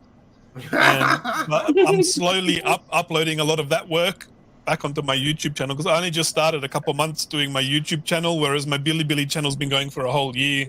Like I'm at 200,000 views there. I got a huge community in there. They're like very active. But I don't understand. Like you started posting to Chinese video sites, and then you took off. We should do Truth Seekers videos on. I'll get you on Bilibili. I'll get you on the Bilibili. Don't worry, I'll hook you up, baby. We'll get on the Bilibili. We'll get Steve Cambion on the show on the Bilibili. Like I would be at over 500,000 views plus if I kept uploading content. But like I'm a gamer and I stream on Twitch playing games, and like I have to kick myself off a game Twitch. to sit there for hours and like. Yeah, we tried Twitch. It didn't really work out for us because people were there to watch video game streaming. Twitch, they're not there to watch Twitch, I is watch bad everything on Twitch that I do on YouTube. But Twitch, mostly politics. I watch you got to pay 75% tax. So like you make $100,000 streaming 10 hours a day, you're only making 25 bricks. You know, $25,000. 75% tax. 75% of the take, really? Wow. Twitch takes 50%. The government in America takes 25%. We never got monetized there because we couldn't get like I don't know something ridiculous like 5 viewers at once for a certain period of time. We couldn't even do that. So, but we kept it up for a while, and we may go back there when we do our expansion here to 8 streaming locations. Yeah. Because it's funny though when we stopped streaming on Twitch because we could only do 3. I started getting emails from Twitch people going, "What's going on? Why did you stop?" And I'm like, "Where were you when we were there? Because we needed you to get monetized there, you know." But Right? most people just came over Ron. to YouTube that were really interested. So Yeah, but my Twitch is myflock69. well, that's interesting. Yeah, listen, to each And, their own. My son It's the watches funny that, number. and he loves watching people play video games. And me, if I have the time to deal with a game, I want to be the one playing it. I don't really want to watch somebody. The only exception is if I get stuck on a game, I like to watch a video of somebody else to figure out how to get past the part I'm stuck on. You know what I mean? Yeah, I hear you on that. My friend Cody, he made a lot of money because he would do like they call them like power runs or something, like quick runs through speed runs. There you go. Yeah, he made a lot of money doing streams on that, like fucking 10-15 years ago. And That's right, Walt. He bought like a video card to be able to stream from his system, and back in the day before share screens. back in the day. Yeah, he made a lot of money doing that, and the only interest famous for that reason. The only interest I had in game streaming is if I ever did that, I would have to stream old school games that nobody plays anymore. What, Ticklevision? You know. Well, see, not that old school. I mean, PC I love games, Ticklevision. Shut up. But you know, like Amiga old 500 games. PC You can stream Amiga 500 games. I could actually. My friend did Nintendo like Mario Brothers 3 speedruns and Legend of Zelda speedruns. I don't recommend you stream Custer's Revenge, though. Just saying. Yes, Cosmic Neighbors, I'm looking into Restream. That's one of the things we're looking into. But first step is to just upgrade the software that we currently use, which I'm already familiar with. Why don't you use OBS Studio? Well, because OBS is incredibly complicated, and the StreamYard software that we do use does everything just about that we need. There's plenty of YouTube tutorial on that. Yeah, and you just need a few months Right, to figure it all out, and I just don't have it most of the time. I have used Spooky helped me, and we figured out a few things, like we can use OBS and then port the video, pipe the video into StreamYard, but you still need you really do still need StreamYard to do some of the things that we do here, like the guests. Otherwise, you need OBS and pay for Zoom, which costs the same as StreamYard. So it's just kind of like it doesn't make sense to use just OBS. You want someone to jump on board, you have to use StreamYard basically to get the guests, yeah. Or we have to pay for Zoom, which is just like it's the same price. So to me, can you do that stream on free or on StreamYard, or just get guests in? You can use StreamYard for free, but they watermark it with a big StreamYard logo until you start paying. No, I believe that. After coming to Ron's head on my channel, that was pretty funny. You have to check that out. Yeah, I did an interview theme with Ron on my channel. Cosmic Neighbors is saying you can use OBS with Restream beautifully, but this is the same guy who told me that 3D printers work great now. So I don't believe him. Right? Ron's crazy. I tried. I don't know. These 3D printers are so finicky that it works when it wants to. Some models it prints fine. Problem with mine is that the hot plate doesn't heat up this much because it just when it starts printing it, the fucking ink comes off. Thanks, BB. I love you. So I have to use something like hot glue or whatever to keep the thing on the plate. Yeah, but we are looking into StreamYard for a couple of things, or I'm sorry, OBS, that we're going to be using for a couple of things to support what we already use, but not as a main platform. The Baker saying OBS isn't stable. That's the other issue. It crashes a lot. I use Streamlabs I do a live show. OBS. I use the Streamlabs version of OBS because it's a lot easier and a lot more stable. That's what most gamer streamers use, the Streamlabs version of it. Yeah, B Baker says they don't work consistently, and that's a problem in a live show environment. But I have heard that depends on the graphics too. Yes, depends on the graphic cards you're using.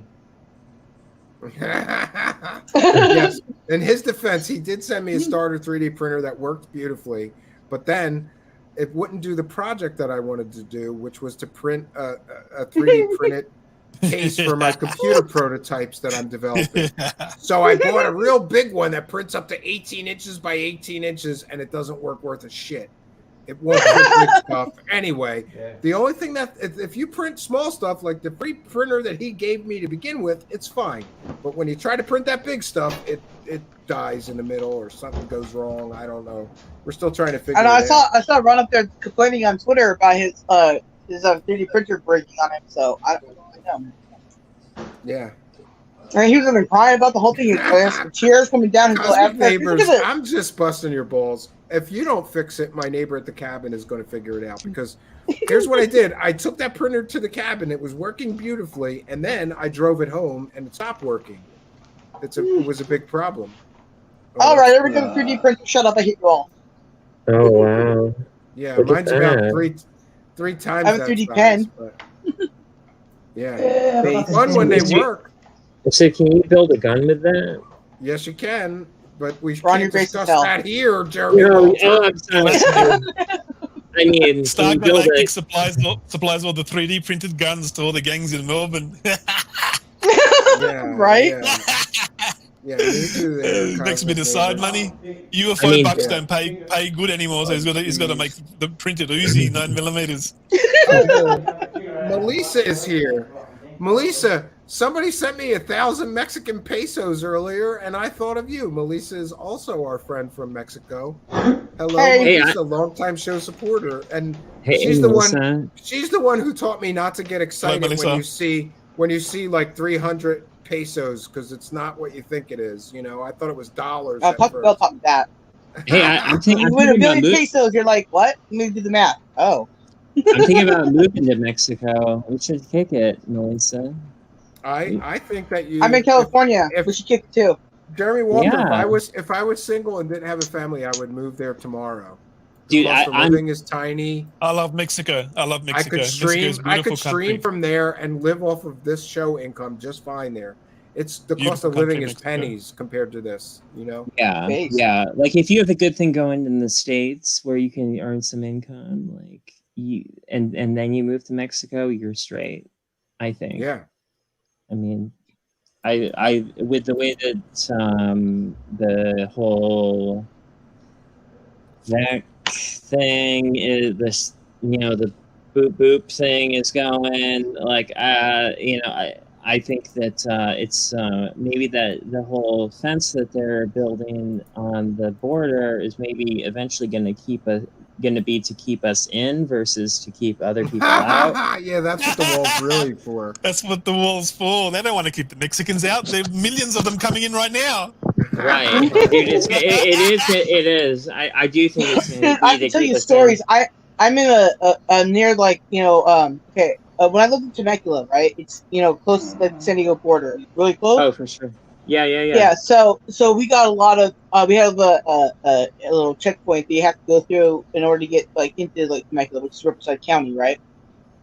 And when I was a kid, we had a van full of illegals being chased by the border patrol, and they crashed through our front yard, and they took down our tree, our mailbox, little water thing that the water was shooting out everywhere, and they crashed into our neighbor's house, right? And then the van full of them, you know, running out to the backyard into the field and stuff, right? And we had a neighbor who worked for the California Times newspaper there, and like took pictures on site and stuff. It was kind of cool. We used to have the old school black and white pictures that he took for the newspaper, but who knows? Oh my gosh! Wow. But yeah, Yeah, and I just so wanted that's to the say, first time I almost had a car through my house. I just wanted to thank the Chad Smith podcast who sent us a kind and generous $5 PayPal pledge in support of Truth Seekers Show. So we thank you, Chad Smith. Chad is based. Love Chad. Podcast. And I'm going to check in just to make sure that I did not miss any of the super chats. For those unaware, we read every single one of them, and we thank every single person who supports the show. And it is very much appreciated. I think that we already read them all, though. And if you've got any videos, raw videos you want to share with me, it's Star Galactic Federation at gmail.com, and use We Share icon on my YouTube channel to upload the video. It's a program called We Share. Okay, yeah, very good. Very good. So does anybody else have anything else to plug or promote before we bounce on out of here? Walt and me, we're a team. We're promoting each other. Okay, there you go. And Gabbard Beast, I'm not kidding. Get your videos together. I need guests, and I'm lazy, and you're already right here, so I can book you right now. Hell yeah! I'll keep in stuff touch together. in Discord. I'll get some content for you. And Hey, Jeremy thanks Walter, thanks you for should inviting me to the community. Nice to meet you, Stephen. Finally get to meet you and have a yarn and have a chat. It's great to meet you. Yeah, nice great to meet see you, in Star person. Galactic and My Flock and Jeremy. Nice to meet You're you all a too. good bunch of people. Everybody I here? enjoyed All talking right. with you Y'all all. the fuck around anytime over here. Nice talking to you. Hell yeah. All right, we're going to throw out Gabbard Beast TV and My Flock. We've already shared your YouTube channel, but tell everybody what it is again if they want to go and subscribe. My Flock is everywhere. You can see me everywhere. You guys know. There you go. Thank you very much for your participation and support of the show. Thanks for having me. It's good to have you as a panel member. Thank you. And Star Galactic Federation, an interesting man with many interesting. This guy would, you and me would be buddies because we like some of the same stuff, vinyl and technology and weird UFO that's shit. Right. I even got a drone too. Yeah. All right. DJI. Well, thank you very much. Thanks for being. Thanks for being a panel member again. You came back for a second time. Usually people do this once and they go, "This shit show, I'm not going back." No, I like your show, man. I'd love to come on your show every time. All right. Well, thank you. We love having you. Thank you, Star Galactic Federation. And Jeremy Walter, you are the last contestant on the shit panel. I mean, the panel show. Yes. And you should come back again. And you should help me with some video projects because for those that are unaware, you know, like I'm okay with editing, but I'm like slightly above hobbyist level. You know, Jeremy's like a real filmmaker. I don't know what he's doing, not making more films. He shared some stuff with me that was so high quality, I couldn't believe it. You know, like great filmmaker. Are you working on any projects now? Yeah, I'm working on a music video right now in pre-production. I'm working on somebody's concept album, so we're trying to get funding for an elaborate music video and possibly a full feature film. Oh, I've always wanted to make a whole album and put it to film too, but that's expensive, you know? Yeah, it is expensive, but he's already, you know, he spent like $20,000 or something on the album production, and he has and he has his own book with illustrations and poetry and stuff to go along with it. So we're gonna try to do a major project with it. So well, that sounds like an interesting project. I hope you get funding for it. Yeah. I was it's about the nature of power in the world and in America in America. So I don't know. I thought about reaching out to some people like you know, even like Alex Jones and some people like that, like to get some kind of internet buzz going on it. So well, I hope it's successful. We'll share it here if you get something together. Yeah, absolutely. All right, well, it's been real. All right, I want to thank you for your participation. Good night, Jeremy Walter. Don't be a stranger. Always welcome here. All right, friends, we made it through to the end. Yeah, and believe it or not, this is relatively, well, it's kind of a medium one. Sometimes these things go 7 hours. You never know who's going to jump in and join the panel here. Always interesting people. And one of the things that I really like about this show is that I get to meet some strange and interesting people. And my whole life, I've been, you know, sort of fascinated by strange and interesting people, especially strange and interesting artistic people. And we've got our fill of that here. So thanks to all of our panel members. Thanks, of course, especially to Spooky and Sixth Sense and B. Baker. B. Baker and the Sixth Sense are chat room moderators, and B. Baker's always holding down the Discord chat. By the way, you can join our Discord and talk with like-minded weird people 24/7, not just when we're doing the live show. I also want to remind everybody in audio podcast land, we love and appreciate you listening to the audio podcast, but you're missing half the fun. So go on over to YouTube, put Truth Seekers, one word, in the search bar. You'll see a strange guy with sunglasses pop up. That would be me, your host. go to that channel, smash the subscribe button, hit the notification bell, and you too will know when we're doing a live show.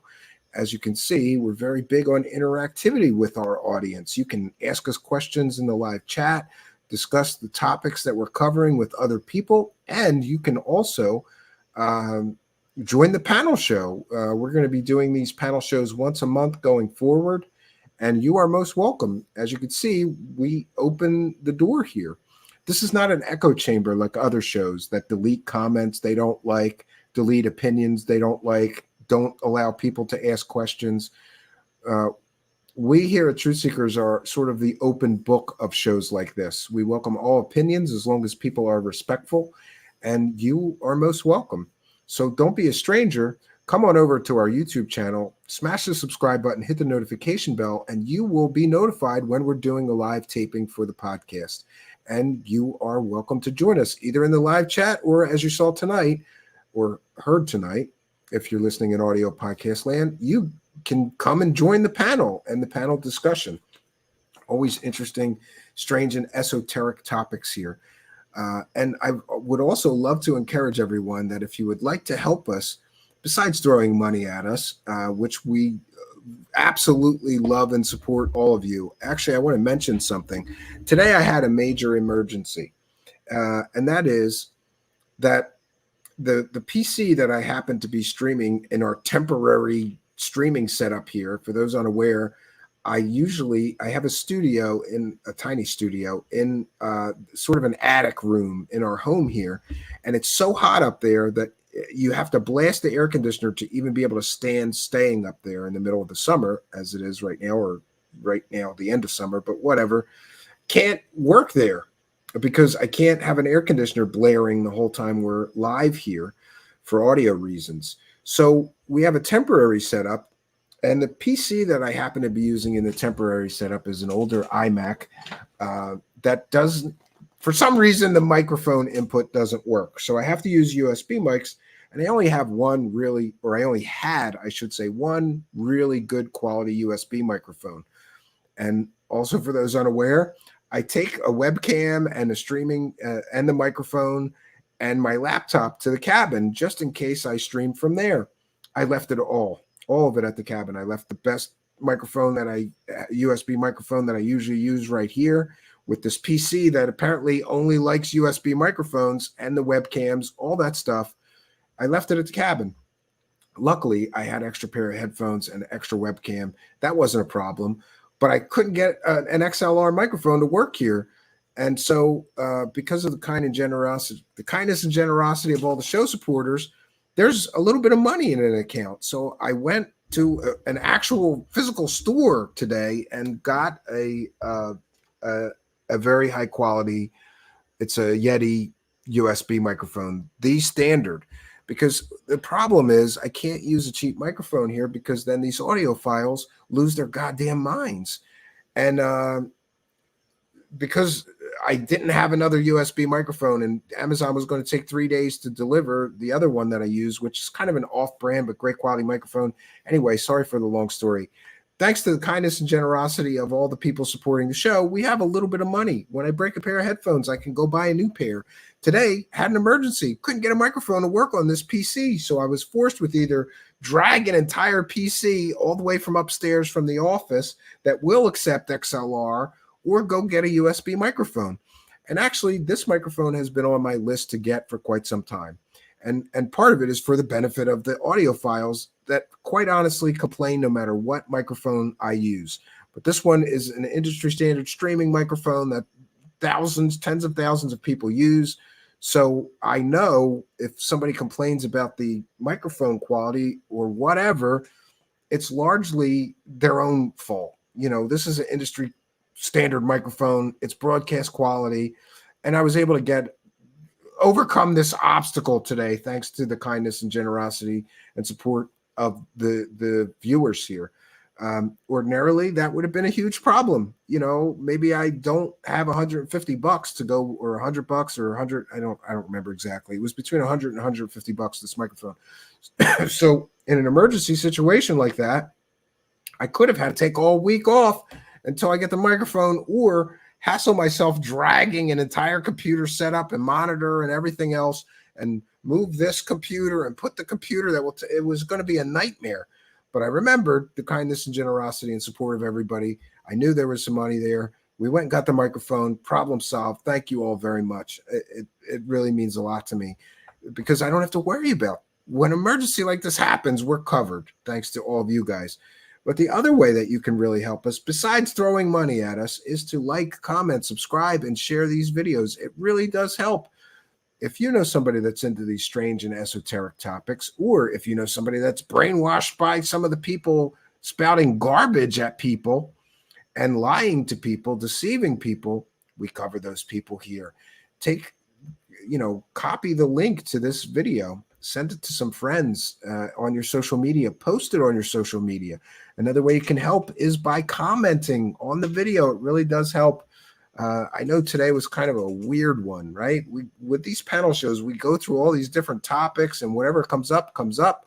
It's part of the fun, though. So let us know what you thought of the topics that we covered tonight in the description of the video. We've got a lot more coming for you. And despite what some of my, competing show hosts, I hate that term, but it's the truth. There's other show hosts competing for the same, I suppose, attention from everybody. This is a tiny subculture. That's what they won't tell you. They won't tell you the truth. And despite what everybody says, we've got great research here. We've got great evidence usually. We've got great interviews, and we would really appreciate your support. It'll help us a lot if you share these videos. It'll help us a lot if you comment on the videos. Drop a like on your way out. It really does help. So that's all I got for you, friends. We will be back tomorrow night at 9 p.m. Eastern time, and we're hoping to debut a new character from our upcoming special event, an Honest UFO Conference. That's right. What if these UFO celebrities were forced to tell the truth at a UFO conference? It's going to be a laugh riot, friends, and you don't want to miss it. So we will be back tomorrow night at 9 p.m. Eastern Standard Time. We've also got a major, huge story to break soon. Now, I don't want to share.